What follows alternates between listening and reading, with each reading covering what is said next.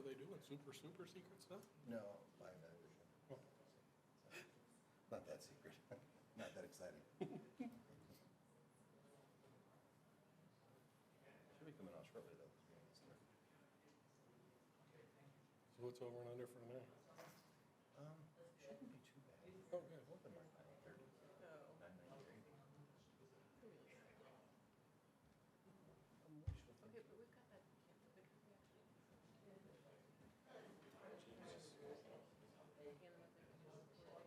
Yes. We're still gonna come up with 9:45. I'm an optimist. I usually judge it by people, and there's Yeah. We have some people, but Luggy's the only one I know. yeah, he's here for the subdivision. Yeah. And we have that zoning case. So I'll be looking for that, I'm sure, as well.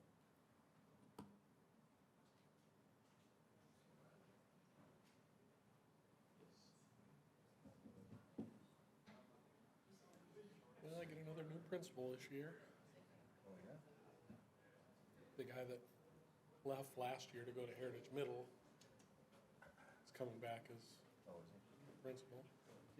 Another. Who? Yes. I guess she started, a lot of people knew, I guess she started off the year with pneumonia. Oh, I guess she just never, too bad. pneumonia and infection, and I'm sure that, COVID hit, and then, they try to do appointments over Zoom or, Yeah, right. Well, and that, once you're weakened by pneumonia, the COVID is gonna be a very difficult thing for you to fight. well, they said she had like 3 tests for COVID and it was negative. So maybe she just had some type of bronchial infection that wasn't COVID. Wow, that's too bad. It's a young family too. Yeah, I thought she was younger than she was 41. I thought she was younger than that.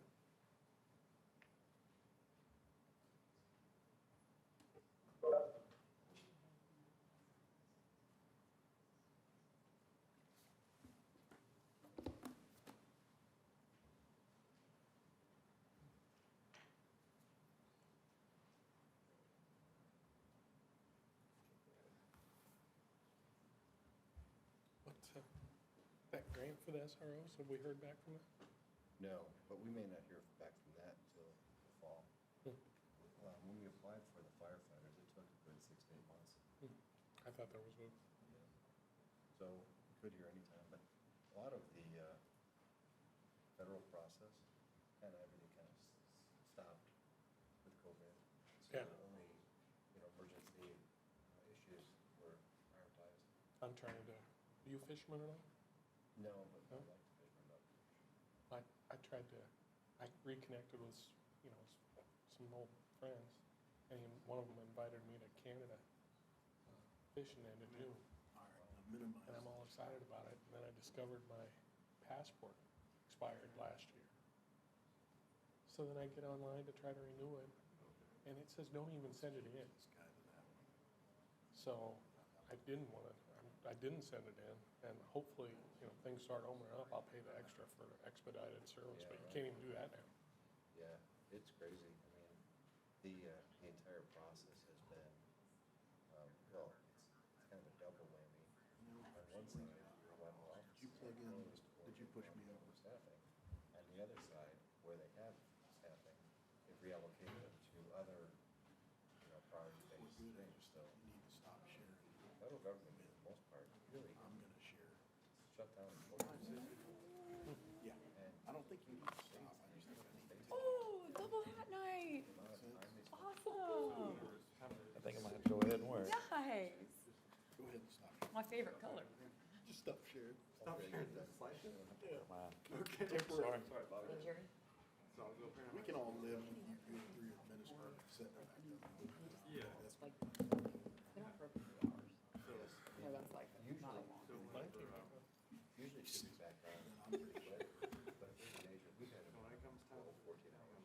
That's when it's the whole thing. Yeah. So ours came back on like 5 minutes.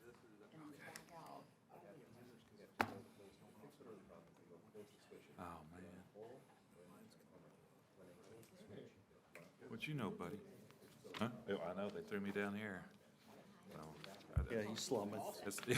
He's slumming with the poor kids down here. Sniffing it. Oh my gosh, look at all these cute hats. Hi, George. There's nothing we can do.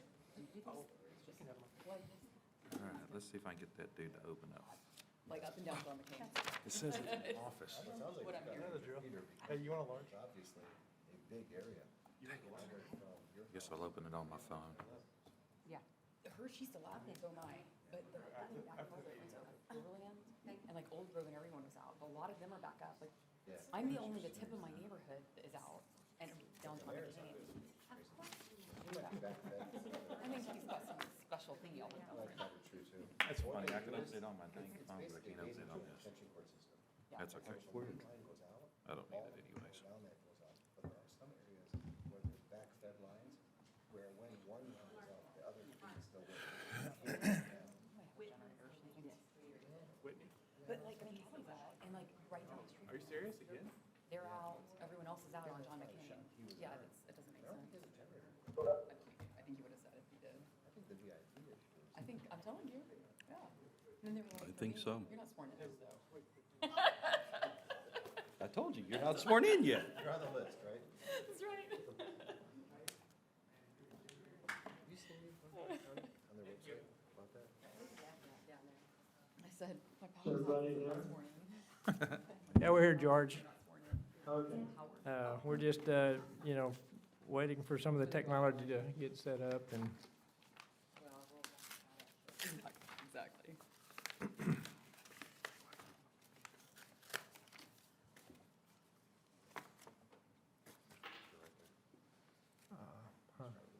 oh, there he is. Thank you.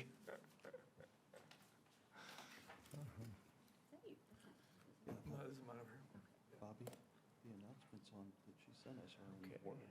And it's on, can you get it open?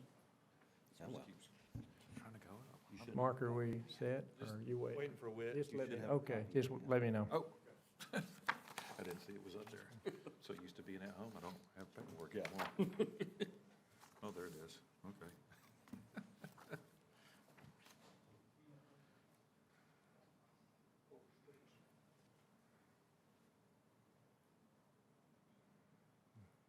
You really have power?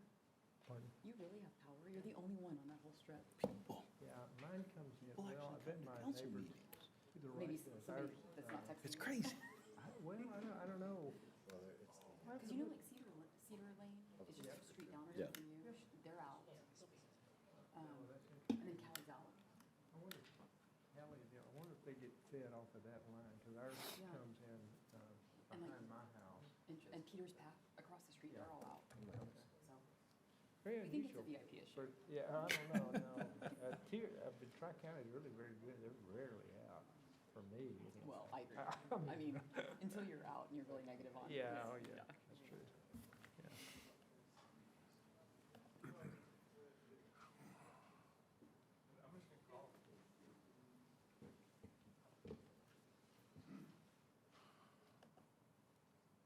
Oh, Linda said the power just went off.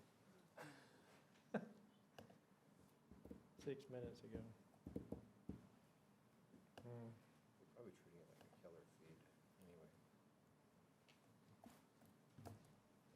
Okay, so I'm not too. They heard me talking, Yeah. the power gods. Sorry. They wanted to be even with you.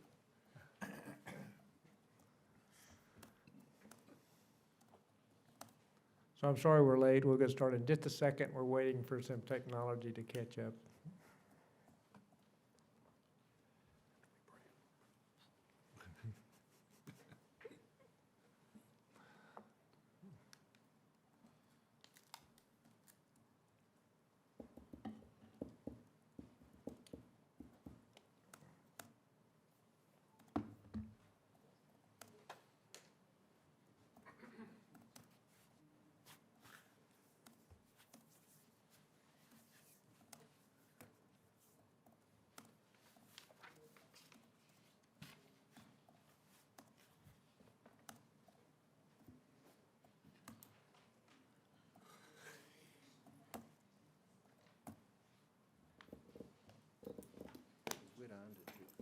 Well, Oh, Adrian, is Whit All on good? meeting right now? just this and that little things, oh, it's always like that, right? all goodness. As Tammy likes to say, third world problem. Yep.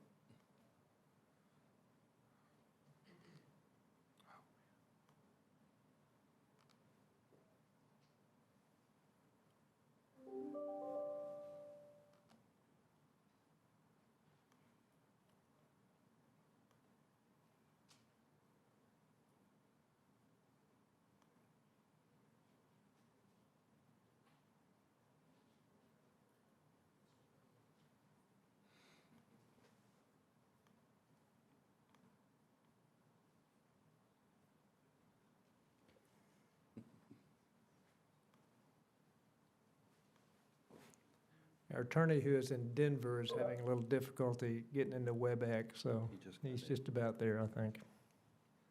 I'm here, Mayor. Are you? Very good. Okay, super. So Callie, you still with us? I'm here. Okay, good. So I think we're all here. We're ready to start, everybody? Okay, super. Then I'm gonna call the regular city council meeting of the city of Colleyville to order for May the 19th, 2020 at 7:40 PM. So let me call the roll first. Councilmember Nakamura. Somebody's mic is on, not muted, and thank you. Mayor Pro Tem, Here. Councilmember Wheat, Here. the mayor is here. Councilmember Dodson, Here. Councilmember Kelly, Here. Councilmember Rigney. Kelly? Here. Okay, very good, thank you. Okay, so we're all here in one form or another. So we'll first start with our invocation that's going to be given this evening by Pastor Dave Young of Crown of Life. So thank you very much for coming up and doing this. And then after the invocation, I'll lead us in the Pledge of Allegiance. Before I stand. pray, I just want to say a word of thank you to Mayor Newton and our city staff. They've done an excellent job of keeping the Ministerial Alliance and our houses of worship well-informed of how we can operate and how we can function. So thank you all very much for the great work you're doing. Let's pray. Thank you. Heavenly Father, we come to you tonight during this time of so much uncertainty. And we come to you because so many people are responding out of fear. But we pray that we would be people of faith who know that you are the God that's in control of all things. And you're the God that promises to be with us through all of this. Tonight, Lord, we pray for your protection and care for all the people that are first responders and people that are working at medical facilities, that you will protect them as they care for people. We pray for the people that are suffering from this virus, Lord, and we pray for healing for those who are sick. We pray for your encouragement and your care for those that have lost jobs. We pray for all the different people that are grieving the loss of loved ones. We also ask, Lord, that you would be with all of the people that are trying to find a cure and a vaccine. And we pray that you would give them wisdom and discernment during this time to find that cure that can help us move forward. We also pray for wisdom and discernment for all of our leaders, for this city council, for our mayor, for Judge Whitley, for Governor Abbott, for President Trump, for everyone that's in leadership, because they need your guidance, your wisdom during this time. And so we lift them up to you as we pray for your blessing upon us. And we ask this in Jesus' name. Amen. I pledge allegiance to the flag of the United States of America and to the republic for which it stands, one nation, under God, indivisible, with liberty and justice for all. Pastor, thank you so much for coming up and offering the prayer. I'll tell you, there's nothing more important right now than the covering of prayer for all of us. And I thank you guys. You mentioned the Ministerial Alliance and all the pastors in town, and I just got to tell you, it's going to be an announcement in a little bit, but the Colleyville Cares cards that you guys distributed were used over 90%, probably was unbelievable, nearly all of them. So that was great. Thank you guys so much for doing that. Appreciate it.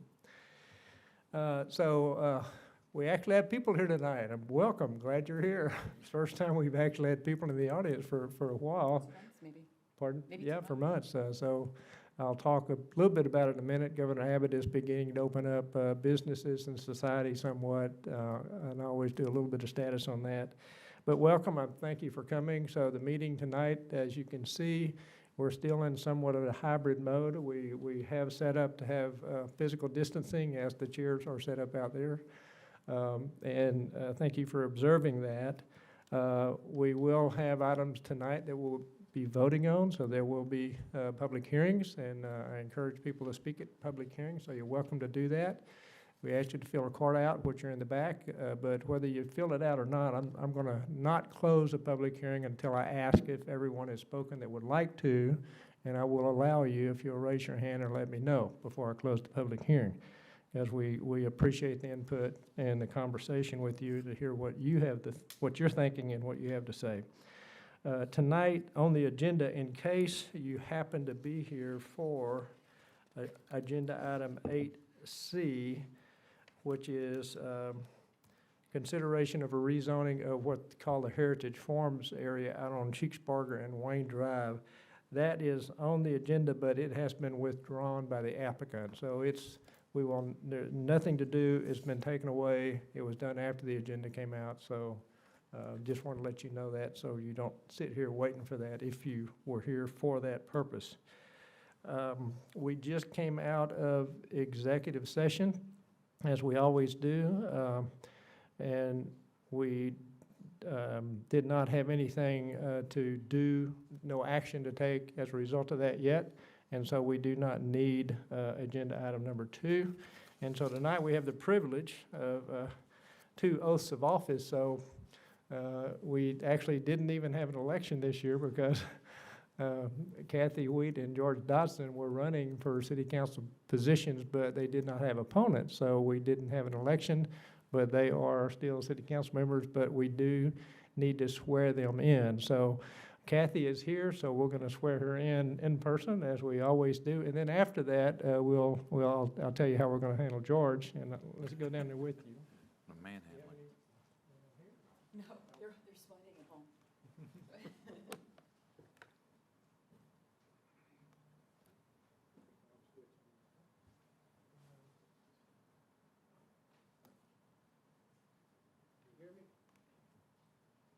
Can you hear me? Yeah, okay. Very good. So we're going to have to do this spread out, I guess. I'm going to hand this to you. She's going to speak into the microphone. I'm going to just be here. We can make the center on the camera. I think she'll hear me just fine. I can hear you. Well, I want to be sure it gets recorded. Yes, beginning with her. I don't hear you. Okay. Councilmember Wheat, thank you for coming forward. Would you please raise your right hand and repeat after me? I state your name. I, Kathy Wheat, Do solemnly swear do solemnly swear that I have not directly that I have not directly or indirectly or indirectly paid, offered, promised to pay, paid, offered, promised to pay, contributed or promised to contribute contributed or promised to contribute any money or thing of value, any money or thing of value, or promised any public office or promised any public office or employment or employment for the giving or withholding for the giving or withholding of a vote at the election for a vote at the election at which I was elected, or as a reward to secure my appointment, or as a reward to secure my appointment, whichever the case may be. whichever the case may be. So help me God. So help me God.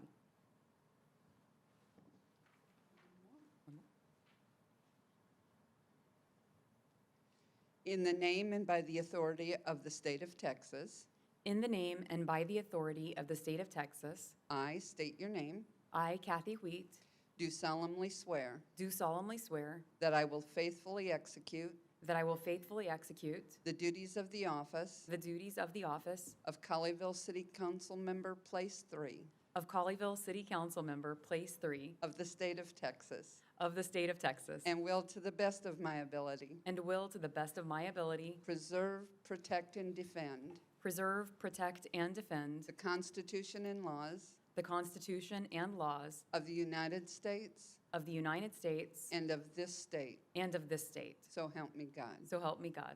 Congratulations, and thank you for allowing me. Congratulations, Cap. Yeah, congratulations. Do you want to say anything? Or not? Okay. This is really strange. I mean, yeah, I know, we normally hug, and we can't do that. And normally, of course, George is getting ready to be sworn in too on video, but we'd have reception and cake, and we can't do that. So I'm sorry. We'll do that some other time. So, great. Thank you all for coming. Yeah.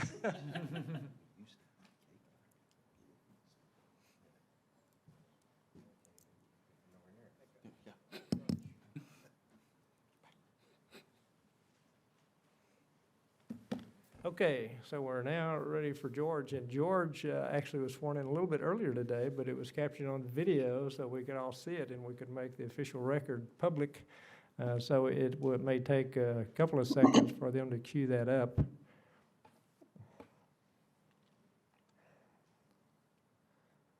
Here it is. Thank you for coming in for your oath of office. Would you please repeat after me? I state your name. I, George Dodson, I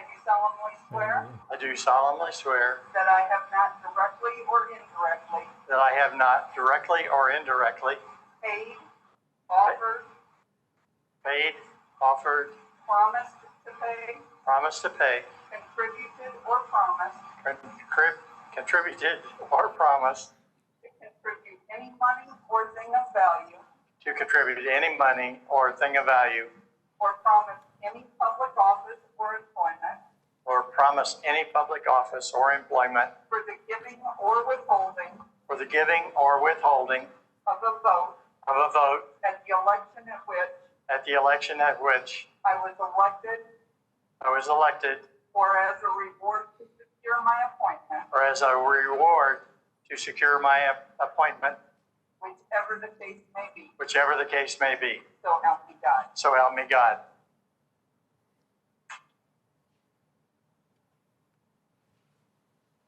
Is that it? Right hand, please. No. Yes.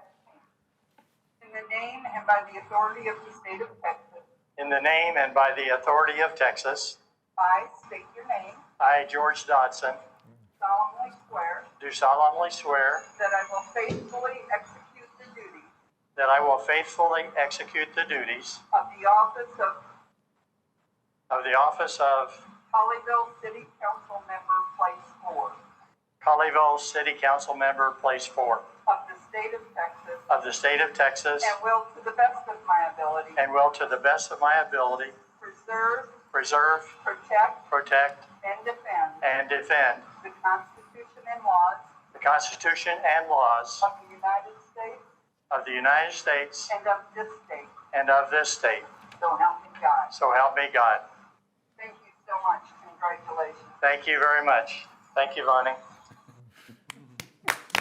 Congratulations, George. I apologize that it kind of got a little messed up. We didn't see all of you, but we heard all of you, so. Hey, thank you. Thank you. It was a real blessing to be able to do it. Yeah, great. Well, we're happy that you two are still with us and back on as council members. Thank you very much. So and again, I apologize, no reception. We'll have to do something. We will do something later. Now we move to agenda item number 4, and this is the election of Mayor Pro Tem, and our charter requires that immediately after oath of office each year, we elect a Mayor Pro Tem. So we do this once a year, and so the way we will do this is I'll just open the floor for nominations, and then we'll vote on the nomination. Do I have any nominations? Yes, I would like to nominate Bobby Lindemood for Mayor Pro Tem. I think he's done a fabulous job, and I'd like to nominate him again. Okay, very good. Do I have a second? I'll second. Okay, have a motion to vote Bobby Lindemood as Mayor Pro Tem yet again. Thank you. And by Councilmember Nakamura, a second to that motion by Councilmember Kelly. So with that, I'll We get to speak out here? say again, George? Do we get to say something here? You're welcome to, yeah. We got a motion on the table, you can discuss it. Yeah, I just want to say that Bobby has done a very good job, and I'm very pleased to vote for him. Thank you, George. Great. Thank you. Super. If there's no other comments, I'm gonna take the vote. I'll start with Councilmember Nakamura, Yes. Councilmember Wheat. Aye. Mayor votes aye, I'm going in order, I guess. Mayor Pro Tem Lindamood. Aye. Come on, there you go. Councilmember Kelly, Aye. Councilmember Dodson, Aye. Councilmember Rigney. Aye. Okay, that motion is approved, therefore, Mayor Pro Tem Lindamood is still Mayor Pro Tem. Thank you very much. Congratulations very much. Appreciate the opportunity. Okay, that now brings us to agenda item number 5, which is normally agenda item number 3. But these are announcements, proclamations, and presentations. And so we do have announcements, and I do want to give us a quick status update on the virus situation, but we have a proclamation to do. So I want to do that one first, and this is in recognition of National Public Works Week, May the 17th through 23rd, and so Public Works Director Ray Silva Reyes and a bunch of his guys are with us, so if you guys would come on down, and I'm going to join you down there and present to you the proclamation.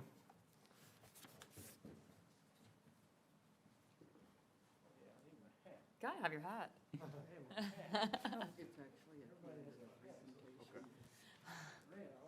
You guys see each other a lot, though, I think, don't you? Yeah.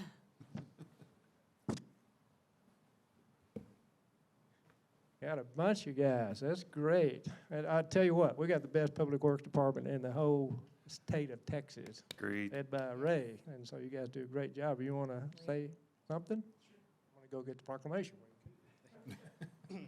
Yes, we do have one of the greatest public works department, in my opinion, here in Colleyville, and it wouldn't be possible without the gentleman standing here before me. So I appreciate everybody's hard work, and especially during these trying times.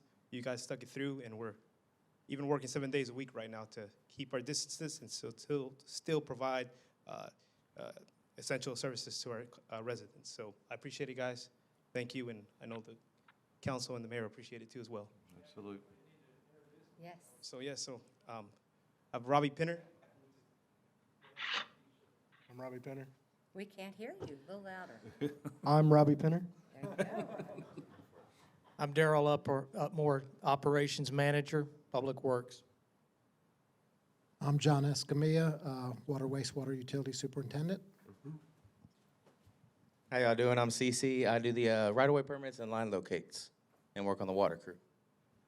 I'm Mike Norton. I'm the Streets and Drainage Superintendent. I can't believe you didn't talk longer than that. CC's famous for this. How many projects you guys have going on this year? Well, this year's the CIP is roughly around $38 million worth of projects. We already kicked off the McDonald School Road and Westcote one just last week, and we're about to start John McCain Westcote in about 2 weeks or so. And then Glade Road will start around the mid-July. And on top of those projects, we have other maintenance and operation projects going on behind the scenes. And so these guys are busy from the moment they come into the office to the moment they leave. So yes. I wanted to be sure you pointed that out because it's really extraordinary how many projects they do, and $38 million worth of projects in a year is quite a lot. It seems to go up every year. They do a great job. It's not just those projects, but they got to maintain everything and make sure it keeps working right. Make sure the toilets are flushing, right? I love that one.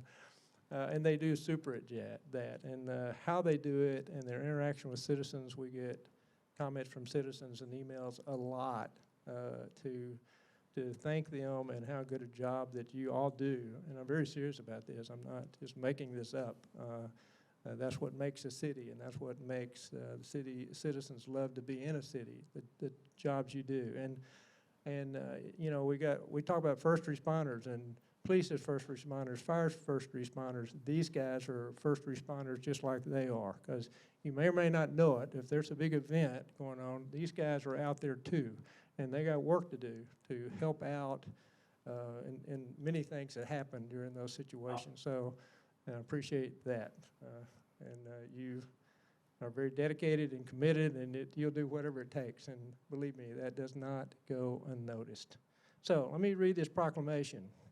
Whereas public works services provided in our community are an integral part of our citizens' everyday lives, and whereas public work employees work side by side with police and fire as first responders, and whereas the support of an understanding and informed citizenry is vital to the efficient operation of public works systems and programs such as water, wastewater, streets, public buildings, fleet maintenance, and stormwater management.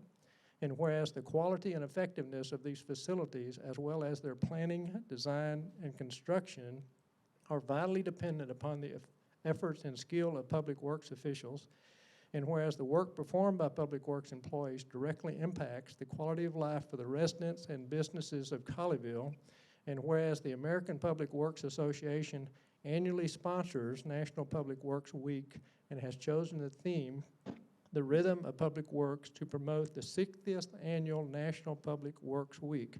Now therefore, I, Richard Newton, Mayor of the City of Colleyville, Texas, do hereby proclaim the week of May 17th through 23, 2020 as National Public Works Week in the City of Colleyville, and call upon all citizens to recognize the contributions our public works employees make every day to our health, safety, comfort, and quality of life.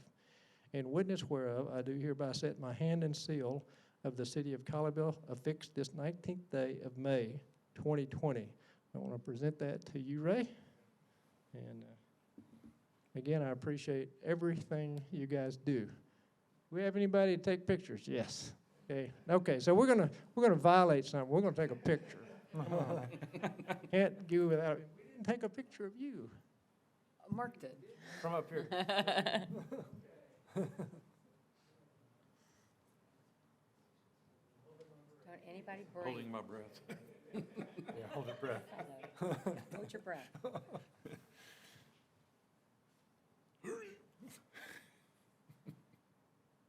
it, Cece. Congrats, guys.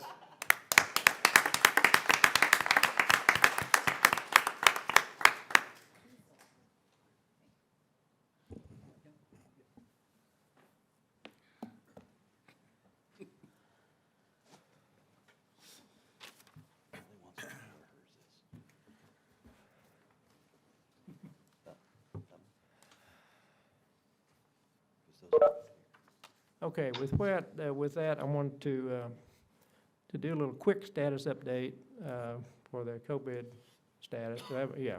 So yesterday, Governor Abbott had a press conference in which he announced another executive order, GA-23.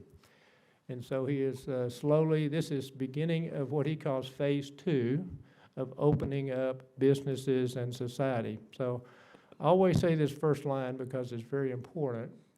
In Colleyville, we're going to follow the president guidelines, CDC guidelines, and Governor Abbott. So that's how the authority flows, and it flows from there down to the mayor and the cities.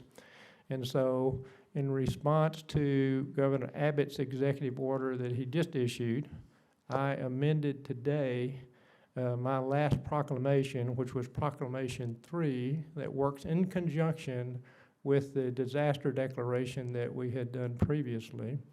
And I did that, so we're now at Proclamation 4 in order to bring us up to date to match everything the governor's done. I've been doing a weekly video every week, and I will do another one this week. And I will discuss in a little bit more detail the whys and wherefores and the data, of why we're doing this and why does it make sense to do this. But from Governor Abbott's point of view, he talked about 2 metrics, and one metric is they've been monitoring the percent positives of all the testing that's done. And so the percent positive of test results were in the order of 15%, 14, somewhere between 13 and 15% when this all started. That has steadily gone down. So I'm looking at Texas now, and right now, the percent positive of all the testing results, which have been ramping up by the thousands and thousands, is down in the 5% range, a little over 5%, I think. So that's good news. The other thing that's a key metric is what's the availability of hospital space for people that may get sick with the virus. And there has been basically no decrease in the hospitalization rate. So as time goes on, you hear about these cumulative positives. That's a cumulative number of how many positives there are. You don't hear much about recoveries. I'm going to talk about recoveries. But at any rate, as that happens, the rate at which people go into the hospital for COVID has not increased. And so that's very good. And the hospital capacity, we're running still in the range of the low 40% availability of hospital space. And the other thing that's important is there's only about 2% of the hospital space that's actually used by COVID patients. So there's plenty of hospital, there's plenty of medical, there's plenty of ventilators. We're only using maybe 30% of the ventilators. So there is no issue. Governor, everyone else has done a great job at making sure the medical capacity is there to handle anything that could possibly come up. And so those were the trigger points. That's why things are being opened up. And so I'm going to give you a summary of what that means, where we're at today. Before I do that, I will also comment, you hear a lot on the news about all the funding at the federal level that's being made available. The CARES Act, which is like $3.2 trillion. It's, you can't hardly imagine that kind of money actually. That actually can go up to like $6 trillion. So it's quite phenomenal. That money has started flowing in various programs. There's many of them, so I'm not going to even try to summarize them today. I will just say that part of that money is coming to cities. And so in the state of Texas, the way that gets proportioned out, cities over 500,000 got a direct allocation from the federal government. Counties over 1 million got a direct allocation from the federal government. All the smaller cities like in the state got an allocation. Smaller cities like us, so we're we're about 27,000, that's just an approximation. We happen to be in a county that got a direct allocation because Tarrant County is over 1 million, it's about 2.1 million people. So the way they decided to allocate the money down to us is we would get money through the county because they counted our citizens in that allocation. It's really a per capita allocation. And so from the county, we're getting $55, which is actually federal money. That's just a route at which it comes to us. $55 per capita, which is about $1.4 million. And so that is the amount of money that we will get via an interlocal agreement with the county later this week, most likely. And then we can spend that or reimburse ourselves basically for expenses that we had to incur because of the virus.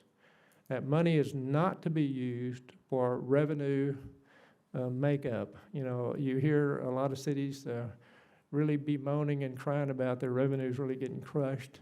They cannot use this money for that. And so we will be talking more about what we're going to use that for as time goes on. We have until the end of the year to spend that money, and we will spend that money. And so I just want to let you know that. So that's what's going on. Could we go to the next slide? I want to show you, so I talked about the state and those metrics, but I put this in my last video, and it's been in our e-news, I think. What this is a plot of the number of people with the cumulative positives, which is the blue line for Colleyville. This is our city. So we're up to 22 cumulative positives in Colleyville. The green line, which you never see from anybody, that is the active cases. Now, active cases are the positives minus the recoveries. And so we have estimated recoveries because the county tracks some of them, but not all of them. But from our county medical director and other medical directors, they have concluded that it's, if we say you quarantine yourself for 14 days if you get the virus, right?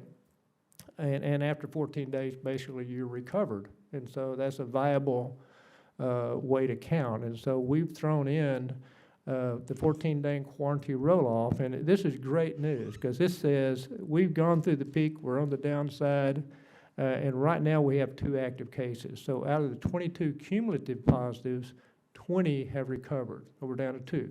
That's great news. So it's good. So you need to know that. Makes you feel a lot better. So that's just a little background. Next slide. Now this is a summary of where we are today and what my proclamation today does. So effective the 18th, gyms can open to 25%. They can't run their lockers. They can't have restrooms. I mean, they can have restrooms open. Hair salons, barbershops are open now. Non-essential manufacturers are open. Massage and personal care business, hair removal, waxing, etc. is open. Child care centers are open. Youth clubs can be open. Effective May the 22nd, restaurants can go up to 50% occupancy with internal dining. Of course, they've been at 25%. They're at 25% today. It goes to 50 on the 22nd. Outdoor dining has been 100%. You can use the patios to 100% capacity. Effective May 31st, youth sports practice can start. Games can't start till the 15th. This is a big deal in our town. We get asked that question all the time. Day and overnight youth camps can operate. And I'll put this one on here because I thought you may be interested. Professional sports can happen without in-person spectators. We don't have that in our city, but everybody's wondering about that stuff. So that's like basketball. So they can start basketball, but they won't have spectators in the stadiums. And by the way, when they do that, the requirement is they have to test all the people, the players and the coaches before the game. They have to test them after the game. Anybody test positive, they get quarantined. So it's pretty rigorous, the things they have to do. Effective June 1, school districts can open for summer school. And so that was a little surprising. I wasn't sure where that would come down, but schools can have summer school if they so choose to do that. So this is just a brief summary. There's a lot of other things listed. I just tried to hit the highlights of things that may be of interest to you and of interest to Colleyville. I'll talk more about this. The proclamation is out there on our website, so you can read it. We also have the governor's proclamation, so you can read that too. But basically, this is the essence of it. We'll do another video, come out with the e-news Friday, right after lunch, in which I talk about this and some data. I'll talk more about data, and we're beginning to talk a little bit about finances too. And just an FYI, Colleyville is in great financial shape. And so I will talk a lot more about that over the coming weeks because we're in the midst of doing the budget. And so why is that important? That's important because you do a budget. Based on the budget, you set the tax rate. And so if you don't know, I want to tell you one more time. The last 2 years, this city has set the no new revenue tax rate, which means that we have lowered the tax rate enough to completely offset your home value increases. We made that a policy, and we're trying to do that again. So stay tuned. I'll be telling you about how we do and getting that to happen over the next few weeks.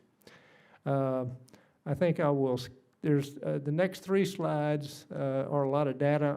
I'm going to skip those just for time, but in those slides, I do include recoveries. And the important part of all those slides are, if you look at these percentages, I did it for Texas, Tarrant County, and Colleyville.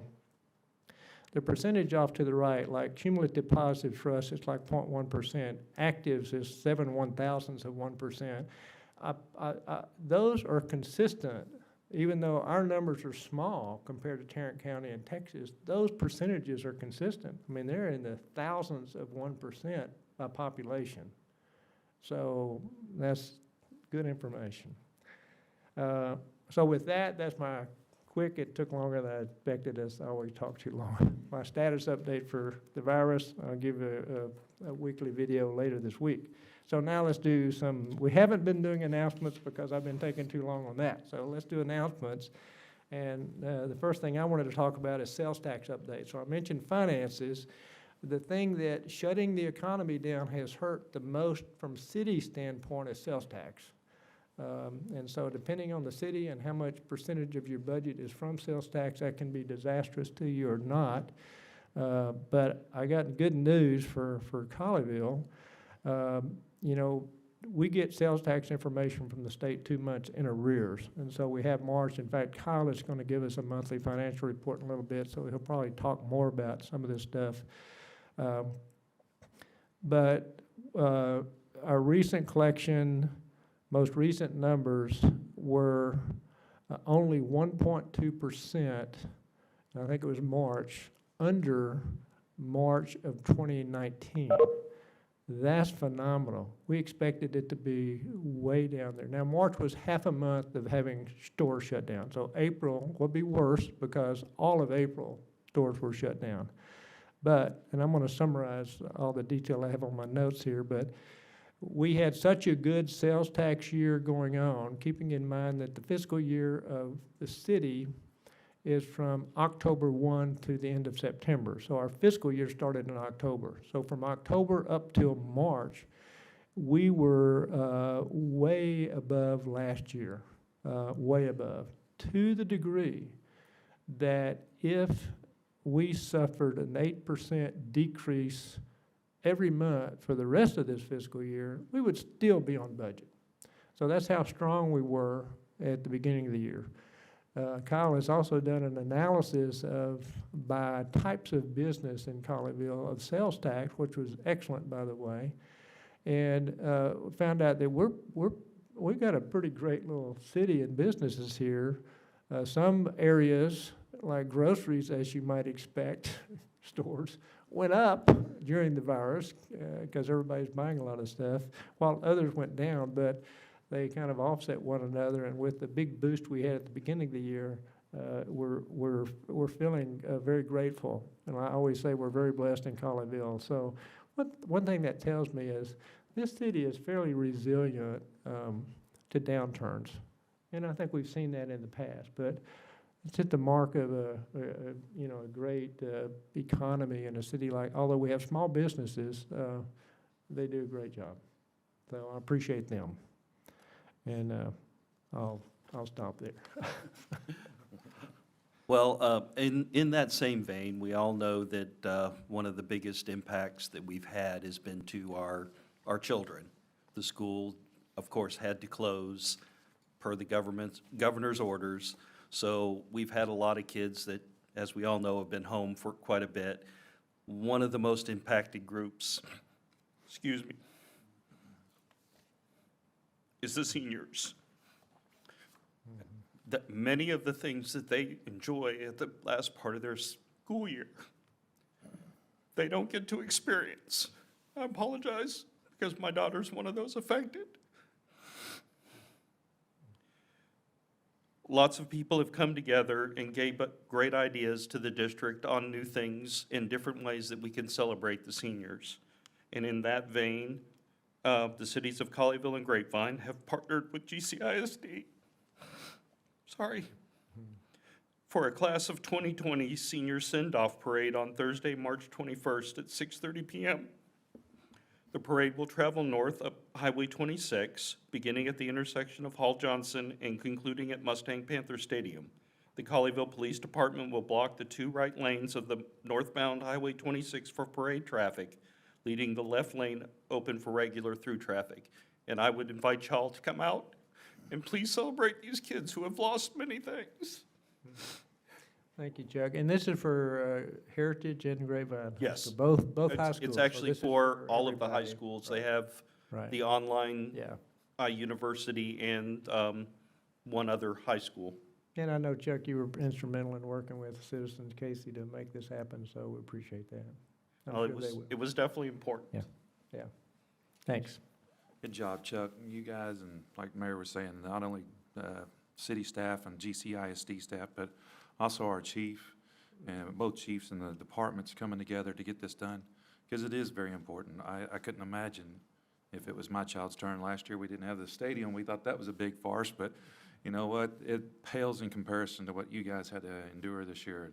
And so good, hard work by you, Chuck, there. My hat's off to you. Matter of fact, I stuck it right there. So, but hey, Things are revving up. Things are revving up. Oh. They've also announced that there will be alternate dates for high school graduation that will actually be held at Mustang Panther Stadium. So we're very excited that the stadium is ready for that, and the students will able to have an in-person graduation.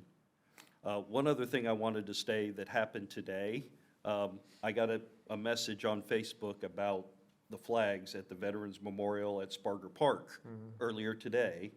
I sent that information to the Parks and Rec group, just asking that hopefully they could get the flags replaced before Memorial Day. Right. And I wanted to really thank Lisa and her team. They actually have already replaced the flags in less than a day, and they're going to go out and make sure that that memorial is cleaned up before Memorial Day so people can go out and visit it in remembrance of our troops. Right. Awesome. Well, still something else is revving up. That's the Colleyville Car Show. So we got all kinds of things going on around here. That's going to be May the 30th. Yes, it's still on. We didn't know if it was going to happen, but thank goodness things are starting to open up. It's going to be on the south lot right over here. So there's going to be live music, food and fun, and multiple hand washing stations. Wear your mask if you feel comfortable, and stay safe. If you don't feel, hey, that's all up to you. So this event is free and open to the public. If you want to register online, go through Colleyville.com. Contact Ronnie Orr at RORR@Colleyville.com, or you can call her. This is her direct number. I'd advise you to call her because she likes getting all the phone calls. Here you go, Ronnie, 817-503-1113. See you guys at the car show. Look for a little old 86 slammed Chevrolet Silverado that says Shorte on the license plate, and vote for that guy. There was a great, how many cars were there last year? There was a lot of cars. Quite a few. I had 3 of them in there. We had over 130. Yeah, it was a neat show. It's a great show. Georgia?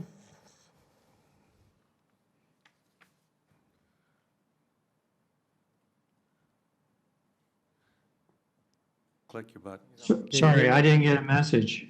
Oh, okay. Well, I do know about the census. I know that Okay. Colleyville is number one in our area for the census. Yep. And North And, Texas. Go ahead. Yeah, so this is we got notified by the Census Bureau, and Colleyville is number one in terms of filling out the census. So they put a lot of work into this, and I mean, we're number one in the whole North Texas area, so you can be proud of you. I'm proud of you. I think we're at like 81.5, and got another note today, that you're still number one.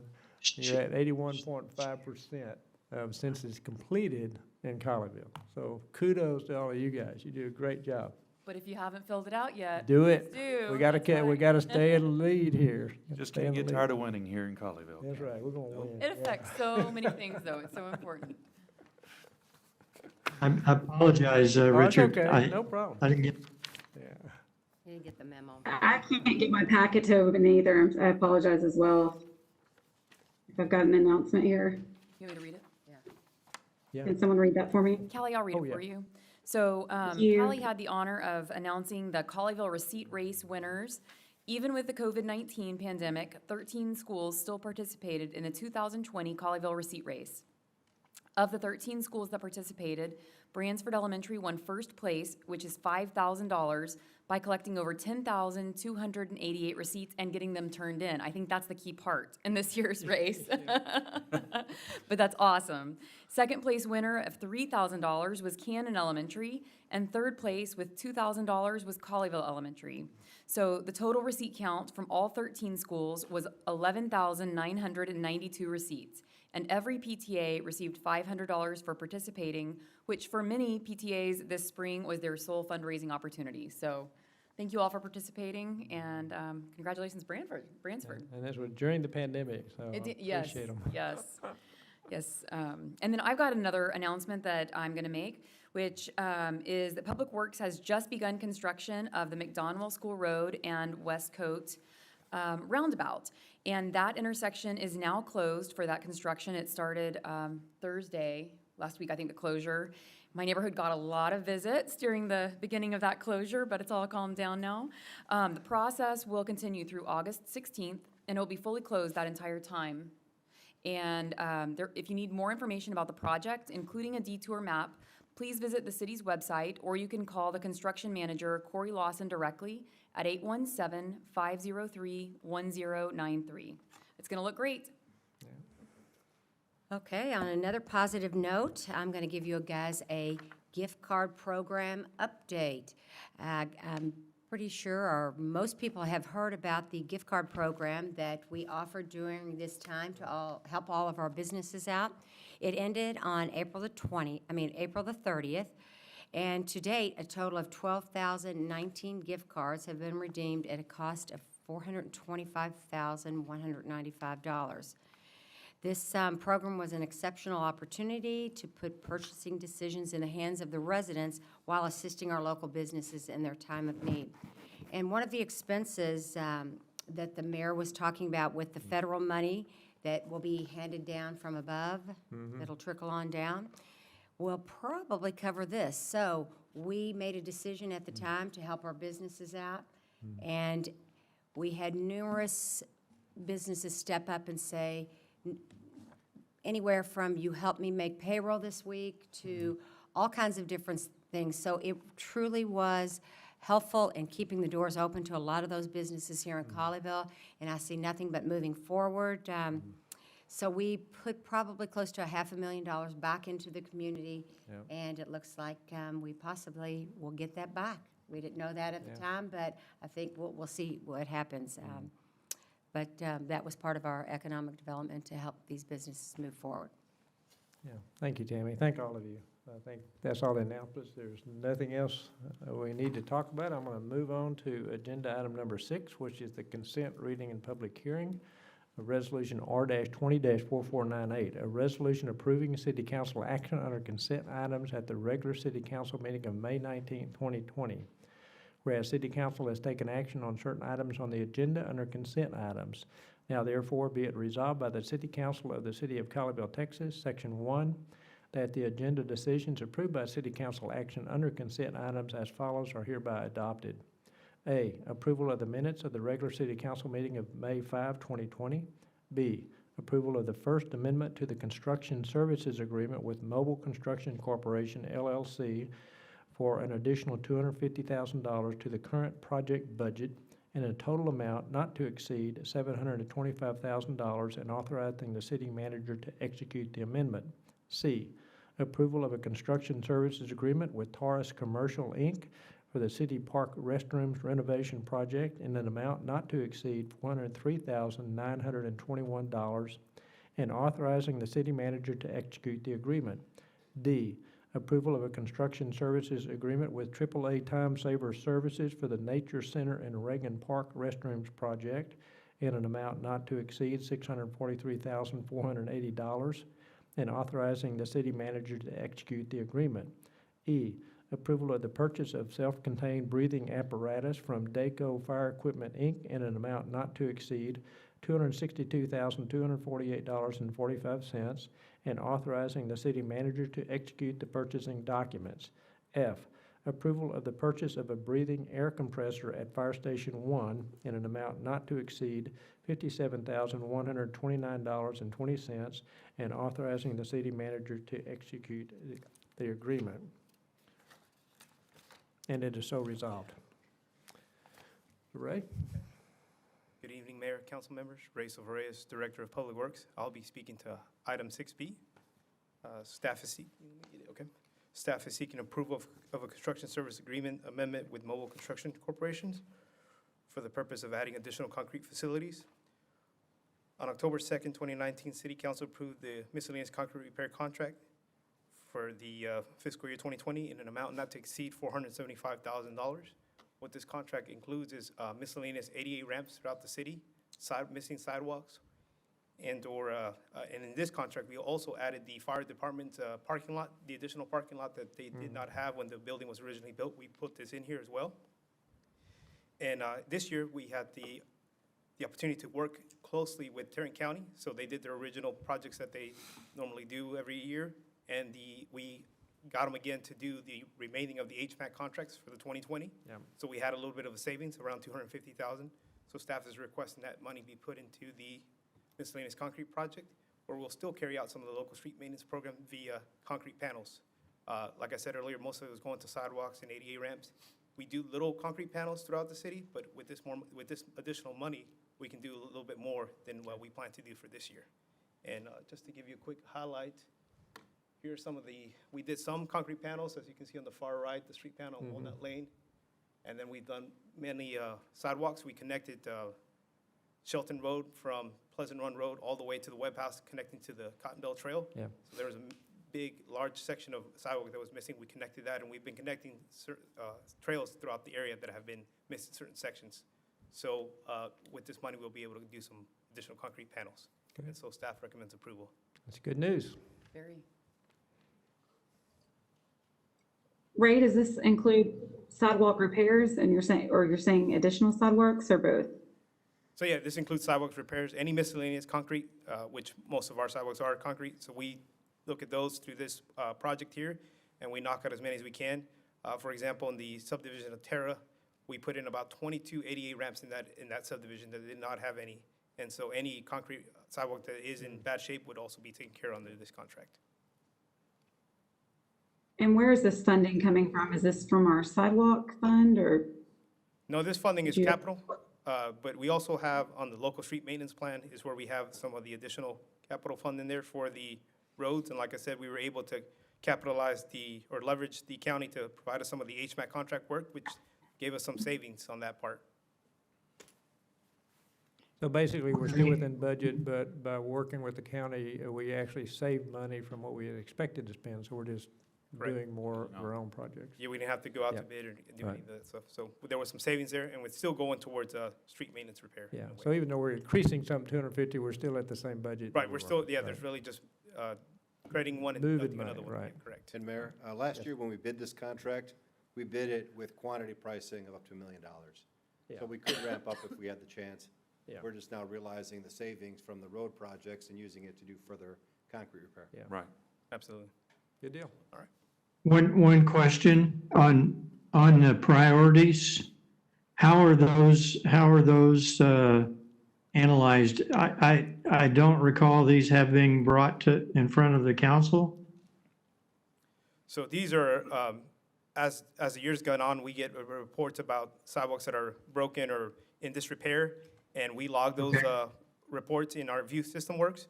And then we go back, once we get the money, preparing for the next fiscal year, we start looking at here are the oldest service tickets that are not done yet, and we go ahead and we start allocating which ones we can throw in there. And so that's pretty much how we came up with the process. Originally, it was for the ADA ramps, but we have expanded to include more stuff than just the ADA ramps. I'm happy to hear that. I'm just wondering, is there some way that we could just get like an overview of what you've done? I mean, you've done it. I think it's been a fabulous job. I see the work, the activity, and I see these sidewalks, appearing. That's wonderful. I'm glad we get to see it here, but maybe as part of the budget process, we could at least see a summary of what has been done and what it looks like coming up. Sure, we can put something like that together. I'd appreciate that. Thank you. Okay. Ray, you could just produce a listing of all the work orders by address and just some element of explaining what work was done there. And we can just provide that in a semi-annual or annual report. Okay, we'll do. Yeah, that would be wonderful. To me, it's more our ability to communicate that to our citizens, because in past, there's been a lot of issues around sidewalks, and we've done a fabulous job, I think, of changing our policies. But I think being able to publicize this in maybe a broader sense, to an extent. And again, I hope I'm not adding, hundreds of hours of work here. Shouldn't be. No, that's fine. We can definitely put something like that together. Again, it was just reports or call-ins about certain concrete facilities that were in disrepair that we put on the backlog. And as the year comes up, we line those up to be done. We normally start out with $400,000 is what we've been typically doing. So we added the fire station this year, and we just had a little bit of savings to add some more, but we can definitely put together some kind of report showing you what we have done and what's in the future. Just a simple workload spreadsheet, that's all, because that's what you're gonna have to do your report on anyway, so something that looks like that would be easy. Yeah. Excellent. Thank you. Thanks, Ray. Yeah, I don't want a huge amount of work. In fact, your spreadsheets will be fine to look at. Sounds good. We'll put something like that together. Thank you. Lisa?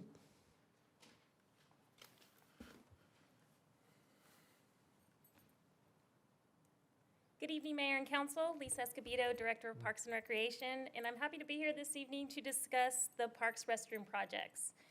The 2018 Parks, Recreation, and Master Plan provides for the renovation of the city park restroom facilities as well as the new construction for the Nature Center and Reagan Park restrooms. Staff has worked with Heidel and Associates for the design and detail, which was presented to City Council in December of 2019. The bid packet consisted of bidding the city park restroom facilities as a project and the Nature Center and Reagan Park as a separate project.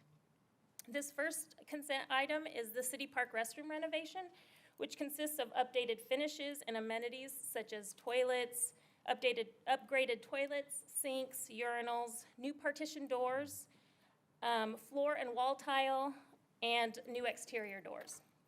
The exterior consists of new stone wainscot, stone veneer. The existing brick and cast stone will be touched up, and the existing wood fascia will also be painted. So both of these city park facilities will be heated and cooled.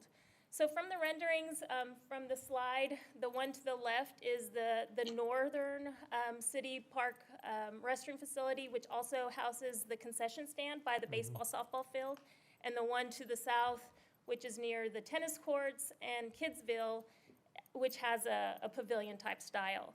So both of these facilities are a little over 2,000 square feet, just to give you some reference. Lisa, just one quick question. Yes, sir. On heating and air condition, are those going to be on controls so we won't be heating them 24 hours a day and so forth?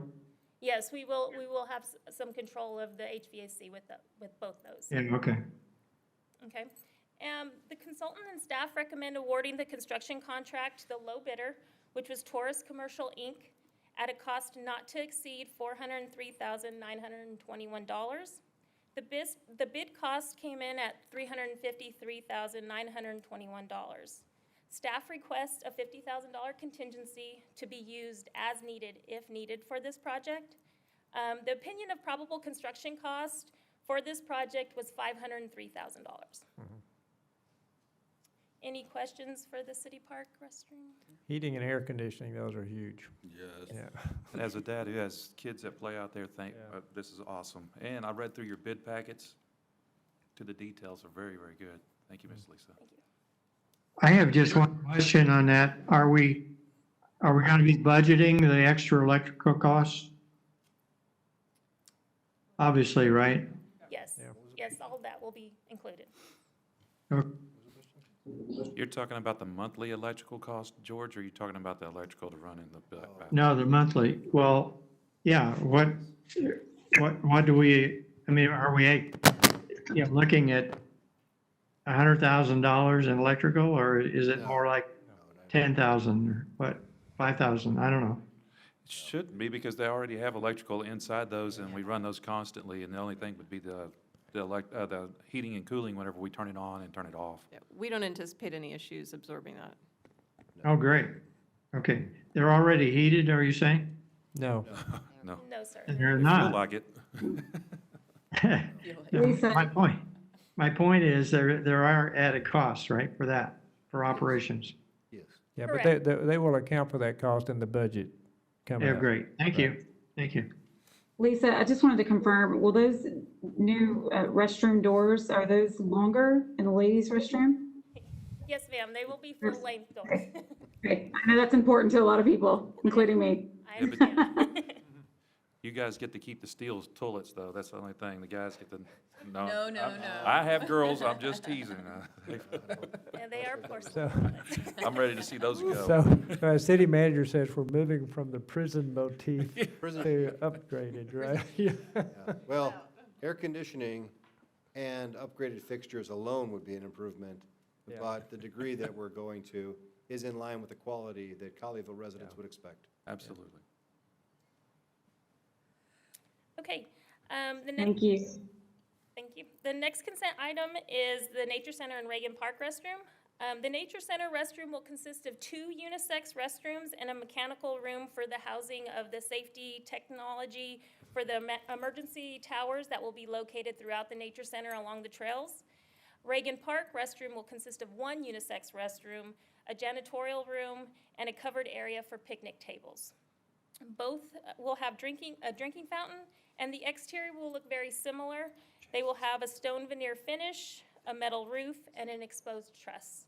Both of these restroom facilities will also be heated and cooled. Okay. So as your pictures, as you see the renderings on this slide, the top one is the Nature Center rendering, and the bottom one is the Reagan Park rendering, which has the seated area, which is a little larger. The Nature Center square footage is about 430 square feet, and the Reagan Park is 492 square feet. Mr. Mayor, just real quick, want to talk a little bit about the technology that was talked about at the Nature Center. One of the concerns we have at the Nature Center is that the trails are beautifully wooded and remote, and there are occasions where there's concerns that somebody who would be injured or in need of medical response is either unable to or is confused as to where they're at. Yeah. And so we've talked about technology in the future that would provide various stations throughout the Nature Center where someone could push an emergency button. It would tell dispatch exactly where they're at, and so the response could be provided. And this room is providing for the capacity of that components. This would not be installed with the new construction, but it would Okay. be something we can add in the future. And that's what we're talking about with technology. Yep. The lowest bidder on this project was 308 Construction, which was eliminated due to a current litigation with Saginaw ISD. In addition, they had a poor reference from a previous project, drainage project, with our Public Works Department. So therefore, the consultant and staff recommend awarding the construction contract to AAA Time Saver Services at a cost not to exceed $643,480. The bid cost came in at $593,480. And staff, again, requests a $50,000 contingency for this project to be used as needed if needed. And the opinion of probable construction cost for this project was $586,500. So, any questions on? Any other question for Lisa? Thank you. Chief?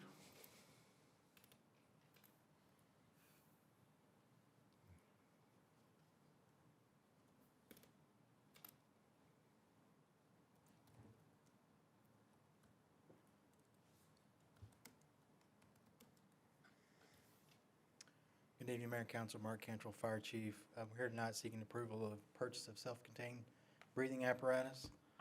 My wife always tells me I'm a low talker, so get a little closer. So our SCBAs are what we use as a portable air. So you guys have all seen those, I'm sure. There's a picture of what we currently are using on the screen. These are worn by personnel during all respiratory hazards, and currently we are utilizing those even more during pandemic. So we made that a part of our pandemic response early on. Either a portion or all of that is being used. So certainly something we use on a very regular basis. This is something we were talking about doing in the next couple of years. And so most of our current inventory was purchased in 2003. So the technology obviously has changed significantly since then. One of the big issues we have is a compliance issue with the NFPA. It is one of the standards that the Texas Commission on Fire Protection adheres to very closely, is this particular standard. And so the 2018 version of that standard is where we are currently. And so most of what we have, we are unable to bring that to compliance. And then the few that we have that we can, the cost is pretty significant. So, and then as anything ages, the repair cost is getting significant with that as well. One of the, second slide's there. So one of the things the NFPA does is look at this every 4 years. And like I said, Texas adheres to that very closely. We've been in Scott Packs, which is a very popular brand, for a number of years. One of the 2018 compliant issues has to do with the ability to buddy breathe. If you remember several months ago, maybe as long as a year ago, this is back to the discussion we had earlier. It seems like I always say need to add more time to everything. A few months was a year ago. So we had a situation where one of our crews went to Keller and rescued a group of Keller guys over there. And so had they needed them to be able to breathe, there's a system where they're able to basically click into each other and share air. So a part of the 2018 compliance is that ability. And so there are some issues, inherent issues with the Scott brand and even in their new packs and being compliant with some of the other brands. And so we did really a ton of research. We had actually been working on this for some time. Like I said, this was something we've been putting back equipment replacement funds each year for this. And so we've elected to go with Draeger, which is a company who's been in business since the late 1800s. They have been around for years.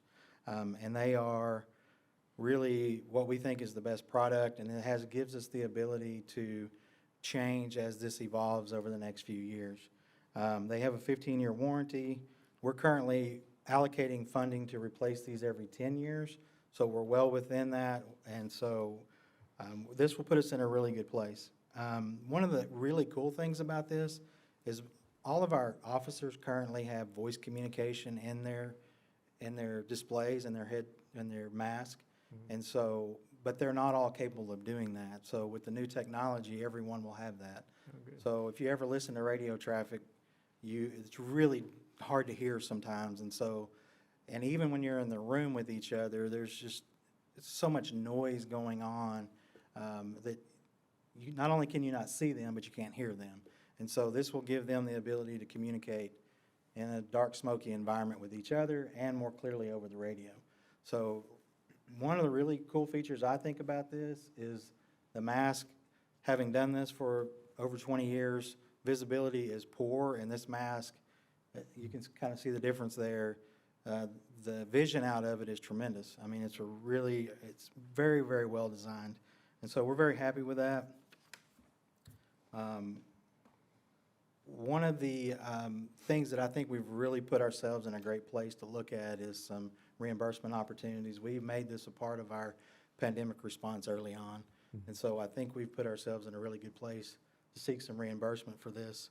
The current funding that we're looking at here is the portion of that that will be dedicated to Station 1, funding from the TIF, and the additional that we will be taking out of that equipment replacement money that we've been putting back each year, and that will cover that additional $104,418 that's there. Any questions? No, I think it looks great. Yeah. Necessary upgrade. Absolutely. Very much so, and I'm glad to see that one of the things you noted to us was that you're now going to be on a much shorter time frame for equipment replacement. I think you've gotten your usage plus out of the 17 years that we've had this equipment. Most definitely we have, so. Yeah, there's nothing more important than making sure that the firemen and the people they're trying to rescue, can communicate and breathe. That's really critical. I'm very happy with this. Thank you. Mayor, just one point. Yes. Obviously, we're purchasing this through a cooperative, and so that it's got the approved process. But if there is a hang-up with the federal funds, we may switch gears and go through an elaborate bidding process. If that is the criteria that will make the difference in getting the use of the funds. Grant, yeah. And so we may shift gears, but right now we're staying with this plan, and we believe it's the best alternative for us.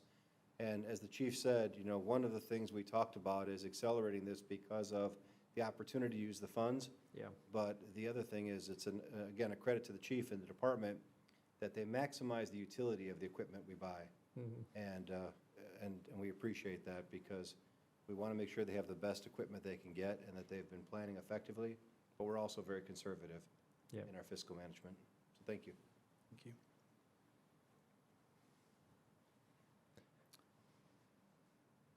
The second one is actually obviously related to that, and it is a breathing air compressor. And I'll give you a little bit of history. Our current one was purchased in 2007 when, as a part of the station build. And so it essentially, to outline a lot of what I'm going to tell you is it's undersized. And so if the analogy I love to use, you fill an 18-wheeler tire with a 12-volt little thing from your car adapter, that's kind of what we're dealing with. And so Station 1 alone during a fire response will use a minimum of 12, probably more, 15 to 16 bottles. And so when they come back to the station, they can fill about 4 or 5, maybe 6 of those bottles. And then it's a 4-hour process to fill again. So you can imagine what that does with the ability to get back in service, and that happens at 3 in the morning, sort of what that looks like. And the other issue we've run into really a lot, it's been rebuilt twice that I know of, and it's because of the extended runtime. Anytime you run a compressor for that long, they generate a lot of heat. And so just that extended runtime has created issues in maintenance over the years. And so we can only fill 2 cylinders at a time with the current system. What the new system would do was create more cubic feet of air movement. And so what that would allow us to do is fill bottles as we're refilling. So it has internal storage too. So it will not only fill a bottle, but it will refill itself at the same time. And it's also a 4-bottle system. So to give you a little bit of an idea, the system that is at Station 3 has been there since '98. It was built and done appropriately for that station, and we have had very little to no issues with it because the run times are appropriate for that size. And so what we have now is really designed for some smaller application. So they don't only use this for like after fire or after a pandemic response. They use these daily to fill these bottles. So they get there in the morning, they check the air level. If it's low, then they use that compressor. So it gets used sometimes daily, at least every other day. So there's a significant amount of use here. And I would absolutely expect it to last 20 years. And one of the issues here is lead time on these is about 18 weeks to get one. So that's kind of what we're doing now, is really coming and having this discussion with you. So Great. So it fills 4 bottles at a time, and it recharges itself as it fills the bottle? Yes, sir. Will it be fully recharged by the time it fills, or just? But you can put 4 more in? Yes, yeah, okay, absolutely. That was you can put 4 in, fill them, Yeah, and put 4 more in, and fill as it's running. It will keep up with itself. So great. Yeah. Chief, how old is the one we have? Is that 17 also, years old? Also? It was put in the new station in '07. The station opened in '08, but the system was put in late '07. So about 12 years. Yeah. Okay. This is a great system right here. Very good. Any more questions for the chief? No. Thank you very much. Appreciate you. Appreciate it. Okay, so anybody have any discussions or comments on any of those? If not, I'm going to open the public hearing. Public hearing is open. Do we have any cards? No, sir.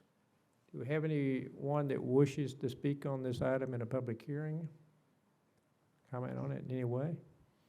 Is Kara still downstairs? She should be, yes.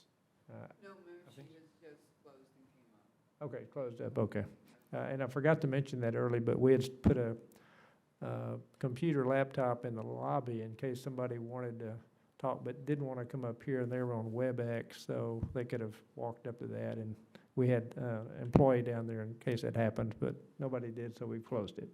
Anyway, so I see no one wants to speak on this item. I'm going to close the public hearing. If I don't see somebody raise your hand. Seeing none, public hearing is closed. A motion is in order. I move adoption of R 20-4498. Okay. I'll second. Have a motion to approve by Councilmember Dodson, a second by Councilmember Nakamura, or Nakamura. Very good. Okay. So with that, I will call the vote manually. Councilmember Nakamura. Aye. Mayor Pro Tem Lindemood. Aye. Councilmember Wheat. Aye. Mayor votes aye. Councilmember Dodson.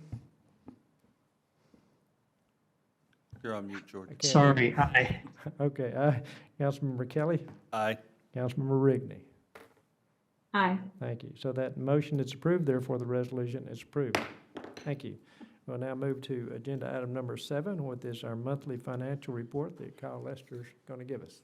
Thank you, Kyle. Thank you, Mr. Mayor. I'm Kyle Lester, Finance Director. Tonight I've got the monthly financial report for the month of April. And I'll start us off here with the general fund. I'm happy to say for the, I believe the second month in a row, we're posting a higher surplus than our previous cash flows would have indicated that we would have had at this point in time. We're at about $6.7 million revenues over expenditures. We are seeing some hits to our revenue from the COVID-19 pandemic. The good news is that our expenditures are also coming down in a similar fashion. So we're showing some good financial management there. We are going to come down significantly on this surplus just naturally as the year wanes on. But currently we're sitting in very good financial position. Mr. Mayor, you mentioned property taxes a little bit. I'll touch on that. We've collected $14.7 million this year. We still have about $330,000 outstanding. You can see that similar things last year. That's not abnormal. You know, you also mentioned for the past 2 years we've adopted that no new revenue tax rate, and that is definitely a goal I'm optimistic that we can meet. There are a lot of unknowns, but thankfully we're marching into those unknowns with a high degree of flexibility in the city. And so we did receive our preliminary figures from Tarrant County Appraisal District. The process for appraisals has been kind of skewed this year. The dates are off, so there's several things we don't know. We don't know, number one, how much of that's going to be protested, how much we protested successfully, and we don't yet know how much of that's going to be sitting in our TIF versus general fund eligible. So I don't want to get into too much of an in-depth discussion on the increases there, but we are still waiting on some more information. Yeah, so just one comment. So this shows fiscal year 19 and fiscal year 20. So I made that comment, and you comment on it too, but last 2 years, we passed a no new revenue tax rate, which offsets the property value increase, average property value increase for a home in Colleyville. And so the only difference in those 2 years, technically, is the new growth. So new growth revenue from new property is the difference. Right. The increase would be properties that didn't exist in FY19 that exist in FY20 that we're now receiving revenue from. So a quick sales tax highlight. Obviously, March is the first month that we've seen the economic implications from COVID. Only half the month, though, so there's only so much we can truly glean from this. Just like everyone, we did take a hit.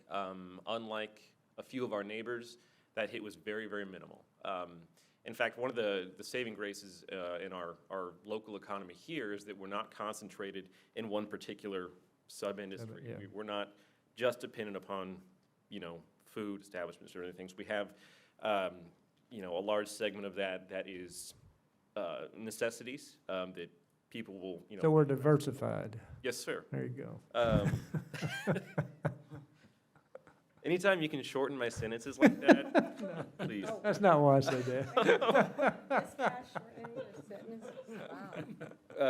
Yes, we're very diversified, and that's been sort of our saving grace. I think we'll see a similar phenomenon next month. It's going to be a lot, you know, not nearly to that extent, but it does help us. Moving into our utility fund, we're also seeing a pretty substantial surplus here, about $600,000. It is starting to rain a little bit more, so you know, we'll see that the portion of the rate that we pass through to TRA start to come down as well. And we did receive our true-up from the Trinity River Authority about 2 weeks ago, so it's not reflected in this table, but it will be next month. That true-up was a refund of $413,000 for water and $27,000 for sewer. So that's something that we can count on to help bolster our year-end and help pay for some of those capital projects later on. Nice. That's good. Last year it was very large, right? I don't Was it recall what it last year? was, but it was larger, I believe, than. Yeah, a It was million. about 500 last year. The year before that was the 1.2. Yeah, over 1 million, yeah. But this is nearly 500,000. Or Yes, sir. 450. And last but not least, our drainage fund is sitting in virtually the same place that we've been seeing throughout the entire year. We've got a surplus of $188,000, a little bit more than we saw in fiscal year 19. Again, we're seeing some lower spending along with some of the economic slowdowns here. So everything looks in good financial shape going into the dreaded month of April, and I look forward to reporting on that next month. But this answers a question we were talking about earlier in the work session. So our revenue from this is about $978,000 a year. Yes, sir. Okay. Mr. Mayor, that concludes my report. Great. Any question for Kyle? No, looks good. I got to tell you, you do a great job. Yes, you do. And Thanks, sir. everything. Budget process, everything you do is fantastic. I appreciate it. Thank you. Very good. So we'll move to item 8, actually are tabled ordinances. And so item 8A and 8B will remain on the table. They have to do with Bluebonnet Cemetery. And they are still working on some information for the city, so they'll stay there. Item 8C, as I've already pointed out at the beginning. Okay, 8B, okay. 8C was withdrawn. Okay, so. I just want to let you know, she had asked to speak on Yep. 8B, which. Okay, yeah. And these are names. Very good. Okay, super. Very good. So we will move to agenda item 9A, which is Resolution R-20-4499.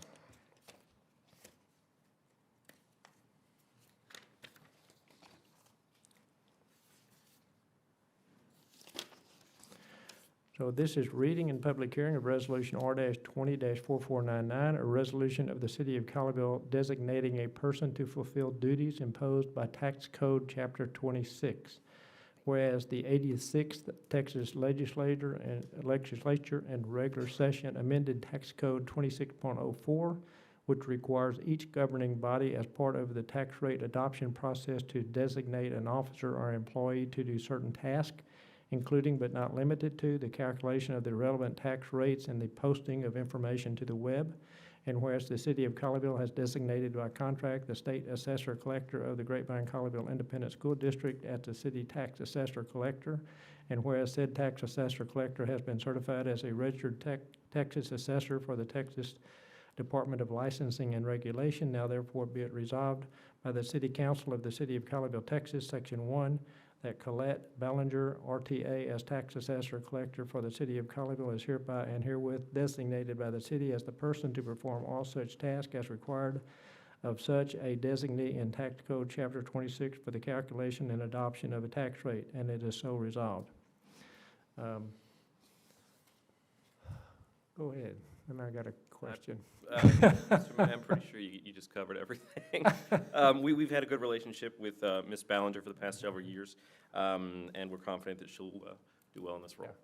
So my question is, so the legislature requires that we set a person that's basically accountable. And so we have a contract with the school district, as we have had for many years, to serve that our tax collection activity. But and Whit, you can help me here if need be, but we're setting somebody that's the responsible person. I would think we would need somebody that's actually an employee of the city as the accountable person, even though we contract that out, that's okay. But somebody that's accountable for what they do and how they do it and et cetera. So why wouldn't you be that person? Well, yeah, it's a good question. Typically, the legislature, again, this is just their one requirement we have. Yeah. I'll say that I have worked with property tax before in calculating that. Yeah. Colette Ballinger has done a fantastic job. I didn't really see a reason to change that relationship. Well, and I'm not saying change that, but that's by contract. Yes. We contract with a separate organization to do that work for us. But who's the person that's accountable inside our organization? That would be you. Yes, sir, that would be me. So, to me, I guess I just don't feel comfortable. I'd rather we can't control her, that's a contract. I mean, you do, you contract with her. Sure. But you're our man, right? So, it's just the way I think about this. Yes, sir. If I'm off base, fine, but no, it's because really- they've segregated to me the activity and Yes. is the accountable piece. Yes, again, we're really just responding here to what the legislature has asked us to do at this point in time. You're absolutely right, I'm the one that's gonna be accountable for us here, and I will work very closely with Ms. Ballinger as well. So would you have an issue being that person?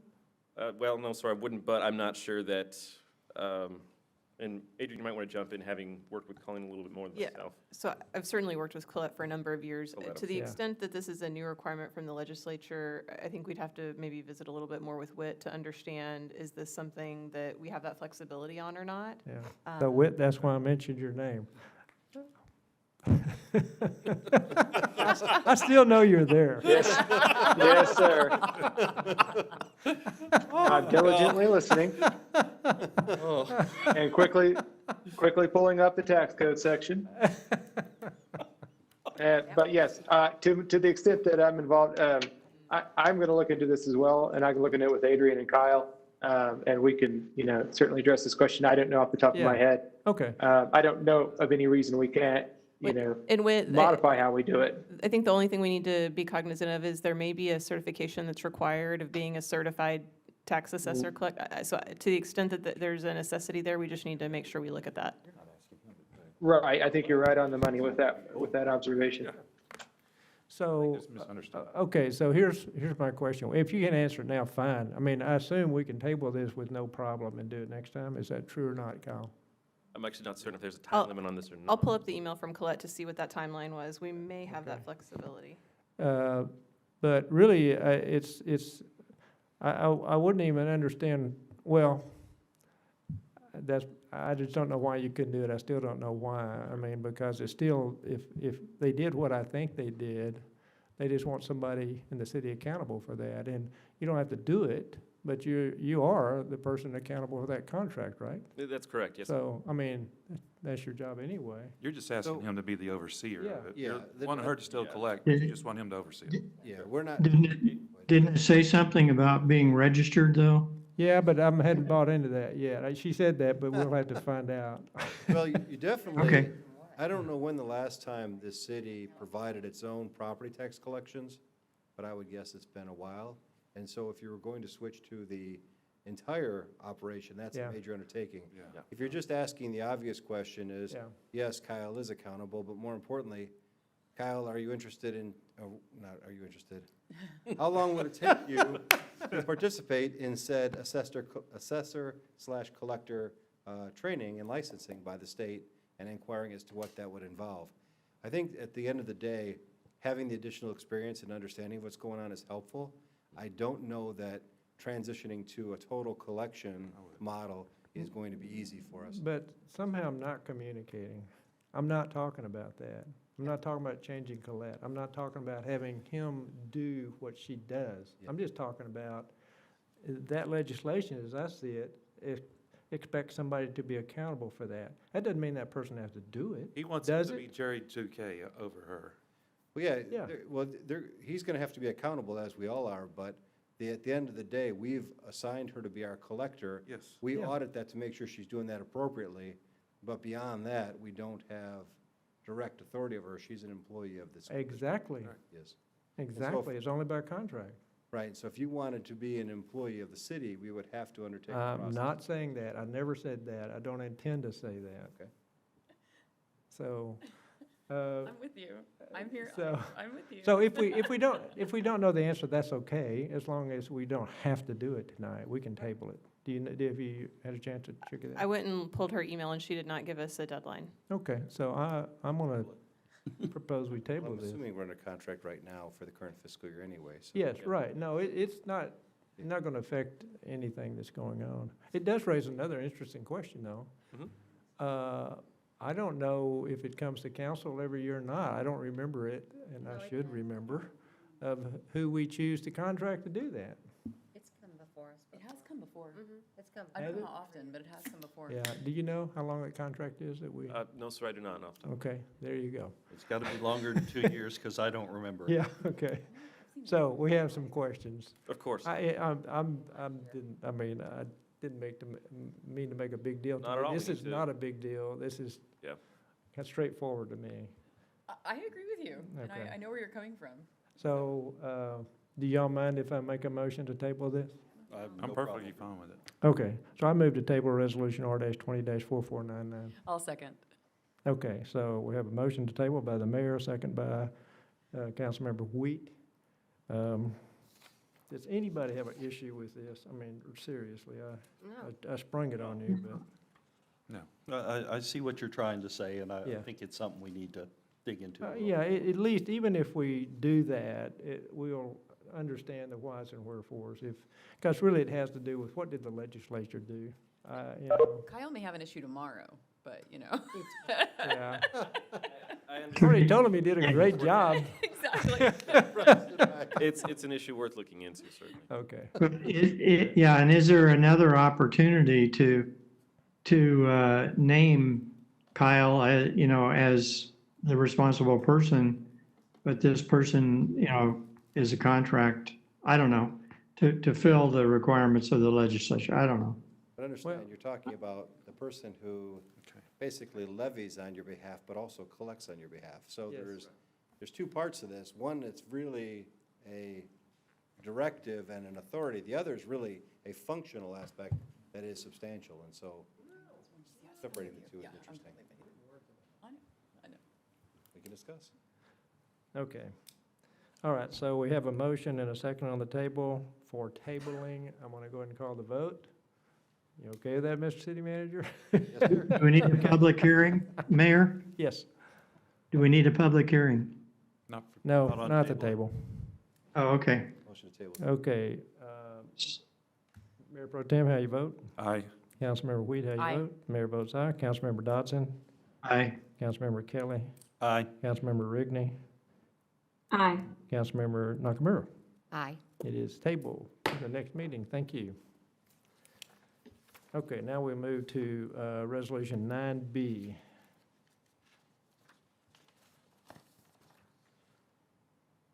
This is reading and public hearing of Resolution R-20-4500.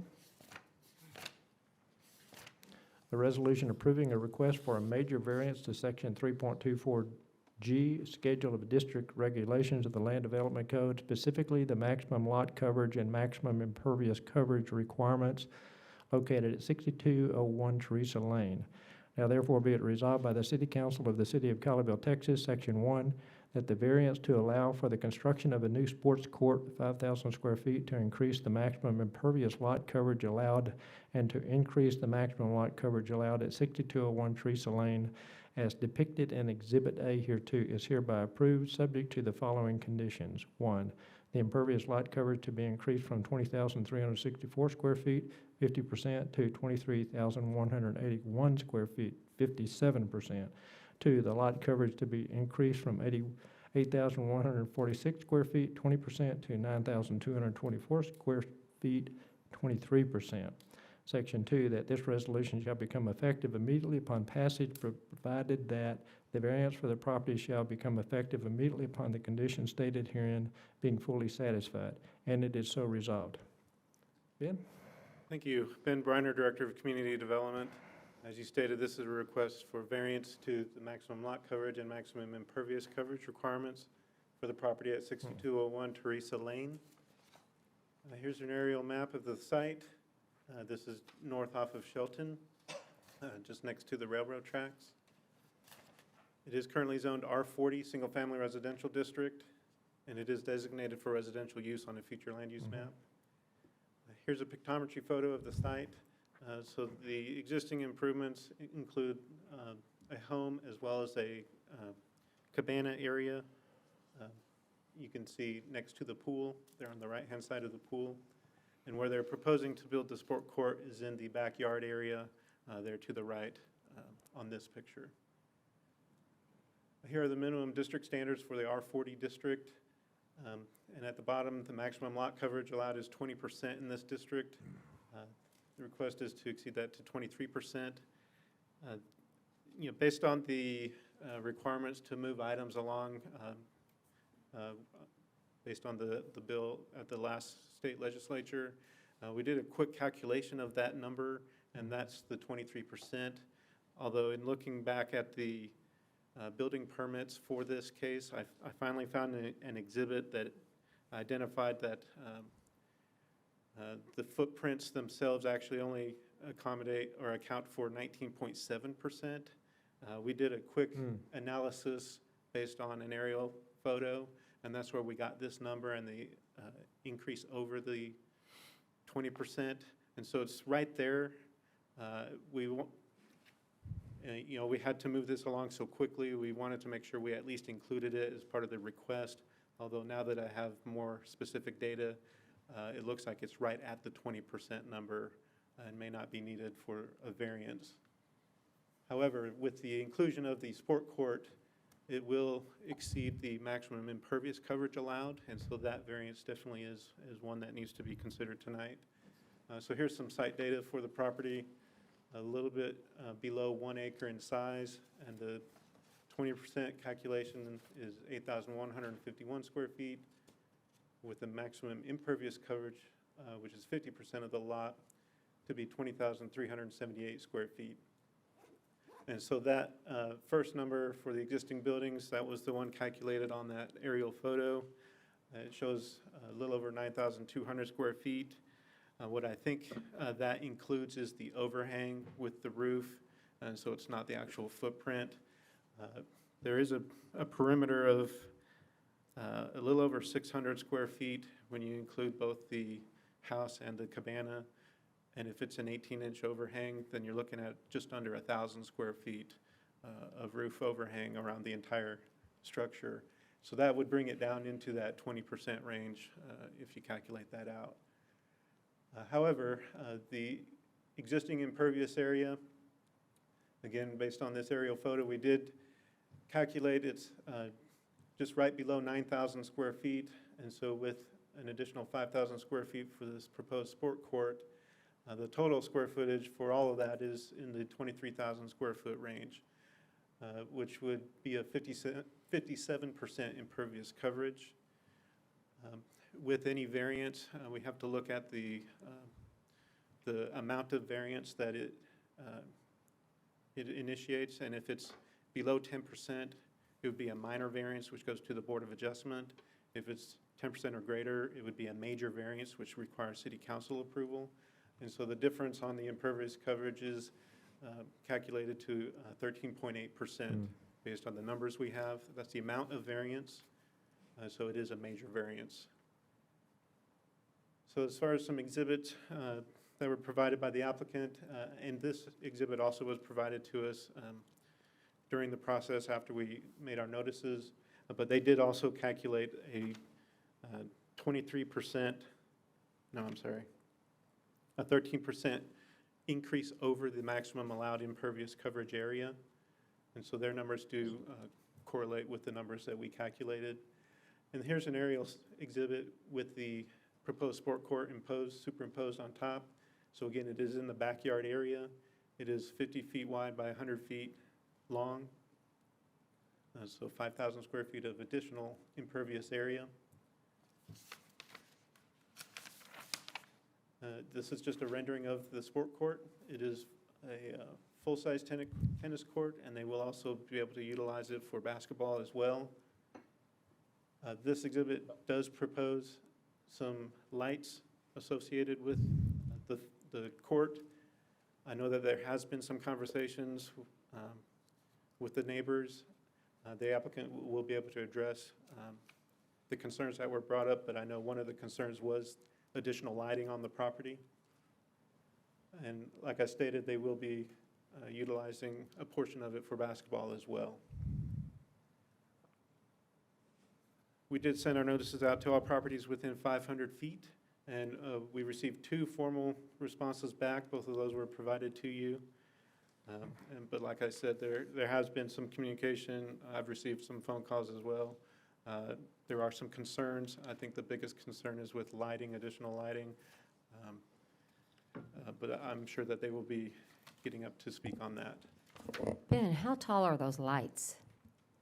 Does it, I didn't see it anywhere, so. Yeah, the applicant will be able to answer that. We do have a limitation, I think it's 20 feet maximum height. I'm not sure if they were proposing that.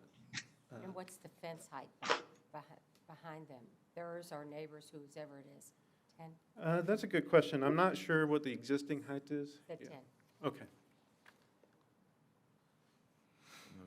Could I'd be glad to you answer go any- back to the picture of the property from the top looking down? Yeah, that one. This one? So, around the back of the property, I assume that's a fence. It looks like a big shadow. Yes. And so at the bottom part where that fence is, that's the property line, I assume. Yes. Okay. And so, how do you compute the impervious area? I mean, I look at that picture and, man, that looks like there's not, More than 57. not nearly, a lot more than 50, less than, so you're saying there's 47% non-open area, not covered by impervious, correct? I did not calculate that number, but it is below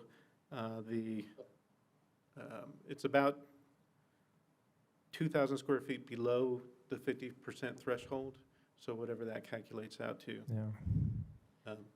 How did you get the calculation? Yeah. So this is based on our pictometry, actually. We have a measuring tool Yeah. that is Pro actually system. pretty accurate.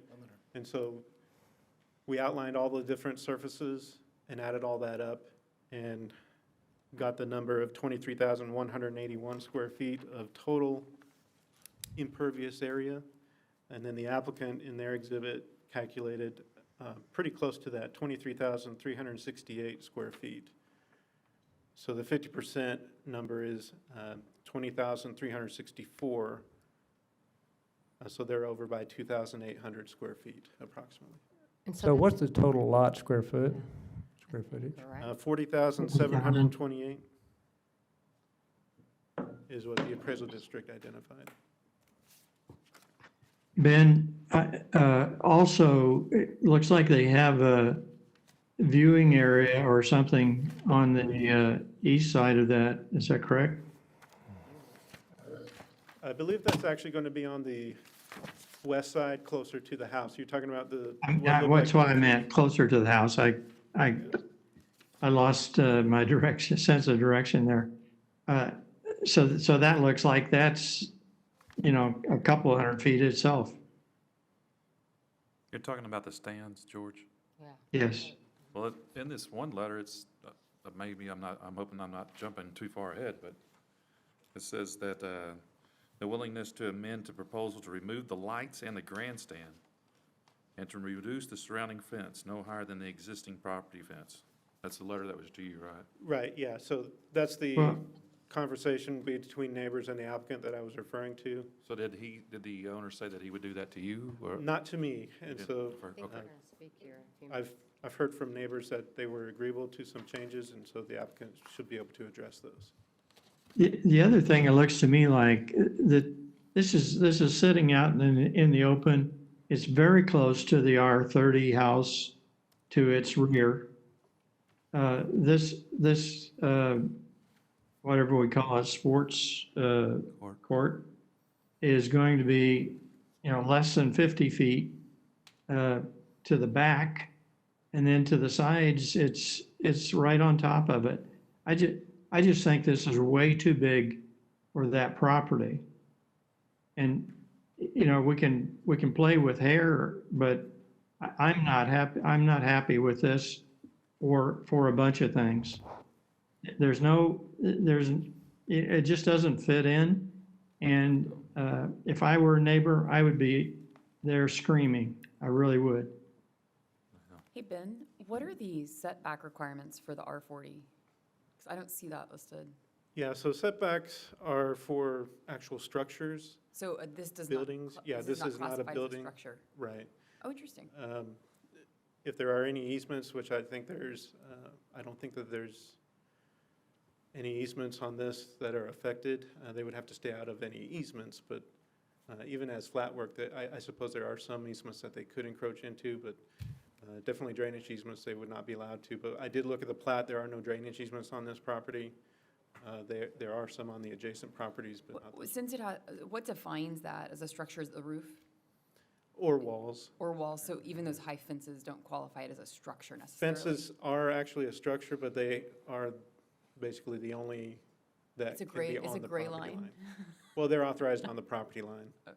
But this in the is, side I of mean, the so I guess my question actually comes from this back fence. It looks like it's only 5 feet, 6 inches off the back fence on the site plan that is That's in our right. packet. And that's awfully close. And then it's 16 feet, 7 inches, 16 feet, 8 inches from each side.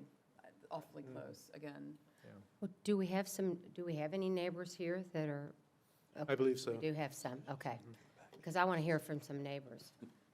Okay. Is what I would like to hear. And speaking of the drainage that Kathy was referring to, are there any drainage issues at all? Is this raised? Will it cause any drainage issues for the other neighbors? So there are no drainage easements on this property. Right. But before they can construct this court, if it's approved, they will have to make sure that our Public Works Engineer's Office reviews the plan and make sure that it does not cause any drainage issues. Okay, so there would be something in line to make sure that Right. that did not cause any drainage. Exactly, Okay. yeah. Ben, is this a concrete foundation underneath this court? Is that how it works? I believe so. I believe it's concrete. So I would imagine there'd be more runoff. Well, there has to be more runoff. I mean, Correct. when you take away, 5,000 square feet, it has to require runoff. I just do not understand this at all. It does not make any sense to me. I would imagine with the not being far from the fence, that the light pollution would be an issue for the neighbors as well as noise. I think I saw that in a couple of the letters. Right. So it's definitely worth addressing. Ben, did you say how tall the light poles were in comparison to the fence? I didn't hear that. The applicant was going to provide that information. I think he said 20 feet, and the 20 fence is feet? 10 The feet. fence is 10, okay. You could tilt that court to I'm just playing devil's advocate, but you can tilt that court to run towards the back of the house and around down the driveway. My deal is if it meets all the codes, then who are we to really say, I mean, we can say we don't want it to go back there, but if that's my property and I'm adhering to the city code, that's what's supposed to be. But if it's not, then that's where I think our hiccup is, really and truly. Yeah, well, Well- I mean, we're here because it doesn't adhere to the code. Right, it's 190-something square feet over, right? Yeah, it doesn't adhere to the code, and I don't know why we have to approve it. That's why we're discussing this, is to Well, find out how many square feet it's over. Yeah. Yeah, it's What's actually missing? about 2,800 square feet over. Okay, so, So this is a vote, so you don't have to vote, you don't have to approve it, it's a vote either way. okay. A couple of questions. When was the house and the cabana built at different times? When was the house built? When was the cabana Yeah, built? actually, so See those numbers. there's actually the initial house, Okay. which was not all that you see there. It was about the front Okay. 2/3 of it. And then there was a major addition. Okay, So that house was permitted in 2006 and then Okay. finalized in 2008. okay, And then that back wing was added about the same time that the cabana was. I guess it was all one project, but 2 permits. okay. Those were issued in 2009 and finalized in 2010. Okay, so that's what I was just, so this wasn't all done at once, so this was added onto over a period of several years.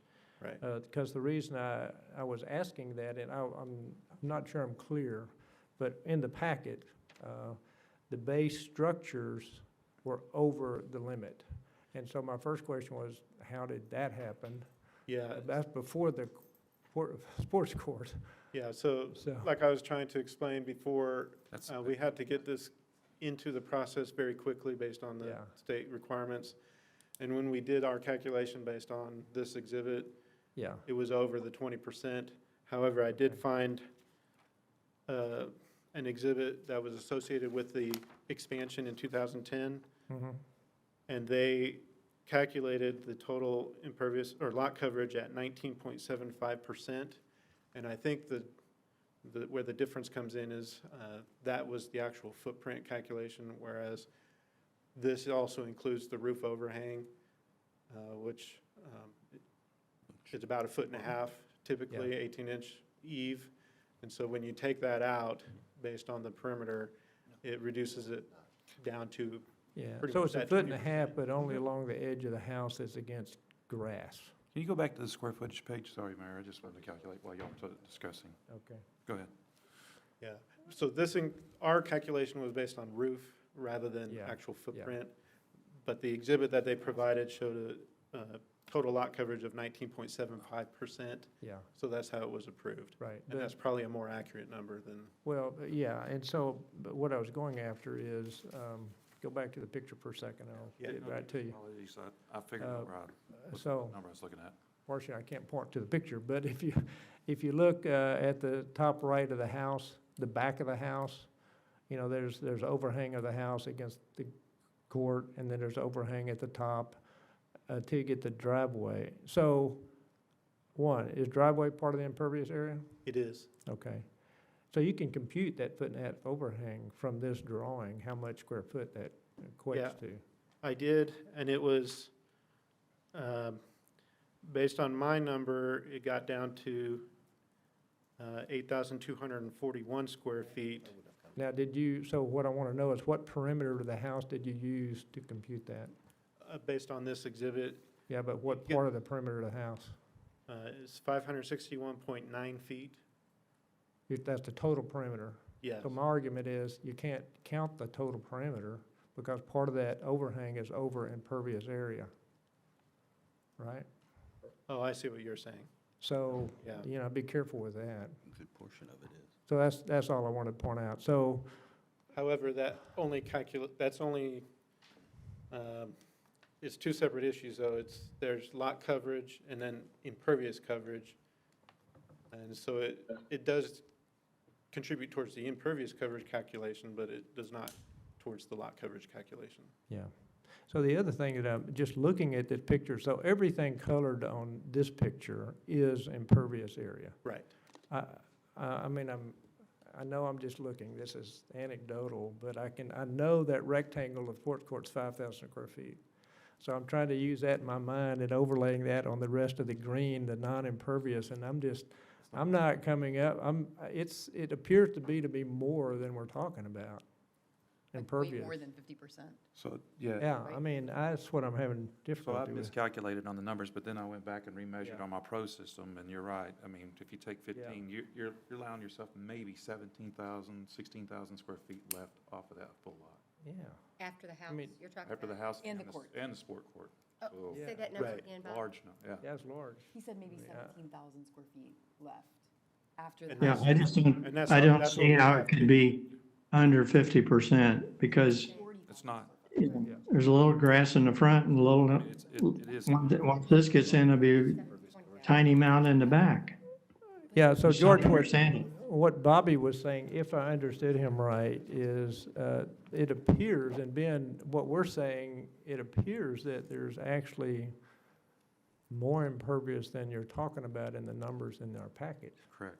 just off of this picture. That's the concern. I mean, that's one question.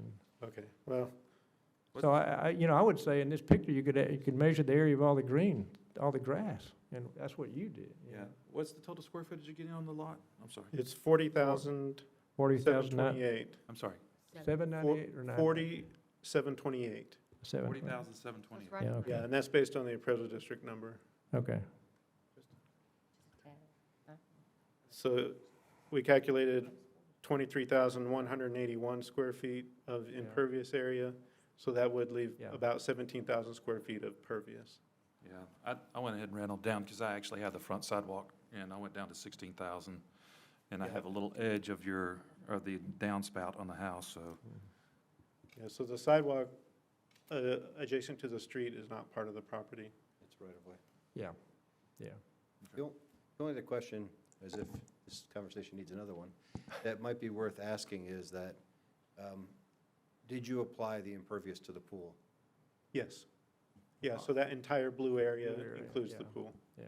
Does our code require the water surface be considered impervious? We were having a conversation recently on that, and we all agreed that yes, it does count towards it. So I guess we got a lot to talk about yet, but I guess I'm not feeling comfortable that we have all the factual data that we're all comfortable with, that we need to actually make a decision tonight. That's where I'm at. I mean, Can we hear you know me, I see. want good numbers. Well, Can I see the numbers again one more time, Mark? yeah. Yeah. Please, or whoever's running it. So the applicant's number is very, very close to our number No. for the impervious coverage. And they had hired Blue Designs, and it looks like they've done Do we they have did their performance analysis? Do we survey. have their analysis? I mean, I It's don't on- have any of that data. It's on this exhibit. There is a table up in the top right corner. And their calculation for total impervious area is 23,368 square feet. And our number was 23,181. So they were Okay. just about 180 square feet different from us. Yeah, that's where I get that difference. No problem. So the question on the 20% is important, because either, whatever we're gonna do, I mean, I'm not predicting what we're gonna do, but in this ordinance, it gives, there's two things we're having to do variance on, one, the 20% and the 50%. So you were tending to make an argument that, well, you don't really have to do the 20%, but I'm not, since that's not in the packet, that's just kind of new stuff, I'm not comfortable Okay. with all those numbers, I guess. Just me. So anyway, given that, so we'll talk more about that. We can proceed to hear the neighbors and do a public. I have a question about this drawing, where you're showing that it looks like the way that they calculated it up in the box is these areas with the diagonal lines are the impervious lot coverage. So it doesn't really look like they've included all that other area in the impervious lot coverage based on the numbers in this box. Yeah, I think some of their numbers in the box are not totally accurate, but Well, I believe they bring got that- to the final number with 23,000 approximately of impervious area. And I concur with that number. Well, okay, I mean, let's go ahead and hear from the applicant. I can. But you just said something that kind of reinforces what I Yeah. was thinking, some of those numbers aren't accurate. I mean, I can't see them, so I'm sorry, I haven't looked at all of those. Well, one example is the 20%, I think they calculated it at a 25%, not a Yeah. 20%. Okay, Yeah. yeah. So that's. Okay, so we do have people here that want to talk about this. So, I mean, we can exhaust our questions, and we can always come back and have more discussion. I got one more question from you, just on the details of this. So, the sports court is going to have lights and whatnot. What kind of permitting is required? I mean, we're talking about a variance here, but what permitting is required to do that? So definitely if there's any electrical for the lights, Yeah. it would be an electrical permit. We have created a new permit for pavement. Okay. Just so that we can get these numbers. Yeah. And so we did a quick calculation. We knew that the impervious coverage was going to be an issue. That lot coverage we threw in. Yeah. Just based on that exhibit and the rough numbers that we got on that. Okay, so there's. But regardless. So those are just permitting around the construction aspects, are not yay or nay, they're just the details that you need. So this is the only yay or nay having to do with this. Right, building the a sports court. impervious coverage for sure. Yeah, okay. So since there's lights, so I believe we have ordinances that dictate that at property boundary, it's got to be 0 lumens at the property boundary. Right. Do we know that those lights do that or not? Not at this time. Okay. We have provided the information to them. They are aware of that. Okay. When we go through the permit process, they will have to provide photometrics. And then, once it's installed, our building official does a reading with a light meter to verify that it complies with that. Okay. But I believe they'll be removing the light option. Okay. Do y'all have any more questions before I open a public hearing? No, not Okay, so I'm going to open a public hearing. Dane Bainley? Or Bailey, yeah. Did we want the property owner to speak? Sure, yeah. I- Well, you want them to speak first? You're Could we ask the property owners here? Property Yeah. owners aren't here, we're the contractors that will be. Okay, property owners aren't here. Oh, then, Okay, come on up. Thank you. sorry. Yeah.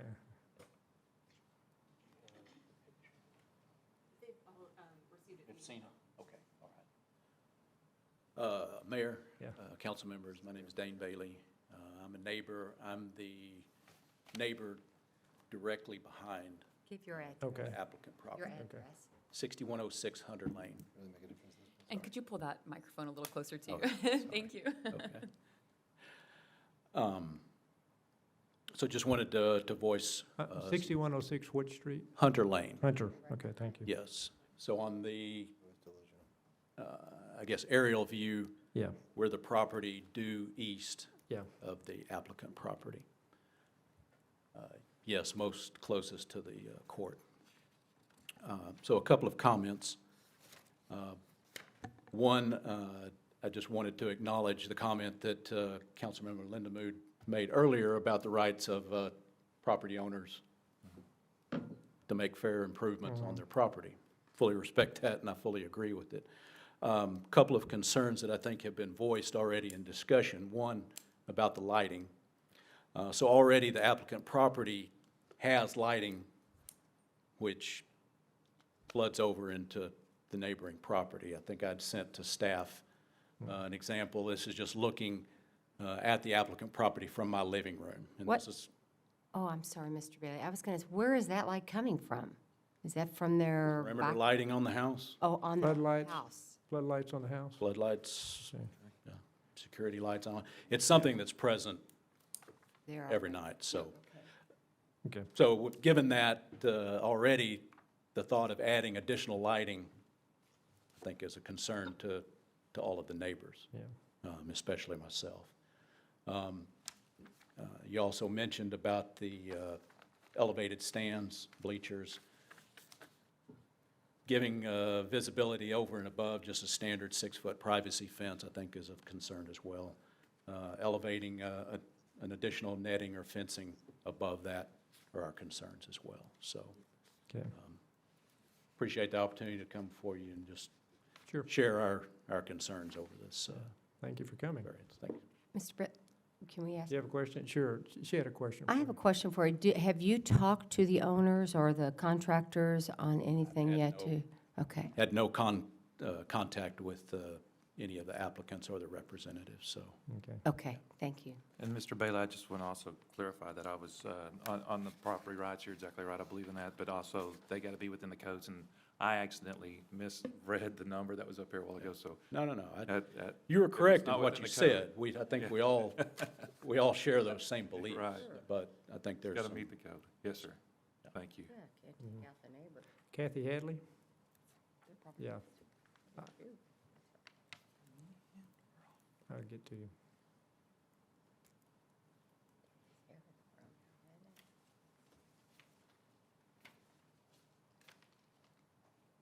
It's freezing cold back there, and I'm like solidifying. It's really hard to get loosened up so I can walk. Okay, I'm sorry. I have a question. Where in the world is Teresa Lane?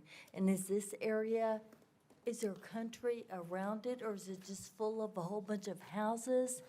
The reason I ask It's off this. Shelton, isn't it? It's off of Shelton? It's off of Shelton, Mhm. yes. So it's just to the kind of east of the water tower on Branchford. Okay. between. So it's just south of LD Lockett. Okay. Yeah. Because I know that the neighborhood I grew up in, Yeah. the, So it's larger lots out there. yes. Yeah. Okay, in the area where I grew up as a kid, Mhm. what the family across the street and over from my mother's home, they put in a great big tennis court and have a swimming pool and all of that and the lights. But they aren't really ever using it at night, and and it was just one daughter using the tennis court and the mom, you know, they were the big tennis people. So it wasn't a problem, but, I don't know, I just, if the rest of the area with the lights and the bleachers and all that, I understand the concern. Out there where I grew up, everybody's on large lots, and so everybody's far away from everything. Depending on how close you have homes, that the lighting and the noise could be a real issue. But, yeah, it concerns me with that area is more country and quiet and peaceful. So I don't have a strong oppose or anything about this, but I would like to hear what the neighbors who have to live right next door to it have to say. Okay, thank you. You want to speak?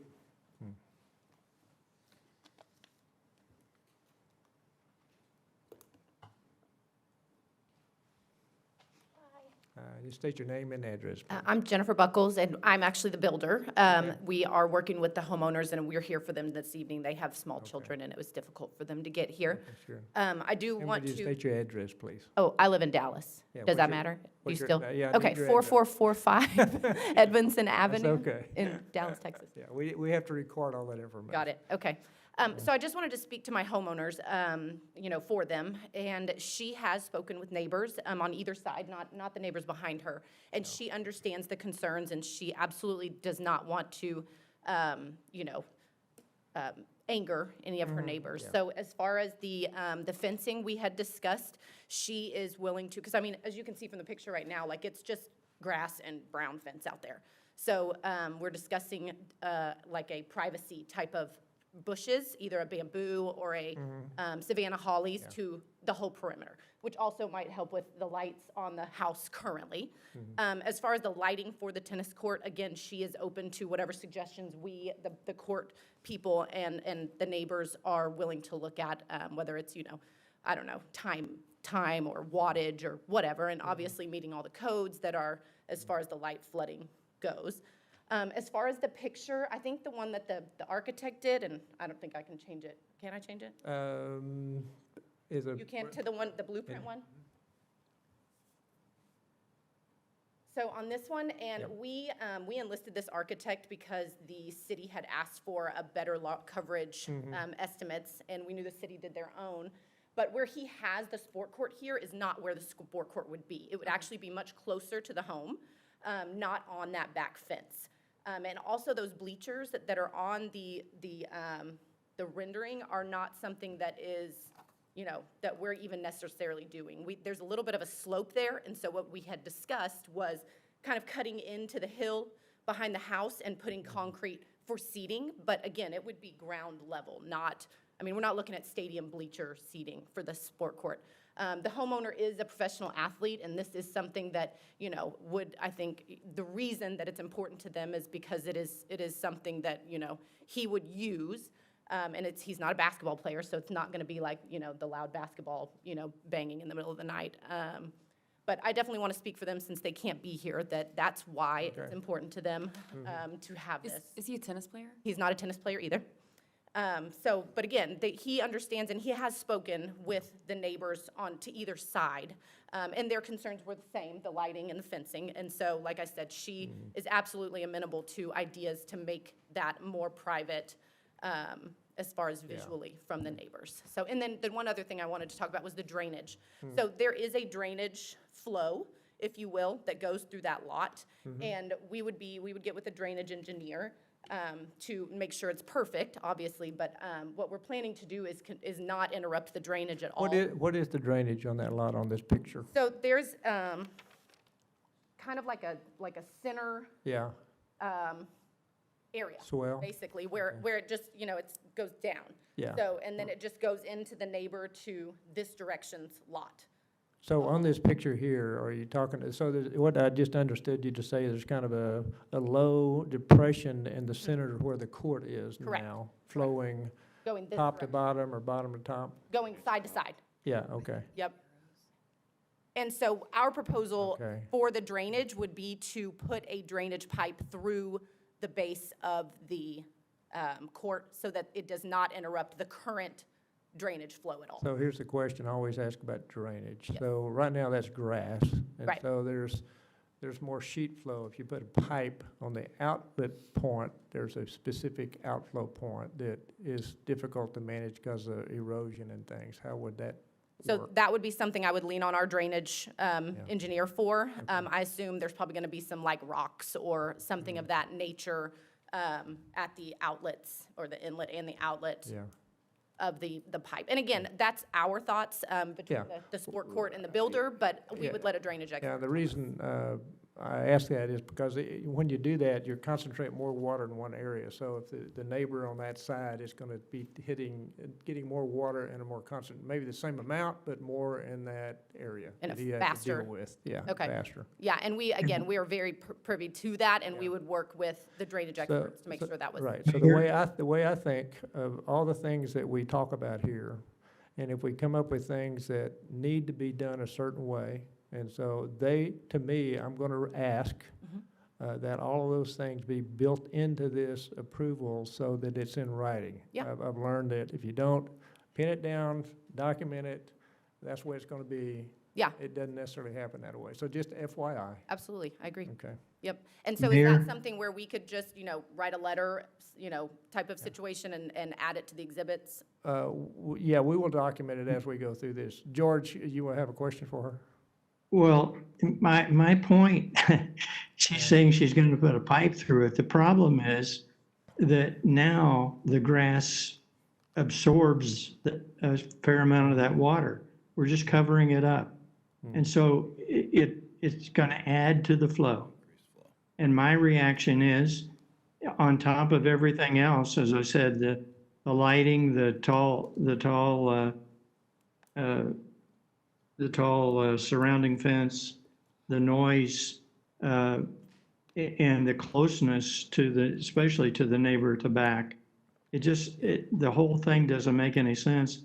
But to try to say that you're just going to pipe the water through, you add to the flow. Well, and I'm not saying that that's what we're going to do. I'm saying that's what we had thought of. But again, we were going to get with a drainage engineer to make sure that all of the surrounding neighbors were protected in however we manage the water.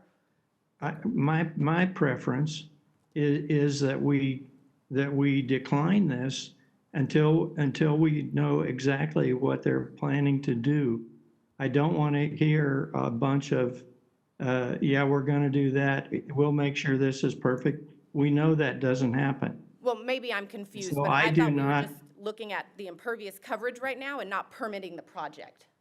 Because when we permit the project, that's when we would provide those specific things and the. No, I'm not going to my vote is no. I'll just tell you that right now. Yes. Because you're bringing up a bunch of stuff that we can't count on.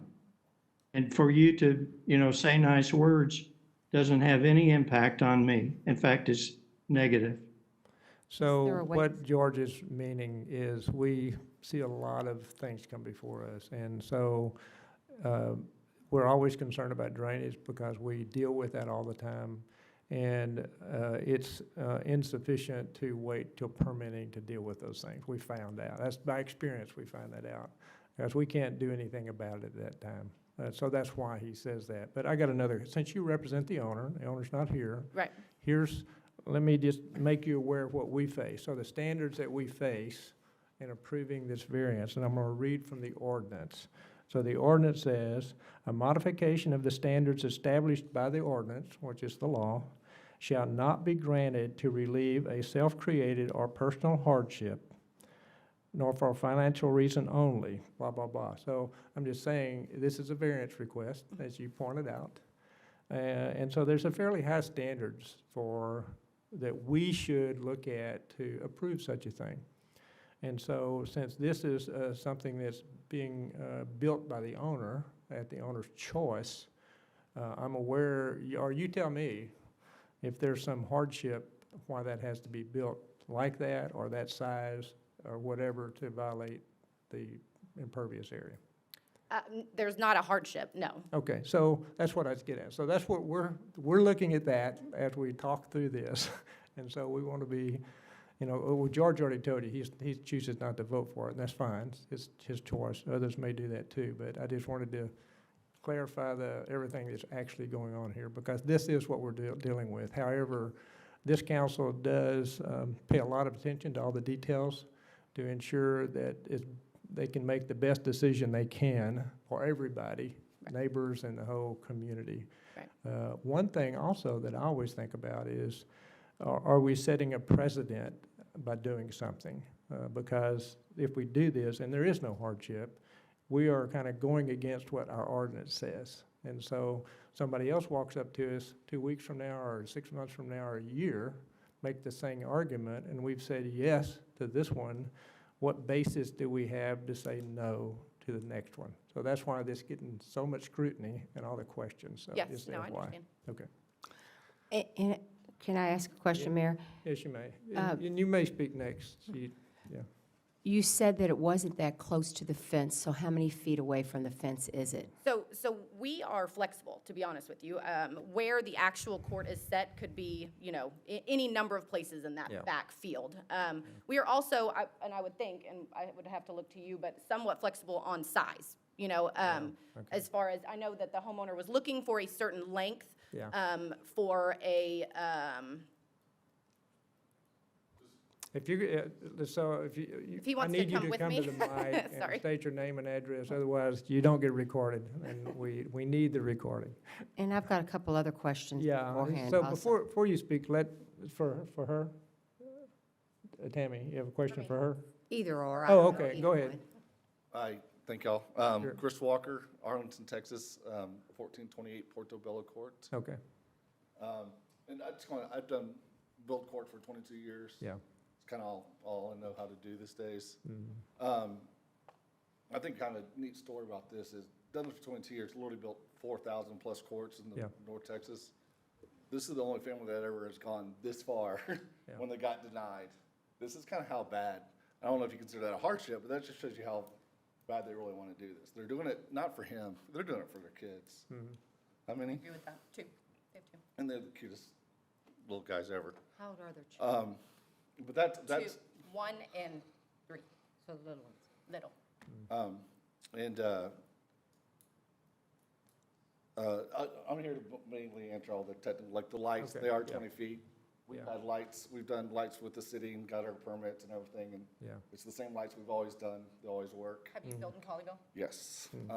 The lights can actually have a shield put on them. Mhm. We never had to, but they can put a shield on them that really cuts that zero light. You might have to in this case. That's I mean, if you no get big there. deal for us to do that. Well, I'm especially if they- concerned, yeah, I'm concerned with this light picture that I see right Yeah, here. And again, maybe the neighbors haven't talked to each other, but if I had to sit and look at that every night, if you need a picture what to is look at it, I mean, that's obviously one the of my two people arguments as a- back there have to look at it. And I don't know, maybe the neighbors should have talked, I don't know, I don't want to get involved, but I know that concerns me. If that light is like that, what are those 20-foot lights? And it just looks like it's right up against a fence, and I think that probably is not the only neighbor that light goes into, I would say, your next-door neighbor. You know, obviously, I can't speak to that light, but that's one of the arguments I've always said about tennis court lights is because there's cities that do different things different ways. Some cities don't allow lights at all, but they say you can put as many lights on your house as you want, which is now you're throwing the light to these neighbors. Instead, these tennis court lights go straight up and go straight down.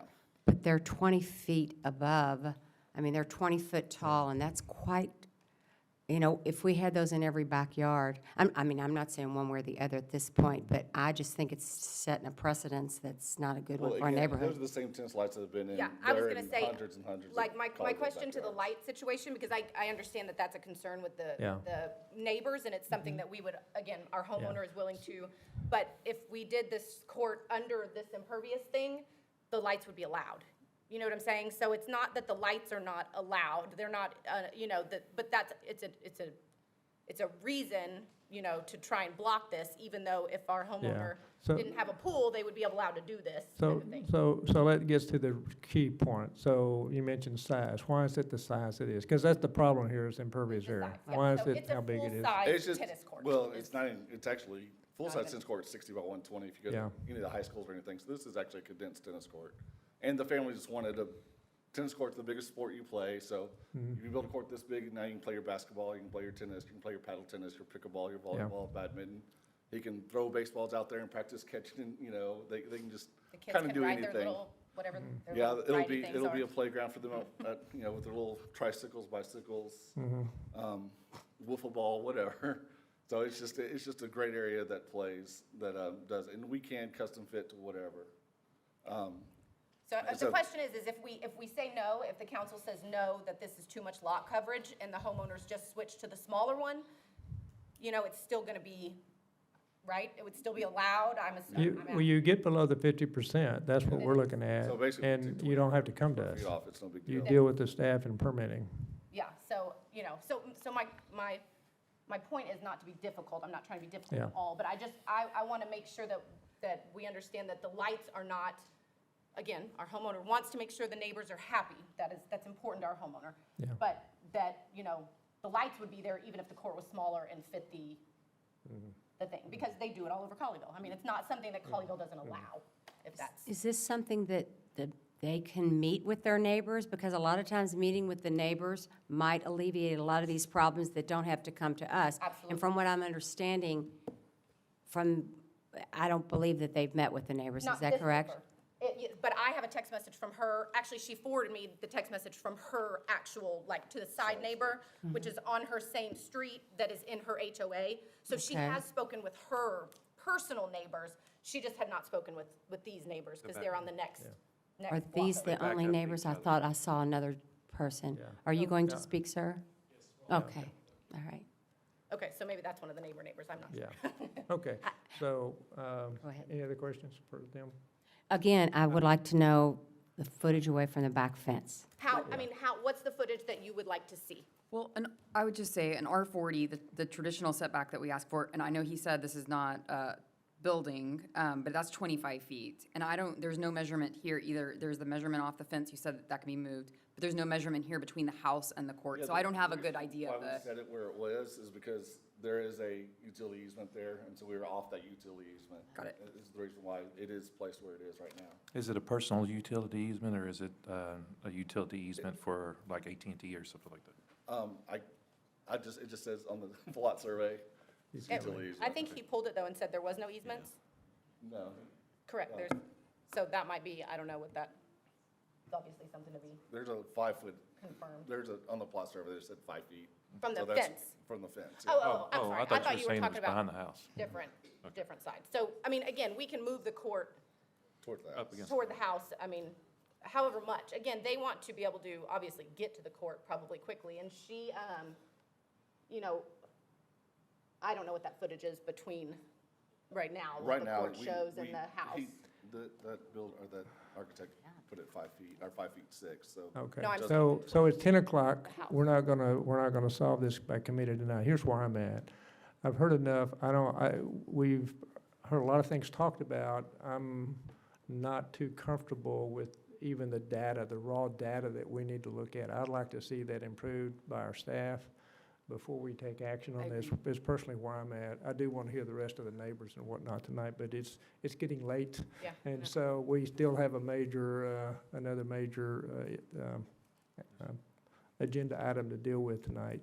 And so I've just learned over the time, with this many questions and uncertainties, you don't get to the end that night. Doesn't happen. Is it something that we can provide to you, go ahead and provide to you the drainage, you know, engineering, and also a letter from the homeowner in regards to the, you know, Yeah. the fence, privacy around the fence, and the ability to shield lights if Yeah, necessary. I think from y'all's perspective, from the owner's perspective, you're going to continue to get a lot of questions about the drainage from these guys, Right. not the engineers. Now, the Right. engineers are going to be the permitting, but elected officials are going to want to feel comfortable how it works. Okay. You got to deal with understanding, where it's going to be. You hadn't decided where it's going to be yet. The truth of the matter is, I think the 25-foot line is a build line. This is not a building. Right. Although I don't necessarily agree with it. That means you can put this thing close, and with light poles, that's the issue. Lights are a serious, I live on 2.25 acres. I have a church right behind me. They built a parking lot right up close to my back fence, and they had lights not even near as close as this, just like you're gonna put in. They had to put, they couldn't turn them on until they put a lot of shielding on them, and they still can't turn the back ones on because they still bleed over and create glare into my property. So I understand exactly what you're dealing with. And in fact, there's an existing issue of floodlights on the home. That's even something else that need to be dealt with. I mean, that can probably be, this is a homeowner question now, Right, how yeah. they deal with that. But a neighbor has that issue, so I would certainly want to try to deal with it from their standpoint. I want to see all the numbers pinned down that we need to see around all the square footage and impervious area and clear. I mean, guys, we walked in today and we were told, well, it's different, it's a little different that's in your packet, et cetera. I'm not comfortable with that, with this kind of question on our hands right now. Personally, so George already told you how he would vote tonight. I'm pretty big on living up to what the ordinances say, so I would really drill in hard to, well, why don't you don't have to do this. I mean, you're asking us to violate our law to allow you to do this. Why should I do that? I'm really have difficulty personally. I'm just one vote, Right. okay? So I think our staff has some work to do, probably working with you guys too. But Okay. I would propose that we table this tonight. Mayor, can we Yeah, hear but I from do the want other to hear, neighbor? we have a Yeah. gentleman back here Yeah, I that, wanna hear thank you so much. Yeah.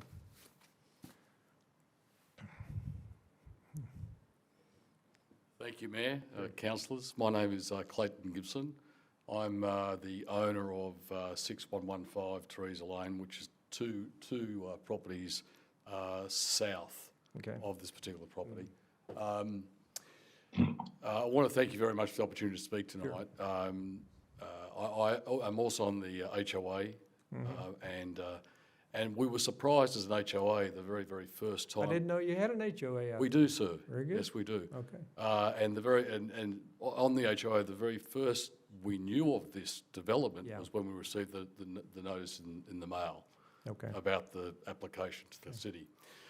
So we were taken by surprise as far as that's concerned. But I did, if you don't mind, wanted to read to you the letter or the email I've sent to the city already, just to give you some context. Says, I want to express, this is to Ben, who I've spoken with on a number of occasions. Ben, I wanted to express our opinion on the variance application referenced before the city. My wife and I own the property at 6115 Teresa, 2 lots directly south of 6210 Teresa Lane. We are extremely concerned that the proposed sports court development will significantly impact residents due to the increased potential for noise and disturbance, which is magnified, may I say magnified by the proposal for the court to be lit. As noted on the application for the city, the owner is a professional athlete and he wants the sports court to be used in this manner.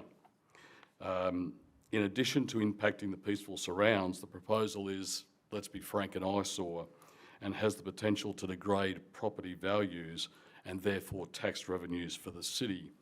For these reasons, we ask the city to reject the proposal as it currently stands.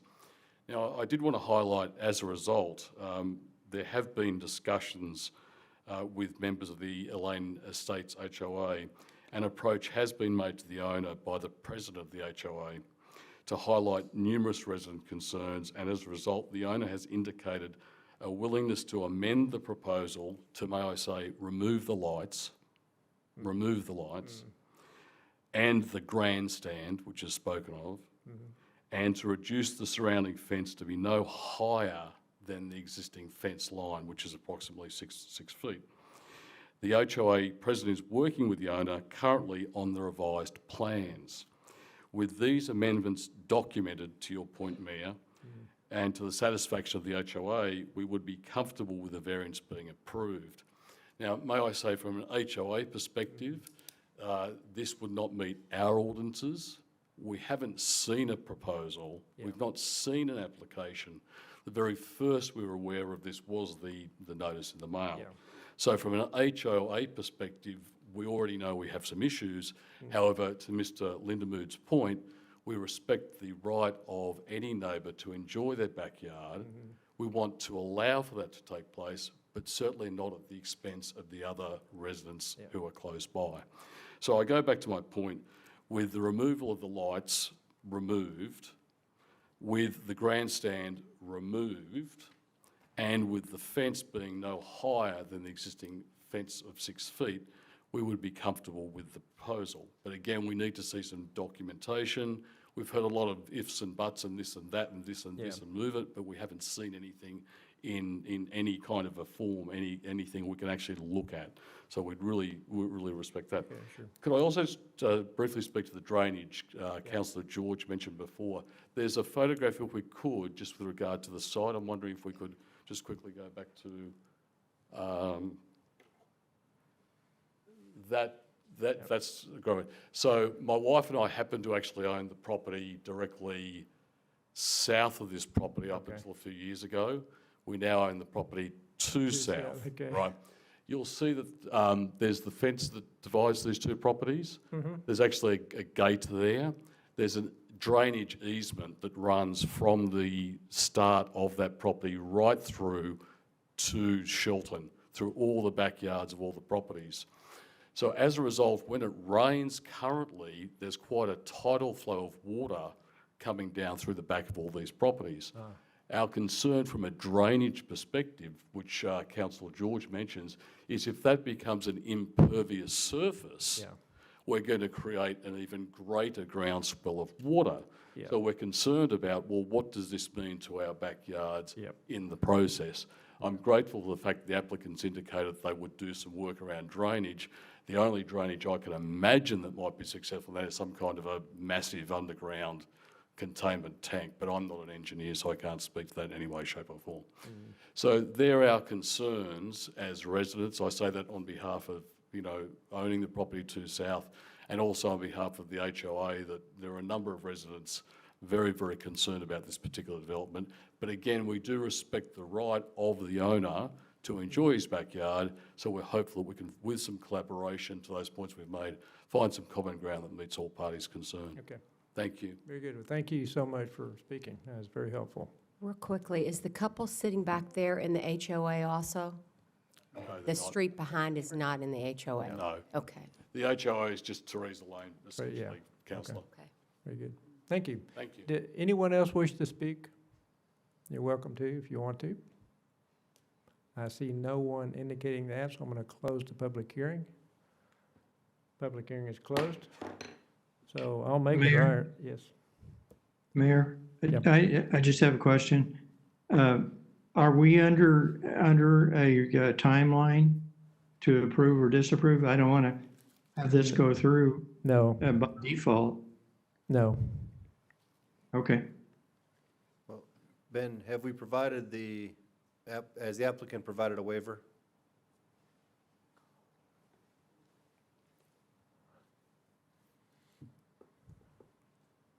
They have not provided a waiver. We've met the timing on this. I think based on the direction that the mayor has given, it appears that the applicant is acceptable to tabling it, and that would basically start the clock over again. So what does that mean, start what clock, for what purpose? Yeah, so clarification, the applicant's representative has agreed this evening to tabling this item. Well, That's the question. that's what I'm assuming. I guess we can ask them specifically. Yeah, I will ask them, but what clock is started again? So essentially with it's called the shot clock bill. Yeah. The action has to be made within a certain number of days, which is 30 days. And so we've processed this in order to meet that timeline.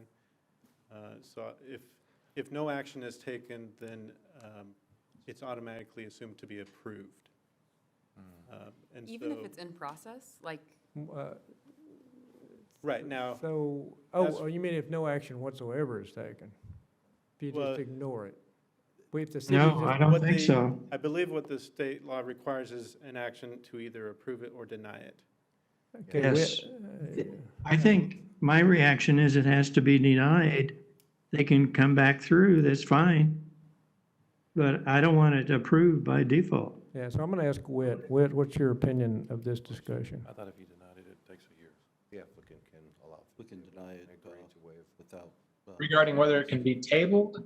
No, well, the question is, George asked the question about, is there a time frame associated with this? So ensuing in that discussion, we've talked about tabling it. I believe people would be amenable to that. However, then Ben says, well, if you table it, the clock starts again. And he said, do you have to then take action within 30 days of that table? So that's my question. Is that the way it works now with this new legislation? Because George is going to propose denying it and then let them come back again. And You that do it with- eliminates the clock. Can you do that without prejudice? Yeah. So did you understand what? Right. Right, I understand, Mayor. The cleanest way would be a denial without prejudice so that they could refile and eliminate the shot clock. Now, I'd have to rely on Ben's interpretation of, off the top of my head, of the 30-day shot clock as it applies to this variance, because I haven't looked at that prior to this. Okay. Then the least risky thing to do is what George said, deny it and let them without prejudice. Yeah, I think that's. Do they understand? Now, We need to explain what that means. what that would mean, though, is that we would have to start over. We would not be able to bring it back in 2 weeks. If everyone's acceptable to tabling it, basically giving a, now I've lost the term, but you waive the 30-day requirement. So if they waive that right, then it can be tabled. And at that point, I'm not sure that we are under a time clock at that point. But unfortunately, we don't have, Ben? we don't have the owner here to do that waiving. But the applicant has been given the authority to act in the name of The applicant. Ben, I'm not an attorney, Yeah. not even close to one, but I know, I heard that the law says that it either has to be approved in 30 days or it automatically passes. Right, but I believe there is an allowance for the applicant and/or owner, whoever is the applicant, to waive the 30-day requirement. I want to see that in writing, Ben. I don't want to, but I believe. I'm sorry to react that way. Okay. But this is too critical. We just heard the HOA has nothing to approve it. And it's a terrible thing for the neighborhood. So what needs to happen here? When you said it has to start all over, what does that mean? Yeah, so we will have to advertise it and send notices to surrounding property owners. Again, that has to be done 15 days prior to the meeting date. Okay. So it would have to be 4 weeks from today. Wouldn't that need to be done anyways if they're making changes to the said plans that they have already? No, because those who are interested are here tonight, and with the tabling, there is no need for renotice. They have been noticed because they were at the meeting. I don't think that's the right thing, Ben. It's a significant change that they're going to have to make. And to not notify the neighbors, I think is the wrong thing to do. I don't want to play games here. I want us to have factual situation nailed down until I have proof that they can sign a waiver. I don't know that's the case. Okay, George, make a motion. Yeah. I move that we reject this, and I don't have it's R. Resolution R20-4500. Reject resolution R20-4500. I'll Okay. second second. it. Wait, without denial. I mean, without prejudice, right? Without prejudice. Yeah. I'll second. Okay. I have a motion by Councilmember Dodson to deny without prejudice, a second by Councilmember Rigney. Rigney. Okay, thank you. So, Mayor, just a Yes. clarification. Would you rather the motion to be in denial of the application, or do you want to actually deny the resolution? In which case, you've got to make sure that you're voting against it as opposed to an affirmative motion wherein it would be denied by a lack of affirmative votes. Wait, do you have a preference on that? Well, procedurally, I believe it's the same thing. Yes. Yeah. So, So you don't have a preference? The application's coming to us via the resolution. yeah, right. So the motion, let's talk about the motion. The motion is to deny the resolution. So if people vote aye, it's denied, the resolution fails, correct? So what, was that, I'm not exactly sure what you were getting at. No, my point is usually it's cleaner if you do everything in the affirmative. In other words, the motion is obviously to vote up or down the resolution. Right. And so recording an affirmative vote as yes usually is a supporting of a resolution. And so I wasn't sure if he wanted to vote it differently, but this is fine. If Yeah. you want to vote to deny it, that's fine without prejudice. Yeah, I'm used to that. I'm fine with it. Okay, so we have a motion and a second, and we're ready to vote. Mayor, just for the heck of it, just would you clarify the motion? Yes, the motion is to deny Resolution R-20-4500 without prejudice. Thank you. Okay, we up to you. Yes, sir. Councilmember Wheat. Aye. Mayor votes aye. Councilmember Dodson. Aye. Councilmember Kelly. Aye. Councilmember Rigney. Aye. Councilmember Lindamood.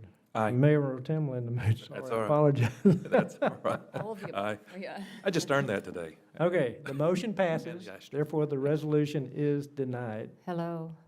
Did I just check you off? I thought I heard you. You did? How do you vote? A lot of noise down there. Aye. Aye, okay. That's what I wrote down. So, You were He's right. a dream We're all weaver getting mind tired. reader. I'm gonna put this on the record clearly. The motion is approved, the resolution is denied. Okay, Okay. so there's a little homework to do. So, appreciate Fix it. it, bring it Okay, back. so it's 10:20. I need a 10-minute break. Okay. So we're in recess for 10 minutes.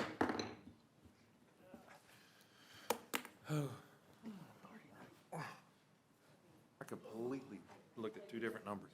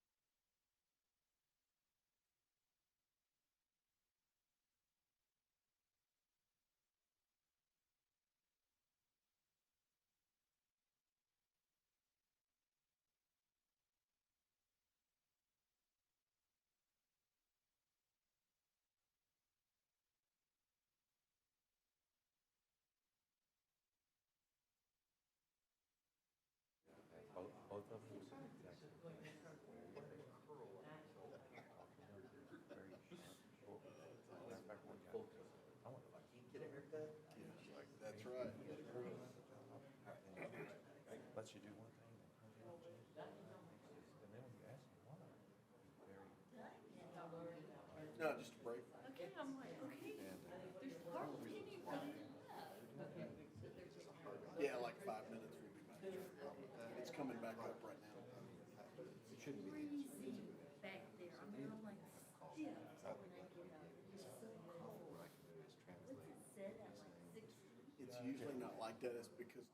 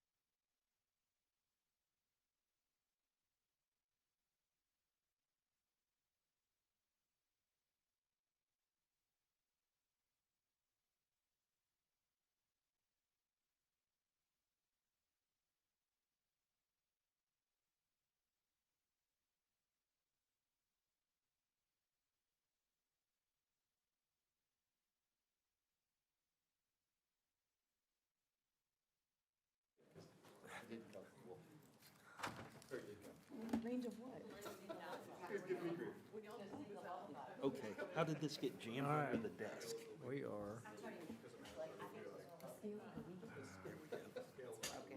Oh, a scale. Scale. Scale. Just turn a little bit. We gotta set it. move this on. I don't know. Yep. You snooze, you lose. Wow. Zoning, dude.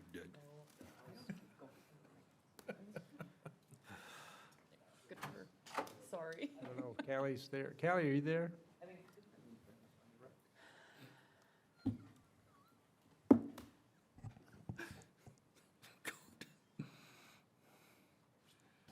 None.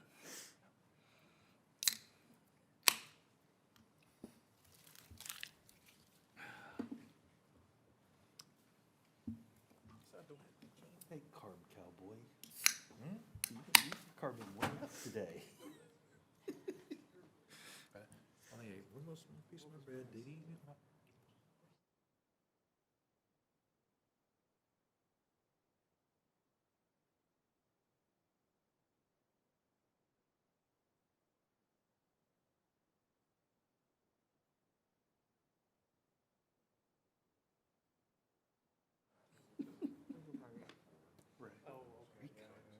Yeah, okay. Okay, Callie, are you?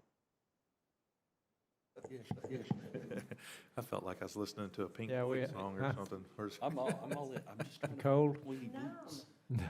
Those That hurt keeps the you most. awake, Tammy. Yeah, I think we're waiting on Callie. if it's hot in here, I'm We gonna used to sleep. call them. Yeah. Give me your jacket. I would- Freezing.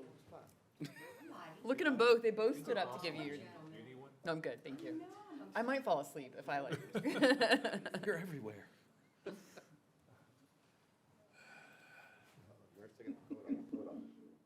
Oh, we're getting serious now.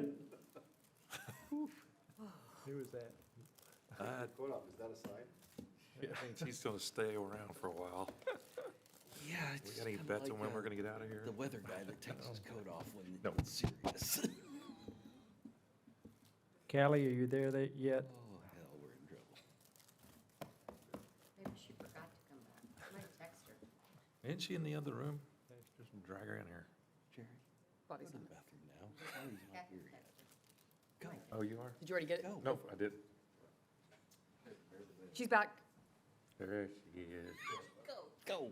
Go, go, Go. go. I don't want to sit here They're and both listen to run it off. whine. Oh, we're missing people. Go, go, go, go.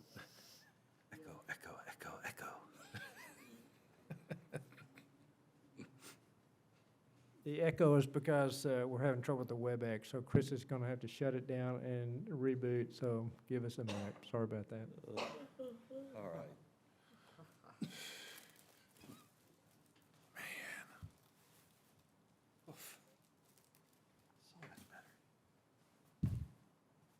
Oh, that looks good. Gosh, we haven't had a good, long meeting in a while, have we? We're due. Not tonight, though.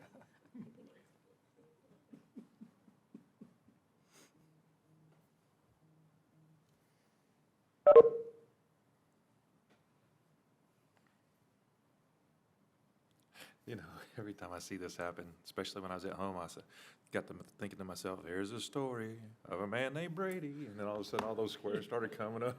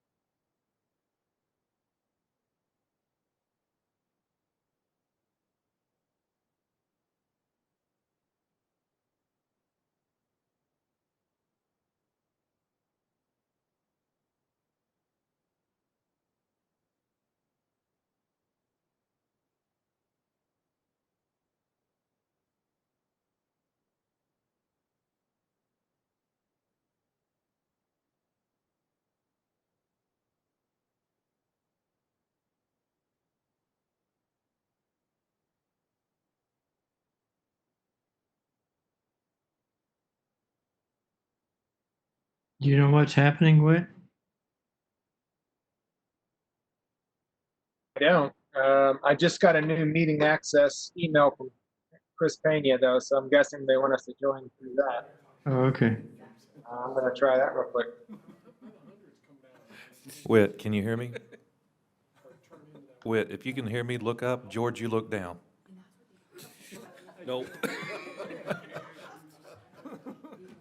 All right. I think I have to leave this meeting to do that, so. Probably. All right, I'm gonna try that, see if that works. Did you Yeah, do that? okay. I haven't seen it. Oh, crap. I'm gonna be glad when this Corona stuff's over. It could be over tomorrow.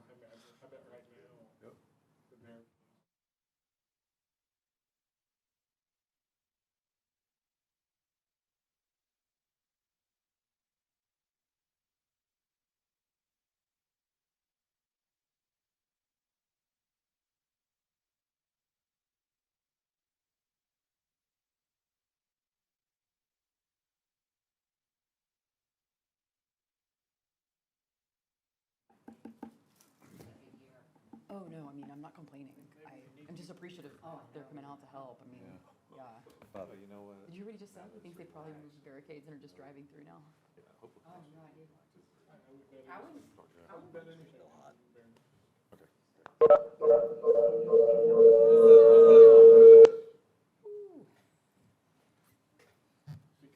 There we go. Hey, see Callie. Yeah. See Whit. Smile, Callie. Smile, Callie. I don't think they can hear us yet.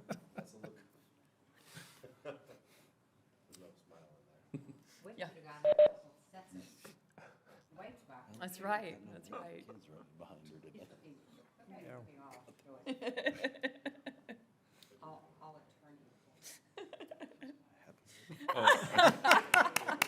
So they can hear us now. Callie, Callie, look to your left and stare at it. No, they can't. Whit, look to your right.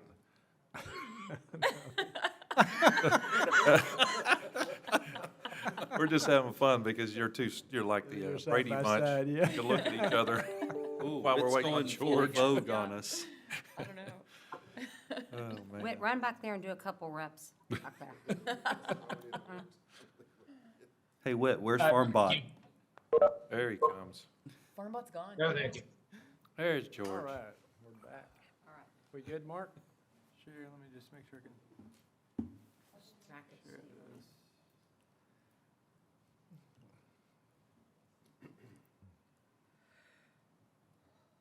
Has the video been on this whole time or not? No. Okay. Good. Right. Everybody got to see you eat that cookie. And Goofy. Yeah. They're jealous of the cookie. The cookie's cute.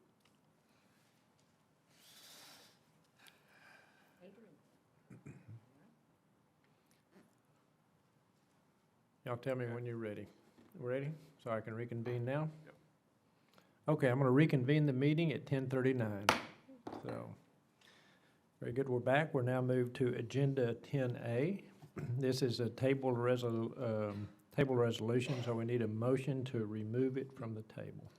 Mayor, make a motion to remove Resolution R-20-4478 from the table, please. I'll second. I have a motion to remove it from the table by Mayor Pro Tem Lindamood, a second by Councilmember Kelly. So I'll start the vote. I vote aye. Councilmember Dodson? Aye. Councilmember Kelly? Aye. Councilmember Rigney? Aye. Councilmember Nakamura? Aye. Mayor Pro Tem Lindamood? Aye. Councilmember Wheat? Aye. So it is off the table. So now this is a reading and public hearing of Resolution R-20-4478. Is this a first reading or a second reading? Well, this is a resolution, so Okay, we take action. And Ben, before you start, I have to also announce this again, is that I did the demolition work for this project, but it holds no bearing or nothing over my decisions on what I make here on the dais. Okay. And give me 1 second to find the resolution, I'll read it. Okay. Very good.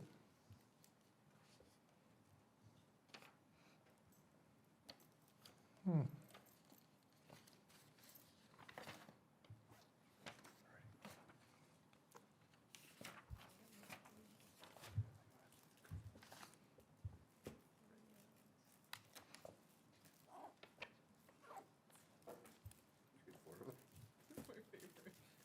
can get some more lotion for your Christmas. Okay, here it is. Resolution R-20-4478, a resolution approving a preliminary/final plat for the Preston Manor addition. Whereas the Planning and Zoning Commission recommended approval of the preliminary final plat for the Preston Manor addition on February 24, 2020. Now therefore it be it resolved by the City Council of the City of Colleyville, Texas, Section 1, that the preliminary final plat for Preston Manor addition on approximately 15.7097 acres, attached as Exhibit A, plat exhibit is hereby approved. Ben? All right, as you stated, this is a request for a preliminary/final plat for the Preston Manor subdivision off of Shelton Drive. Here's an aerial map of the site. This is at the western end of Shelton Drive, up adjacent to the railroad tracks. You can see it does surround an electrical substation as part of, it's adjacent to the development, adjacent to this railroad right-of-way. It is currently zoned R20, single-family residential district. The R20 zoning has been in place since at least the 70s. This is the 1970 map. It is also designated for residential use on our future land use map. Here's a pictometry photo of the site. This one's kind of looking west. And you can see the area in question. It does border the railroad, which is also adjacent to the Cotton Belt Trail. And then that's a different perspective of that electrical substation that it surrounds. This is just north of the Oakley subdivision, but the primary access is off of Shelton Drive. The city-owned property is there just to the north, where we just redid the web house, renovated the web house. Here are the minimum district standards for the R20 district. The proposed subdivision will meet all of these minimum standards for all of the lots proposed. As far as some details of the subdivision, the applicant is proposing that it be a gated private street subdivision. That does require city council approval. There is also a proposed gated emergency access connection with the Oakley subdivision. So that will provide the second form of egress from the subdivision. It would be for emergency access only, so the gate would always remain closed and only be opened by emergency vehicles as needed. There are 24 residential lots proposed. The Land Development Code does provide a guideline that a private street subdivision contain 25 lots or greater. It is just a guideline. However, with the connection to the Oakley subdivision, due to that emergency access connection, together that would be 47 total lots. So the Oakley subdivision is also a gated community. There are 2 proposed open space lots. And then the total area is about 15.7 acres. The lot area, so this would just be for residential lots, is 12 acres. The open space is 0.9 acres. So the net density is 12.9 acres, and that calculates to a 1.86 dwelling units per acre calculation. Here's the plat exhibit. So again, the primary access will be coming off of Shelton Drive, but again, on that southern portion there to the kind of the southeast portion is where the emergency access connection will be made with the Oakley subdivision. Again, that will be a emergency access only, so the gate will remain closed except for emergency vehicles. And then here are some images provided by the applicant. Again, a different perspective to look at the subdivision. They've superimposed the street as well as the lot area. There's just a closer view. So again, the primary access off of Shelton Drive, they are proposing a divided entrance. There is sufficient room for vehicles to make a U-turn if needed. But again, they're proposing a gate and private streets for this subdivision. All right, and then this is the lot layout superimposed on the aerial photo. Here's some exhibits as far as what the entrance will look like. And then the applicant is also proposing landscaping around the substation. One of the open space lots does, it is located in front of the eastern edge of the substation, and so they do have the space there to provide a significant landscape area. So there were two outstanding items from the last meeting. I guess I'll get to this one first. There is a triangular piece, 403 Shelton. It does have ownership by the city of Colleyville. You can see that there are some street improvements within this area. However, it still is considered a privately owned tract by the city. The applicant is requesting to gain access to the cul-de-sac of Shelton across this property. The city council will have to decide how they want to designate this area. And then I'll get to it here in just a second. I do have tree survey plans to look at. They're preserving, they will be meeting and complying with our Chapter 5 Urban Forestry chapter as far as tree preservation is concerned. And then this is the preliminary drainage plan. The second outstanding issue, the way it's designed today, all of the discharge will go into the right-of-way for the railroad. The council had asked that they get a formalized agreement in order to allow for that to happen, and the applicant did acquire that agreement. That was provided in your packet. It was signed by the representative from DART. We did send our notices out to all properties within 500 feet. And I don't believe that there were any formal responses back on this one. And so in summary, staff does recommend approval. It does comply with all the minimum requirements for the R20 district. As a reminder, private streets do require approval by the city council. And then the Planning and Zoning Commission did review this, and they recommend approval as well, but it was contingent on approval of the drainage agreement with the railroad, which they have acquired. So that's a quick summary, and if you have any questions. Could you go back to your first slide, please? The data slide? Yeah, well, The summary? I think it was the first, had words on it. Yeah. This one, or the minutes? No, before that. Okay. Before that. Before that. Keep going. Okay. Keep going. I think we'll just get to the caption. Okay, no, I missed it. Flip back. So if it's not this one, it. This one. Yeah. 24, LDC provides a guideline that a private street subdivision contain 25 lots or greater. Explain that one to me. What is? 12 on each I don't remember why. What's the purpose of that? I'm not really sure, because there are several subdivisions that are gated that have less than the 25 lots, including Oakley, which is directly adjacent. Now, that one does include a plan unit development zoning for the majority of that subdivision. Yeah. But Okay. the language specifically says it is a guideline rather than Yeah. a specific regulation. So, since we're talking about gated right now, I said this last time, and I'll say it again right up front because it's a true statement.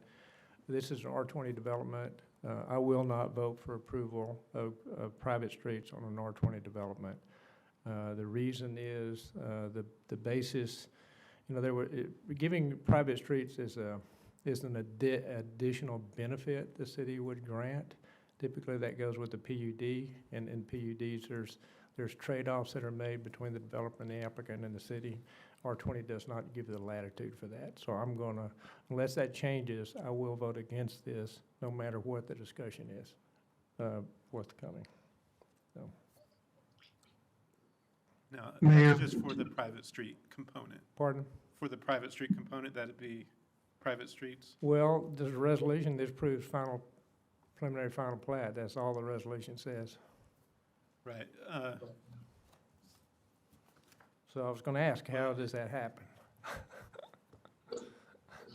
So if you don't approve, I think, what I'm thinking is that the private street component is what requires the city council, additional city council approval. And so if you reject the private streets, you would essentially say we're approving the plat, but not the private. I don't have a resolution that says that. Oh, we can modify that tonight. Okay, but the resolution doesn't mention that. That seemed funny. The one I read didn't. Now, it was all the way in the back of my, but that was the only one I found. I guess that's a good point.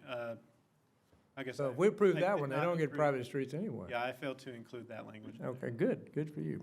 The applicant is requesting private streets, obviously. Yes, right. Mayor, the way that would be, just, you distinguish that is the plat.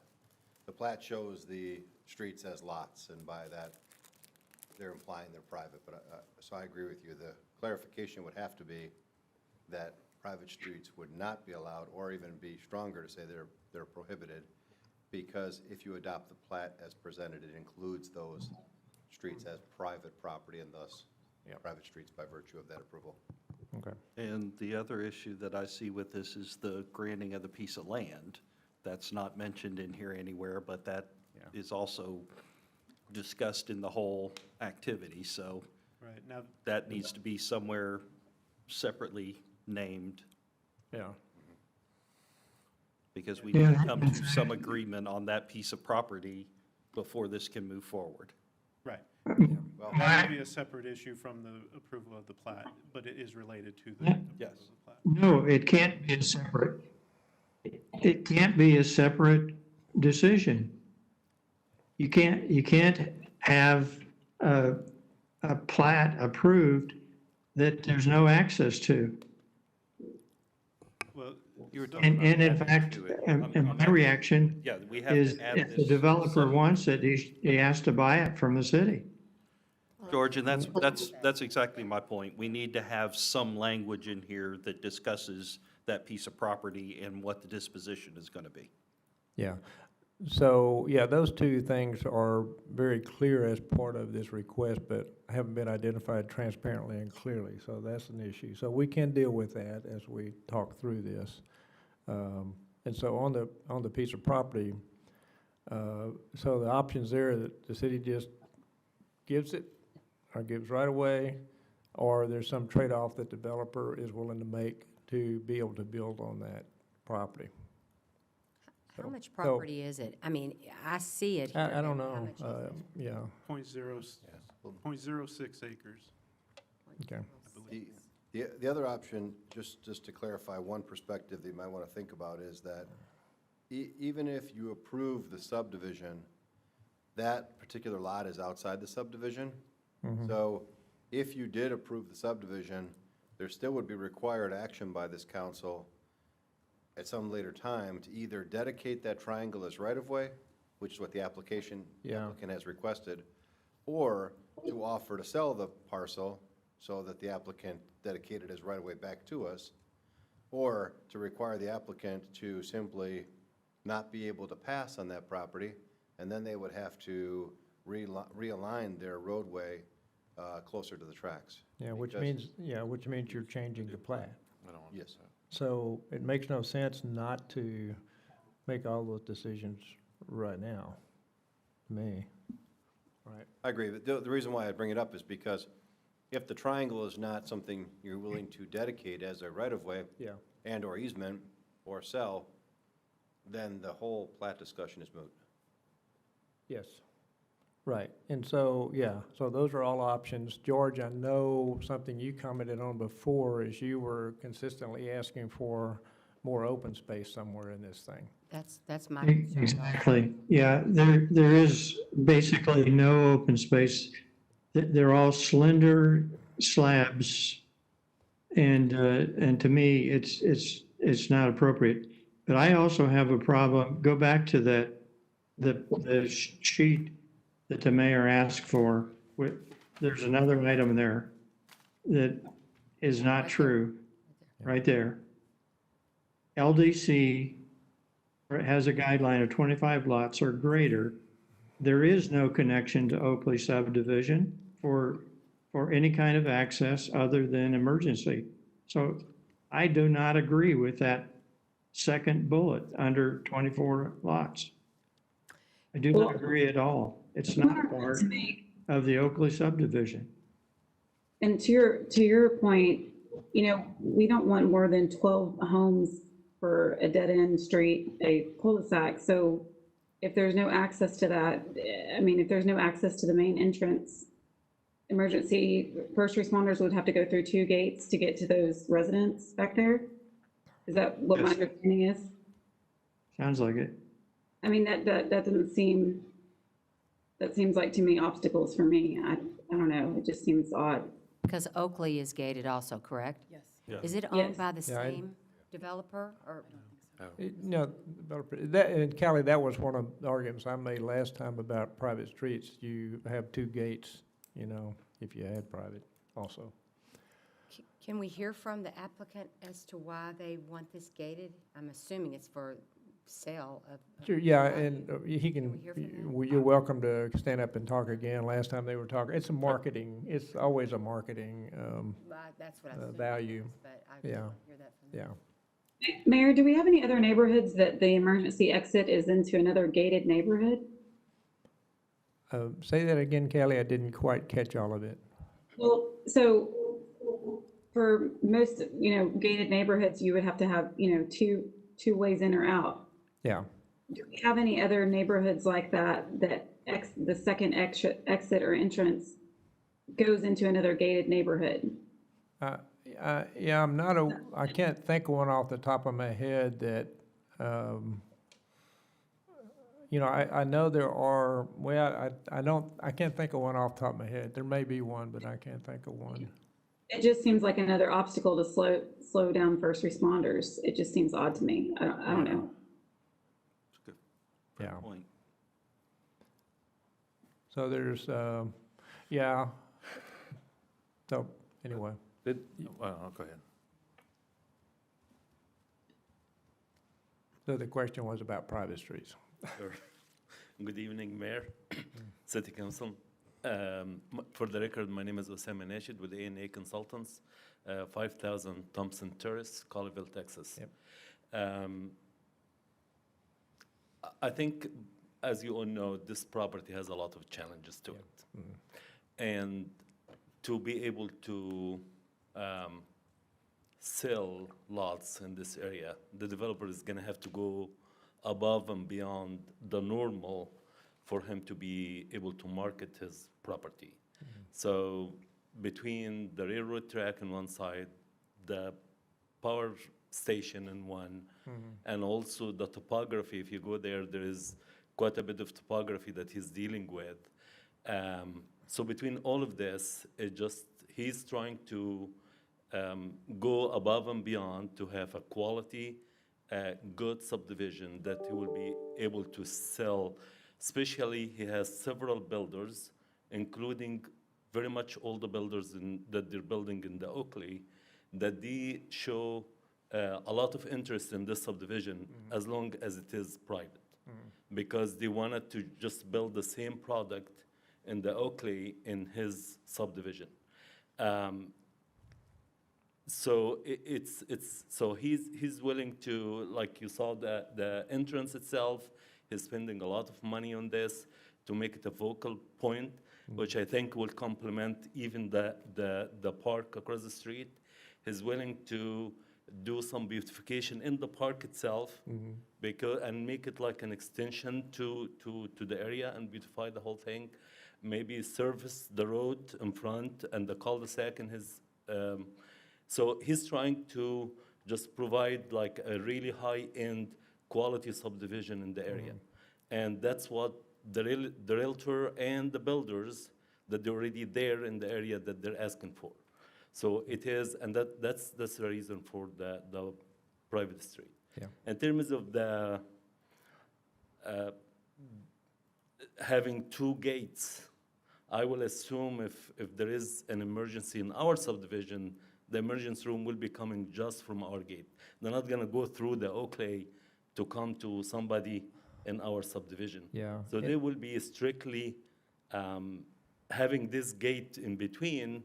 It will not be used. They're not gonna come through our subdivision through the Oakley's gate to go service somebody when they can just take the main road outside and go to the Oakley or take this. Yeah. So this will be strictly emergency use only. Yeah, correct. And the purpose of that second gate is for emergency. So God forbid it ever happened, but if something happened and you couldn't get into the main entrance, you got to use the emergency. And so Absolutely. you got two gates and another private subdivision to go through to get to whatever the emergency would be in that case, if that ever happened. So It that's is always a that's possibility. I'm- really why, that's the point. Absolutely. Right. But the chances of that happening, especially with the fire department or the police or whatever, that they will be, if there is the emergency in the Preston Manor, they will be coming just through our gate. If it's in the Oakley, they will be coming through the Oakley.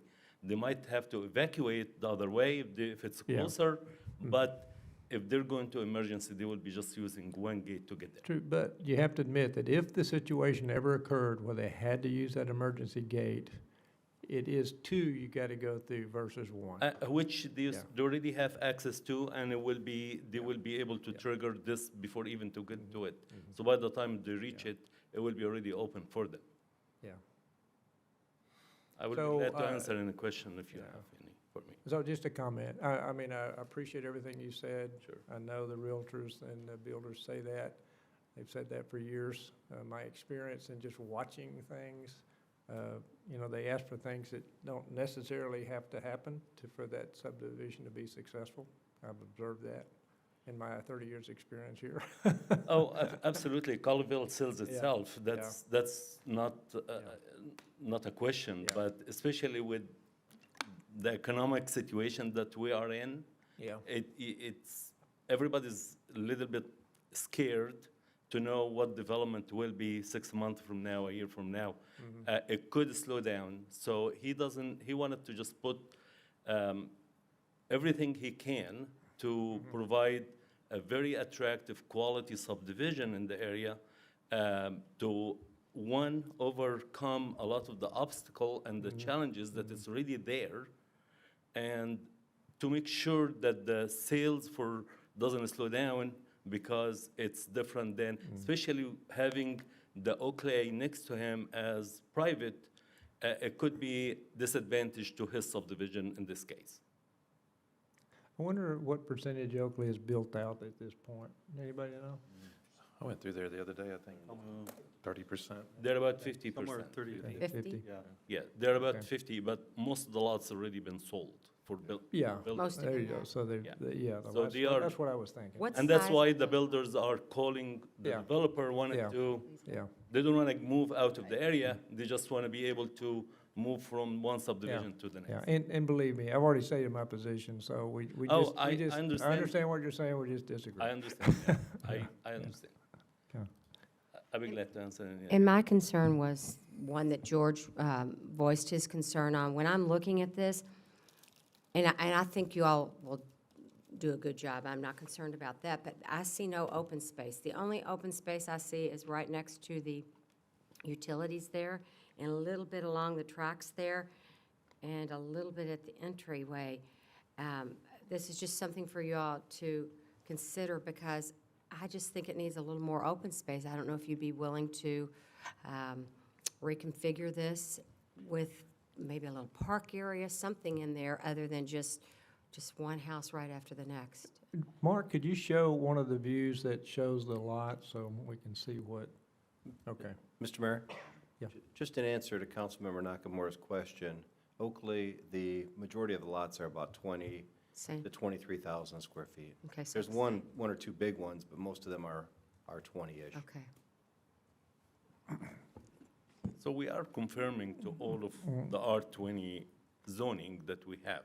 We are not, Oh, and I know you, I mean, you don't have to say yes. I'm just concerned that it just, I think from just balance sheet and economics, it's hard to lose any more lots for it to work. So this is, that's why, and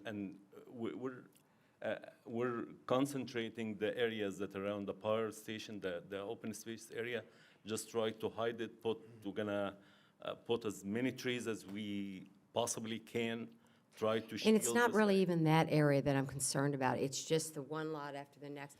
And I know what you're saying as far as, of course, every developer wants to make as much money as they can, and I respect that, but I'm just looking at it from a total Colleyville standpoint, that it's just one lot to me after the next with nothing in between it to have it. I mean, And, you know, just to add on to what you're saying, because I agree, I remember us having that conversation last time you guys were here, that multiple of us said we'd like to see more green space. And so it's disappointing that there's not been improvements in that area. My question is this, is that, does it meet the zoning? It's R20. Okay, does it meet the open standards, open space standards? Yes. No. So it doesn't. Where's it fail? Hmm? Where's it failing to not meet? George. Who said no? George. George did. So, I thought our standard was at least 10% open space. The open space standard applies to the PUDs. PUD, right. Yeah. so it meets all the qualifications. Now, this is straight R20 zoning. I think the issue for me, Bobby, anyways, is that they're asking for some special permits from the city. So to me, I think that goes back to the mayor, sorry, the governor, I just gave you a promotion, sorry. Sorry. But just That's the mayor next year. saying, you know, that you'd rather see a PUD take place when it's going to be a gated community, Yes. so that we can have those conversations. I tend to agree with you on that. Like, I'm willing to give Yeah. some, but I want to. Right, Both sides. exactly. So are Okay, you they're saying with give it. up a lot for the Yes. gates? Yeah. Is, I'm just trying to get clarity, because are we saying swap gates for a little more off some lots for some open spaces, in which the mayor's already said, we're not gonna do that? And so, Oh, he did? yeah, he's Yeah. just clarified, We he said, still I'm not for about gates at all. I Oh, won't gates, vote I'm for sorry, I anything other than PUD or, I was thinking or entryway. So, That's yeah, fine. so I let mean- me clarify my position. I won't vote for private gates on R20. This is zoned R20. So you're asking legitimate questions. Does it meet the R20 ordinances? I think it does. We also have the situation with the land that city owns that this uses, so that has not been resolved. What do we get for the land? You could say, Right. give me some open space for the I mean, land. There's options We're here. open to buy the land if that's an Yeah. option for us. Okay. So we are open to buy the land and then redonate it to the city as. Yeah, we'd as probably right rather of see way. open space somewhere. I That's what don't- I'm hearing. You know, we got I a don't big, want we got a money. big park in front of it too, right? We don't So we want got a, money. we got a large park sitting right out front of this subdivision. So where is on this view here, where is the open space? I'm not exactly sure. That's why I asked for this to be shown. I think is it, It's up by the entrance. around the power station Okay. and around the entrance when you're coming in. 2 spots. okay, so one is a lot, so yeah, right up in there, and then put your pointer, Mark, is that you? Yes. Put your pointer down in the other one that I think I see. By the elec- Yeah, that right there along the railroad is open. Right. And Is then that show gonna me be- the other area, Is Mark. it going to be open, or is it going to be landscaped? Because if Well, it's it's heavily lands, landscaped. yeah, it's landscaped. Yeah, that's true. Still, that's just a tiny sliver and then Yeah. down by the power Yeah. plant right there. Yeah. But is this little corner where those roads come together at that is that open space? Do you see? Yes, it goes all the way from the top along this, no, I don't know, I don't have control, so. Yeah. I know, it's hard to, You know what you can do? I think that the road for the power station That's open too. is under the yellow, right up by the, Right, that is correct. on the north side there. You can put an exhibit on the display board. And then you can point it with your finger if you'd like. Sure. There you go. there you go. I don't know if you can see that. Let him zoom in on that for a second. Oh. Show it to you. There you go. Boy, it's Shiny. a lot of glare, unfortunately. Sure. But you can still do it. Move it up a little, move the whole picture up. Oh, I see it, yeah, yeah. So this is the area, Okay, yeah. so that's this area right here. And how much land is that? Do you know? I don't Oh, no. know the top of my head. And also this area I'm right looking on the here. plat and it doesn't Right really here. say. Okay.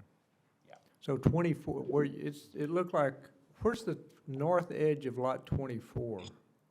Yes. I can't, Oh, right here. okay, yeah, So, gotcha. so this area right here along Yeah. the main road, and then this area right here. Yeah.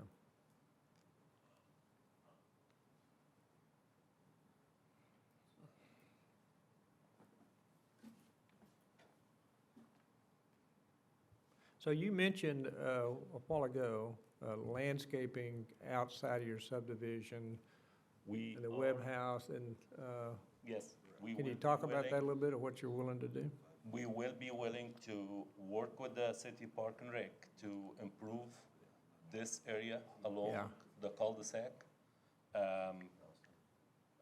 What does that mean? How do you specify what you're willing to do? If any trees needs to be done, we will be like we are.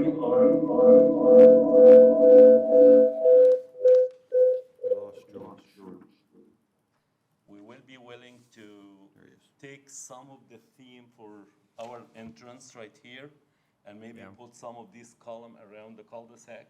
Okay, To flip it. Oh, I'm sorry. No, you're fine. Yeah, yeah. Sorry.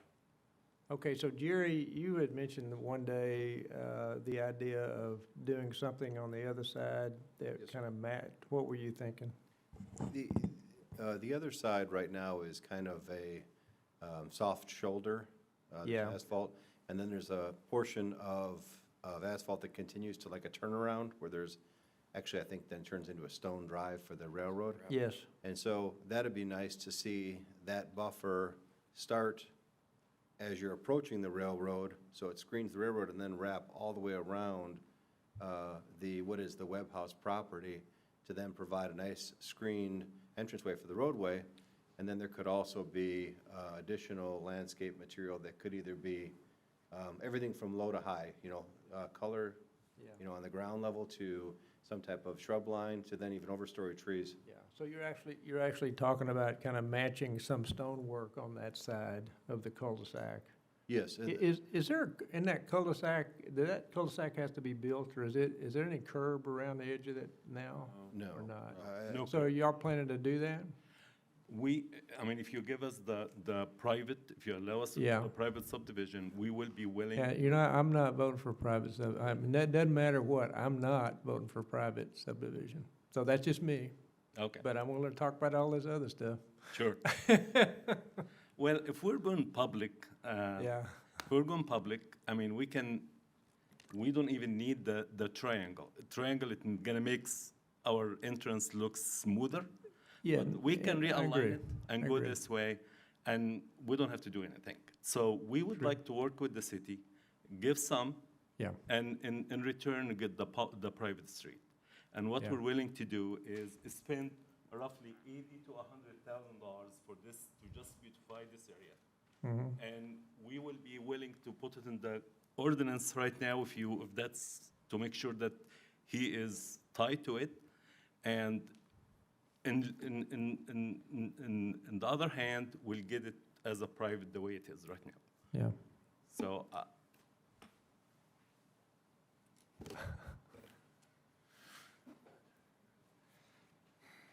just wanted to show you the discussion points we were just talking about, so you can kind of see what we're talking about with this is the cul-de-sac. Can you scale Yeah. it up a teeny bit?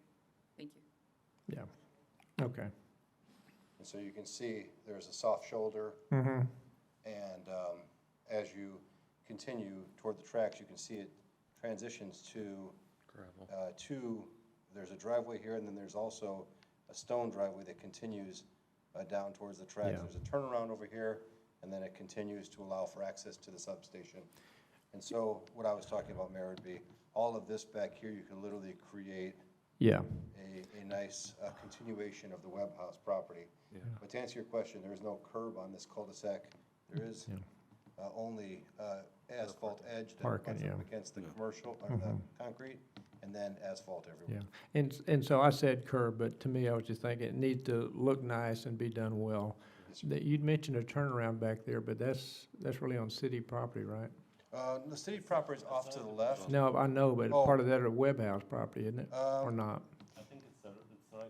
Yeah, it might be part of our right-of-way extend. Uh, The but- right-of-way actually extends all the way, almost to the railroad tracks. I think there's a piece of right-of-way that's railroad-owned, not ours, that would not be counted as our right-of-way. Yeah, but what you mentioned, the turnaround is, you see the gravel drive and then off to the right, right there, yeah. Yes, sir. Yeah. I mean, that's, who uses that? I mean, that's not. I don't know. I suspect that really doesn't need to be there. I mean, No, especially if it's us. I agree. So, okay. So you could extend that cul-de-sac down and beautify it with your curb and put the plants and the trees and stuff up around it. Yeah. I see what you're saying. But still, that's not a trade-off for me for private streets. We're talking land. You know, you need the land to do the entrance nice, right? So we're just talking about making sure the whole entrance is nice and pretty. That's your benefit too. To do what? Well, if it's not gonna be private, we're not gonna be able to build all of this elaborate entrance that we're proposing right now. Oh, okay. So it will be, I mean, there's tower in the middle of the road. Then I don't need to, personally, I don't need a lot more discussion. So, I mean, I'm not trying to be ugly. It's just the way I'm trying to be straight up front. Yeah. Sure. Okay, so what else discussion do you guys need? I need to have a public hearing. And Mr. Mayor, the only other point, obviously, is the question of the triangle with that right-of-way, or whether or not there's even any consideration, because even if we were to dedicate it, we Yeah. still have to have a plat drawn Yeah, to make it either right-of-way or Yeah. to do something else. with yeah, it. So it's a second conversation, but it's all tied together. right. So, I mean, we've only discussed the limited portion. I've just made the statement that where I'm at, I don't need any other discussion if we're not willing to change the private streets, but you other guys may. It's up to you. Just a point. Just anywhere on any more open space. Did we get anywhere on that at all? I didn't hear anything. I didn't hear anything. Okay. No, there hasn't been any kind of movement. So that's what we got. We have to vote with that. I mean, we do have some lots that they're bigger than 20,000, that we can squeeze some of it for open space.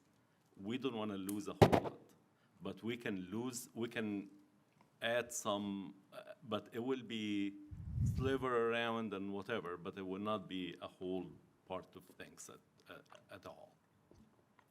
That doesn't make any sense to me, so I understand. Let's have So if you don't have to put the gates in, you don't need that extra city sliver already, right? So if you're not getting to move the gate, you don't need, if you can't put the gates in, you'd move the entrance down a little bit away from that sliver already. Is that what you said earlier? That's if we're not gonna get the. Okay. So we would like to get the private street. Right. We would love to beautify the whole area around us. And I think $100,000 will do that. So even if you're looking for land inside the subdivision, the beautifying the outside of the subdivision also will add to all the residents of Colleyville, not just the people inside. So if we add a little bit inside, the green area inside, that would be serving just this 24 lots. But if we spend the money outside, it will serve not just these 24 lots, but it will also be serving the rest of Colleyville. It just doesn't sound like a very developed plan yet. I mean, it'd be a lot easier to have a conversation about that if you came and said, here's the proposal, or one vision at least that we have, and we're willing to invest, this amount of money in doing these improvements in the cul-de-sac, to give this effect and this look. And I do believe the developer had a conversation with the mayor, and he offered that before. So this is not. no, I'm just saying from my perspective. I mean, Yeah. there were a list of. I know there were several items. One reason this was tabled was there were several items that we all expressed we had concerns about, and I don't see any changes made in this set of plans. I think the one big concern at the time was the DART, if they're gonna accept the water from us or not. That was, That was the biggest. that was the biggest. The green space came, I know multiple of us talked about it, and I know the private roads is an issue for the mayor, it's an issue for me. I mean, those are just kind of the ongoing issues that still exist, so I'm just letting you know where I stand as well. So we need to have a public hearing. We haven't done that. So if you are ready, I can open a public hearing. Everybody ready? Okay, public hearing is open. I do have some cards. George Whitman.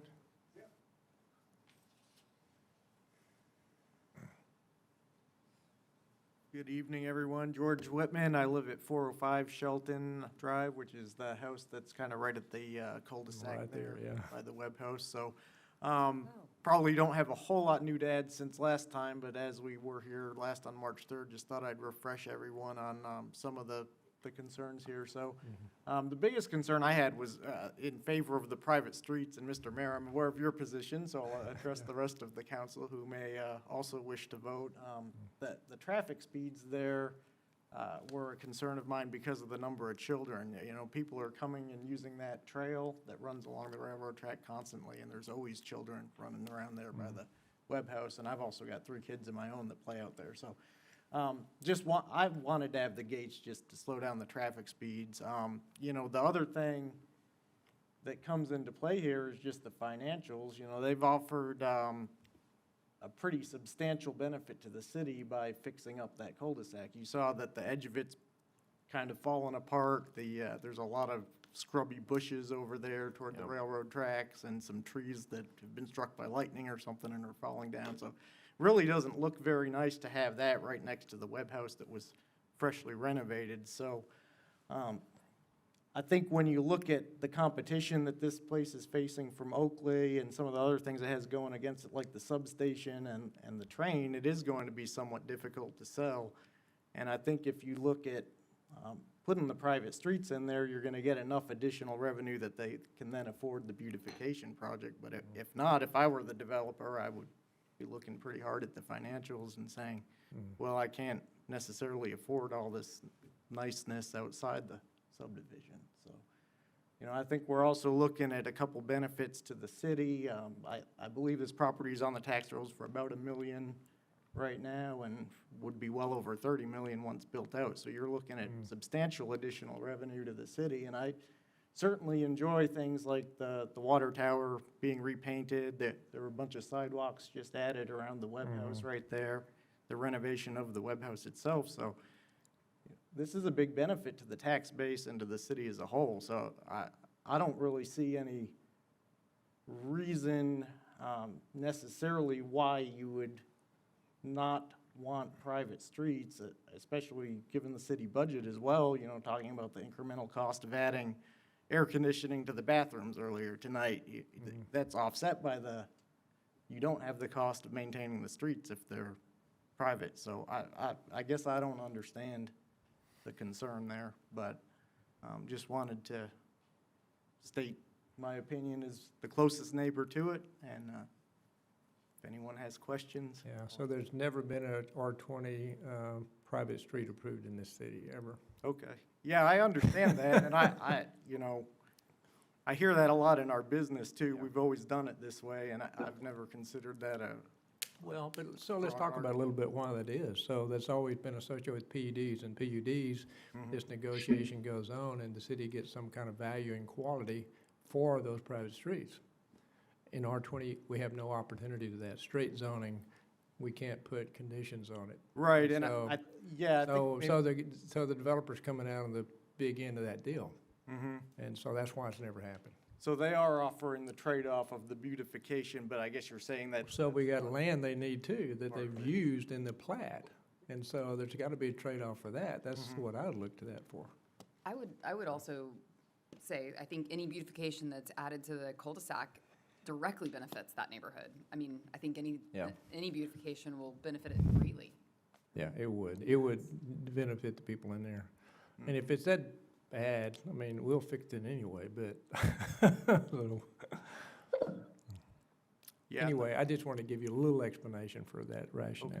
And then the only other issue relative to that triangle is, as of right now, the city hasn't been maintaining it, so I've been mowing it, and I think these guys have mowed it a few times too, but we would. And that's legitimate. Thank you. I mean, we should do that. I did ask the landscapers that do the web. We should do that. They said they couldn't do it. Well, and I wanted to, I mean, I'm not opposed to this. I think that they can do a good job of it. But I've never been a proponent for gated communities myself. That's just me personally. It has nothing to do with the mayor. His reason is a completely different reason than mine.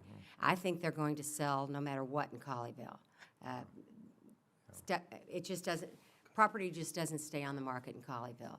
Yeah. And I think that they're going to sell. I think it'll be an asset, but I'm not for a gated community myself.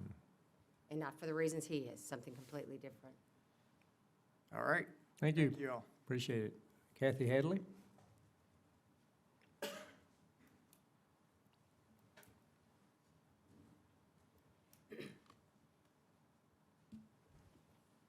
Kathy Hadley, 204 Timberline Drive North, to represent myself.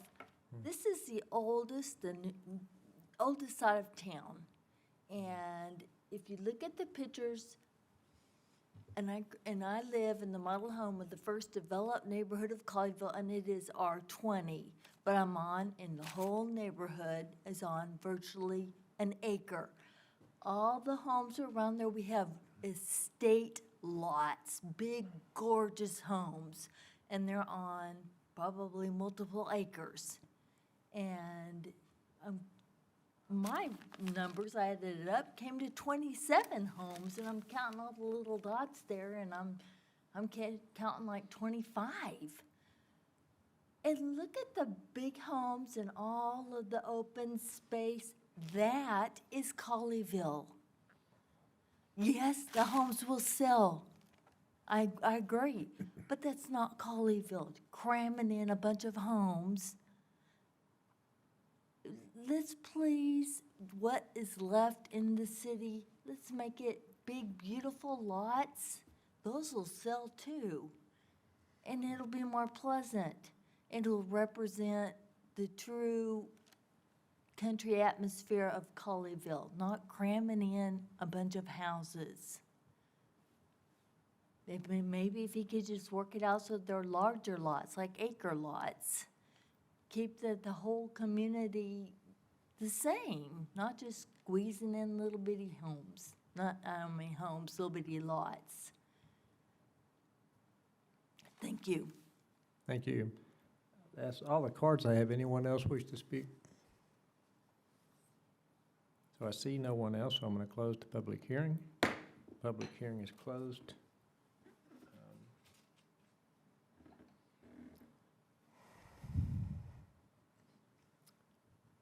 So,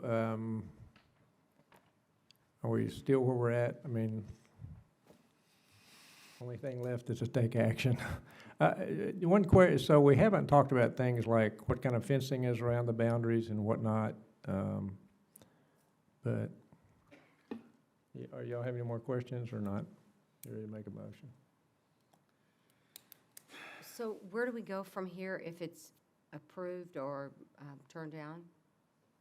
Well, if it's approved, it's well, it's still the problem of the land. But that has to be figured. I mean, we have to come up with some agreement on that, or because he can't build it like the plat says. He doesn't have the land. Do we need to make that decision before, or? So I'm a little concerned with, I think the only thing that requires additional approval is the private streets. And so I think I want Whit to verify that if the private streets are not approved, I believe the state law requires that as long as it meets all the other requirements of the R20 district, it has to be approved. Okay. So how does the? Have to approve the gates. Callie, I think you said something, but I couldn't understand it. We're not required by the state to approve it as a gated community. Correct, we're not required to do that. Mayor, I'd go one step further. I would say you're not required to approve it when it is not presented on an improved street. What? I'll second that. This is with city attorney. Can you explain that a little bit? Yeah, it's taken access off of our private lot, not off of a public right-of-way. That's true. That's true. True statement. Yeah. Presently, the plat, as the mayor pointed out, cannot be developed as filed, and therefore it's not in full conformance with the LDC. Yeah. Are you So- talking about just the sliver, that piece, or if he moved it over, would he be out of that? Well, to answer the question specifically, if the right-of-way extends as we believe it does, you know, on our GIS, but we'd have to verify, he would then have to extend the roadway to a point where then he would turn into his development. And so they're avoiding the lot 403 and taking access directly off a right-of-way. And so, yes, it's possible, but that plat before us today doesn't show that. Right. So the plat today, without the land, cannot be built. So that means this resolution that's approves of preliminary and final plat cannot be approved Yeah. without I that kind of see resolution. this as the same situation we just Yeah. sat through, is that Yeah. we deny it without prejudice. We resolve the issues around the gate and the piece of land, and they can bring it straight back. Yeah, The land true. is brought up, and we go from there. Pardon? It'd be the same thing for it to be. Could you come to the mic, please? Yeah, I think I heard you, but we need to get it on record anyway. Sorry. Can we ask for it to be tabled for 15 days to work through this couple issues? Instead of waiting? Yeah, I'm amenable to that, because if we don't do that, it's gonna get denied, so, Well, we would like to table it for okay. a couple of weeks, but in the meantime, we would like for the city council to take action either way. If for this triangle, it's either you guys can agree to. Okay, so here's where I'm at. Your You're asking, options. so, I've stated my position very Sure. clearly. I've heard heard- others agree with me. I haven't heard everybody, but no private streets. I haven't heard you concede that even if we table, are you willing to take a look at that? We can, Because if you're not, I'm just saying deny it tonight. okay, Okay. we can look at that, see what we Okay. can do with this. Okay, then I'm willing to go with it, and it probably would make the most sense to continue talk. So I'd just soon table. I don't want to put a specific time on it, just table. And it'll come back whenever, you know, we've done work that we think is, something could be acted on. That make sense? Sure. That Mayor, make can I sense? just add one thing? Yes, I- sure. It makes sense, I agree. I just want to address your statement about solving the problem of that triangle without solving the whole question of the neighborhood. I would not be willing to grant access on that triangle until the whole thing is addressed. I'm actually, what I'm asking is if the council give us direction which way the council is leaning. So I think Ben give the councilor 3 options. One is to sell it to us outright, and we can keep the configuration we have. And that's one option. The second one is the city council just dedicated, especially it's not just solving our problem, it's his problem too. Right now, he is going over his driveway is going over a private piece of land that it's dedicated to the city, is not dedicated as a right of way. Or the third option is say, we're not doing anything. So if the city council direction is, we're leaning toward this or that, we can at least accordingly design the entrance accordingly. So if you say, we're not gonna do anything with this, we'll realign our subdivision to go away from this, is not our preferred option. But if the councilor is willing to sell it to us and we donate it as a public right of way, that will be one option. So, but your objective, as you stated several times, is to make a beautiful entrance. Absolutely. That's to your benefit, that's to the city's benefit, that's to everybody's benefit. Absolutely. The key issue here is these private streets. I mean, it's our benefit to have a beautiful entry. If you if you don't come to some kind of terms here and you're forced to do something to cram that entrance off of that little bitty drive there, that's gonna hurt that's gonna hurt your subdivision much worse than private streets, I guarantee it, from a marketing standpoint. It's gonna hurt a lot worse. That's my personal opinion. No, I agree. I Yeah. fully support that opinion. Mr. Mayor, just as a point of clarification, I just want to maybe point this out and correct me if I'm wrong. It sounds like if you came back with a subdivision plat that showed dedicated roads in a traditional model, dedicated public roads, and as part of that, you included 403 as a dedicated road, that may be something that the council would be open to consider in line with what their request was. The roads are public, the subdivision continues to have the beautiful entrance, maybe even some features that finish off that cul-de-sac, and then the roads are clearly identified in the final plat as public, and as part of that, there is within your plat a recognition that that particular triangle is dedicated, or here to be dedicated as right-of-way. Then the council at some later time could go ahead and dedicate it, and you would feel comfortable that your plat was approved, because you've identified that on the plat as part of the approval process. Does that seem like that makes sense? Well said, from my perspective. But you're saying that they're not gonna do anything about more open space, is that correct? Yes, that was what I was saying. Yeah. Can't require that. So basically, we're keeping the configuration as is, if I understand you correctly. We're keeping the configuration as is. It's gonna be a public street. And show the triangle as dedicated, but we don't own it to dedicate it. No, you can just identify it on your plat as to be dedicated by the city. And then that way, if the council then approves that plat, subsequent action by the council has already been, at least acknowledged that they're gonna do that. The harder problem I think I have, and Whit, you could probably comment on that, is I'm not sure we can easily sell it. And then, we could take it back as right-of-way, that's the easy part. But in order to sell it, there's some pretty substantial hoops we have to go through. Dedicating it right-of-way seems pretty straightforward for us. Yeah, and so I think how we do that, selling is hard. We probably wouldn't want to do that. I agree with the city manager. There's ways we can take care of that. It's not about that. It's about, can we come to terms with how this thing's going to be built and how those streets are going to be handled?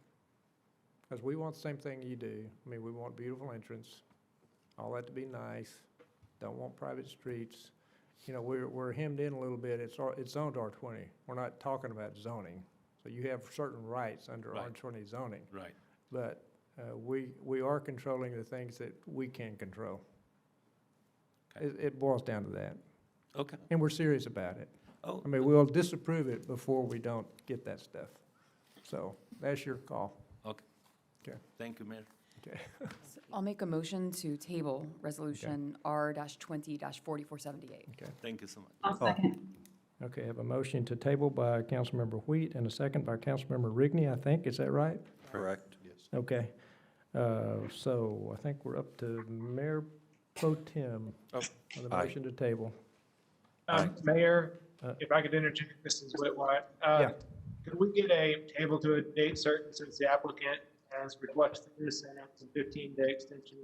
Can we do it go ahead and in the motion, say that it will be at the next meeting?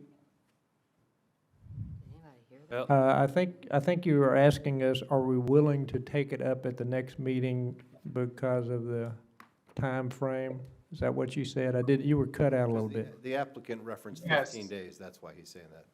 Do you, Right, and under the plating rules, we are limited to the extension request that the applicant provides. And since the applicant's provided the 2-week extension, we would want to put it to a date certain on the next meeting. I think that's our request for 15 days. 15 days? And for some reason, if we think that we're not gonna get to term before the 15 days, we will ask to table it again through is that possible? Okay, but I'm not going to play a game. Or you No, don't. we're not playing I'm games. going to play a game. No, we will work hard to get it with the Okay. 15 days. so Because 15, actually, we don't have too many decisions to make, so we're just gonna have to make a Okay. decision which way we're going, and within 15 days, we will be. 15 days is going to put us after the next meeting? Is that correct? Yeah, Whatever. it would have to, we'd have to bring it up in the next meeting. Whatever right? next Is meeting. that okay? Yes, So, sure. so I'm going to modify the Modify it to whatever next resolution. meeting. Okay, to table Resolution R-20-4478 to the next meeting of the city council. Okay, which is 14 days. Awesome. Yeah. Okay, so I have an amended motion to table, but table to the next meeting by the Councilmember Wheat. And Callie, did you agree to that? Yes, On your I second? Okay, so now the motion is modified to table and bring it up at the next meeting. Okay, very good. So now I think we were started, but I think I'll start with you, Mayor Pro Tem Lindamood. Aye. Councilmember Wheat. Aye. The mayor votes aye. Councilmember Dodson. Aye. Councilmember Kelly. Aye. Councilmember Rigney. Aye. Councilmember Nakamura. Aye. Okay, so it is tabled. Thank you. Okay. That cleared out. Huh? That cleared everybody out. Might not. Okay, that brings us to, Mayor, can I request to leave? sure, you may. Thank you. Yeah, thank you, George. Sorry it's running so Good luck late. tomorrow, George. Yes. We're praying for Yeah, you. that's Good right. luck, That's George. tomorrow. We shouldn't have kept you up, so you should have left earlier. He's gotta go to sleep. I know, that's what my daughter said, but Yeah, well, she was right. I wanted to hear the discussion. Sure. Thank you very much. Thank- We're praying for you, George. Yeah, we are. Thank you. Definitely. Thank you. Thank you very much. Good luck, George. Okay, we're moving to agenda item 11, which is citizen comments, and we do have a card, Kathy Hadley.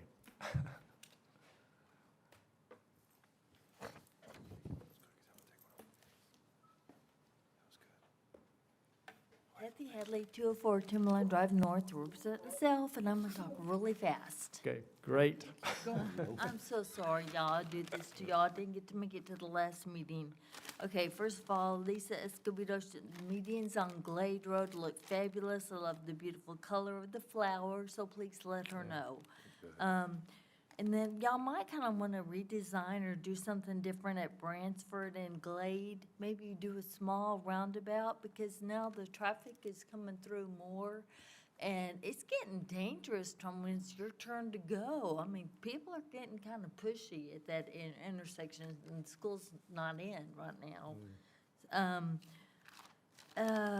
Wildlife control at my neighbor's house, who they they passed away and it has sold. They have possums underneath their little shed in the back, and they need to be, somebody needs to catch them, because the people, they bought the house as a tear down, and they're gonna build a big house right next door to me. So we need to save our little possums, because they are endangered. So will you please pass that on? And, let's see, Jackson going south from the roundabout on Glade Road, it's one way going south and one way coming north. Well, whenever after you go through the roundabout and you're going south on Jackson, you've got people behind you, I'm going 30, people behind you passing on the right, passing on the left, and I'm not like poking, I'm going the speed limit. So, I don't know how y'all do that, maybe, I don't know if you want to mark it or not, or whatever, I'm just letting you know. People are thinking it's 2 lanes going south and 2 lanes coming up north. Hall Johnson Road at 26, whenever you're sitting there by the Spirit of Texas Bank, y'all need to put signage up on the lights, please. As you're there, I call it Hall Johnson, I don't know what it's actually called. As you're facing east on, right there at the Spirit of Texas Bank, I don't know if that's Hall Johnson. Y'all understand what I'm talking about? I know exactly what Okay, you're talking about. there's a sign on the right side, right lane must turn right. But, we're always watching for traffic. Sometimes you don't see the signs, but if they're up above, you see them. Well, so anyway, here's a car in the right lane, must turn right, and I'm in the left lane, not left lane, but I'm next to her. and the light turns green, and I'm going straight, and she's going straight, and then she wants over into my lane. So I have to hit my brakes, and not one severe, to let her over to go on. If the sign up front says right lane must turn right, she probably would have turned right, but she, I understand, she probably didn't see it. So please put up the signage at those intersections. Okay. This is an area of concern for me. My new neighbors want to take down the telephone pole, and it's like right there on the property line or in the easement. And my woodpeckers pick away at it in the morning. It's kind of neat. Well, they want to take down the telephone pole, and they will pay to do all the connecting to my house underground. I don't want to. I like the little birds, the birds like the telephone pole. So anyway, I don't know, what I have to, any ground I have with that. Then the bridge work on Jackson Road, when you go around the roundabout on Glade and you're going south on Jackson, you come to that bridge at Bear Creek. Y'all, I think you're gonna be having some construction on that bridge. There's a lot of wildlife that travels the Bear Creek route over east and west through there. I know that there's gonna be work done on that bridge, so whenever they come to do work, would you please limit how much construction is done? Plus, the trees are big and beautiful, and they canopy over the road. It's just so nice to have a piece of the country. So just limit the construction on that bridge. You gotta do what you gotta do, but,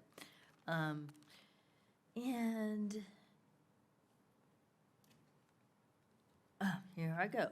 Okay, I'm gonna get in trouble for this, but I have a real problem with the control aspect that GCISD has.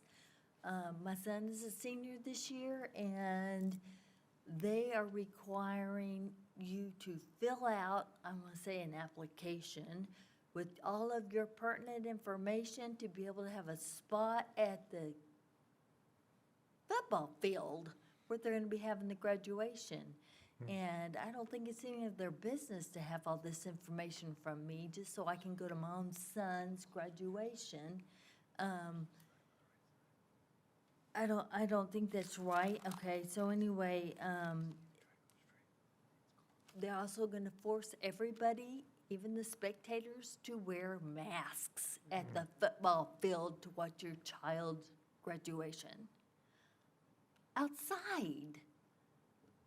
Anyway, and now also they're not getting their prom and all that. Is there any way we can do something at the Colleyville Center to do a simple prom for the Colleyville residents?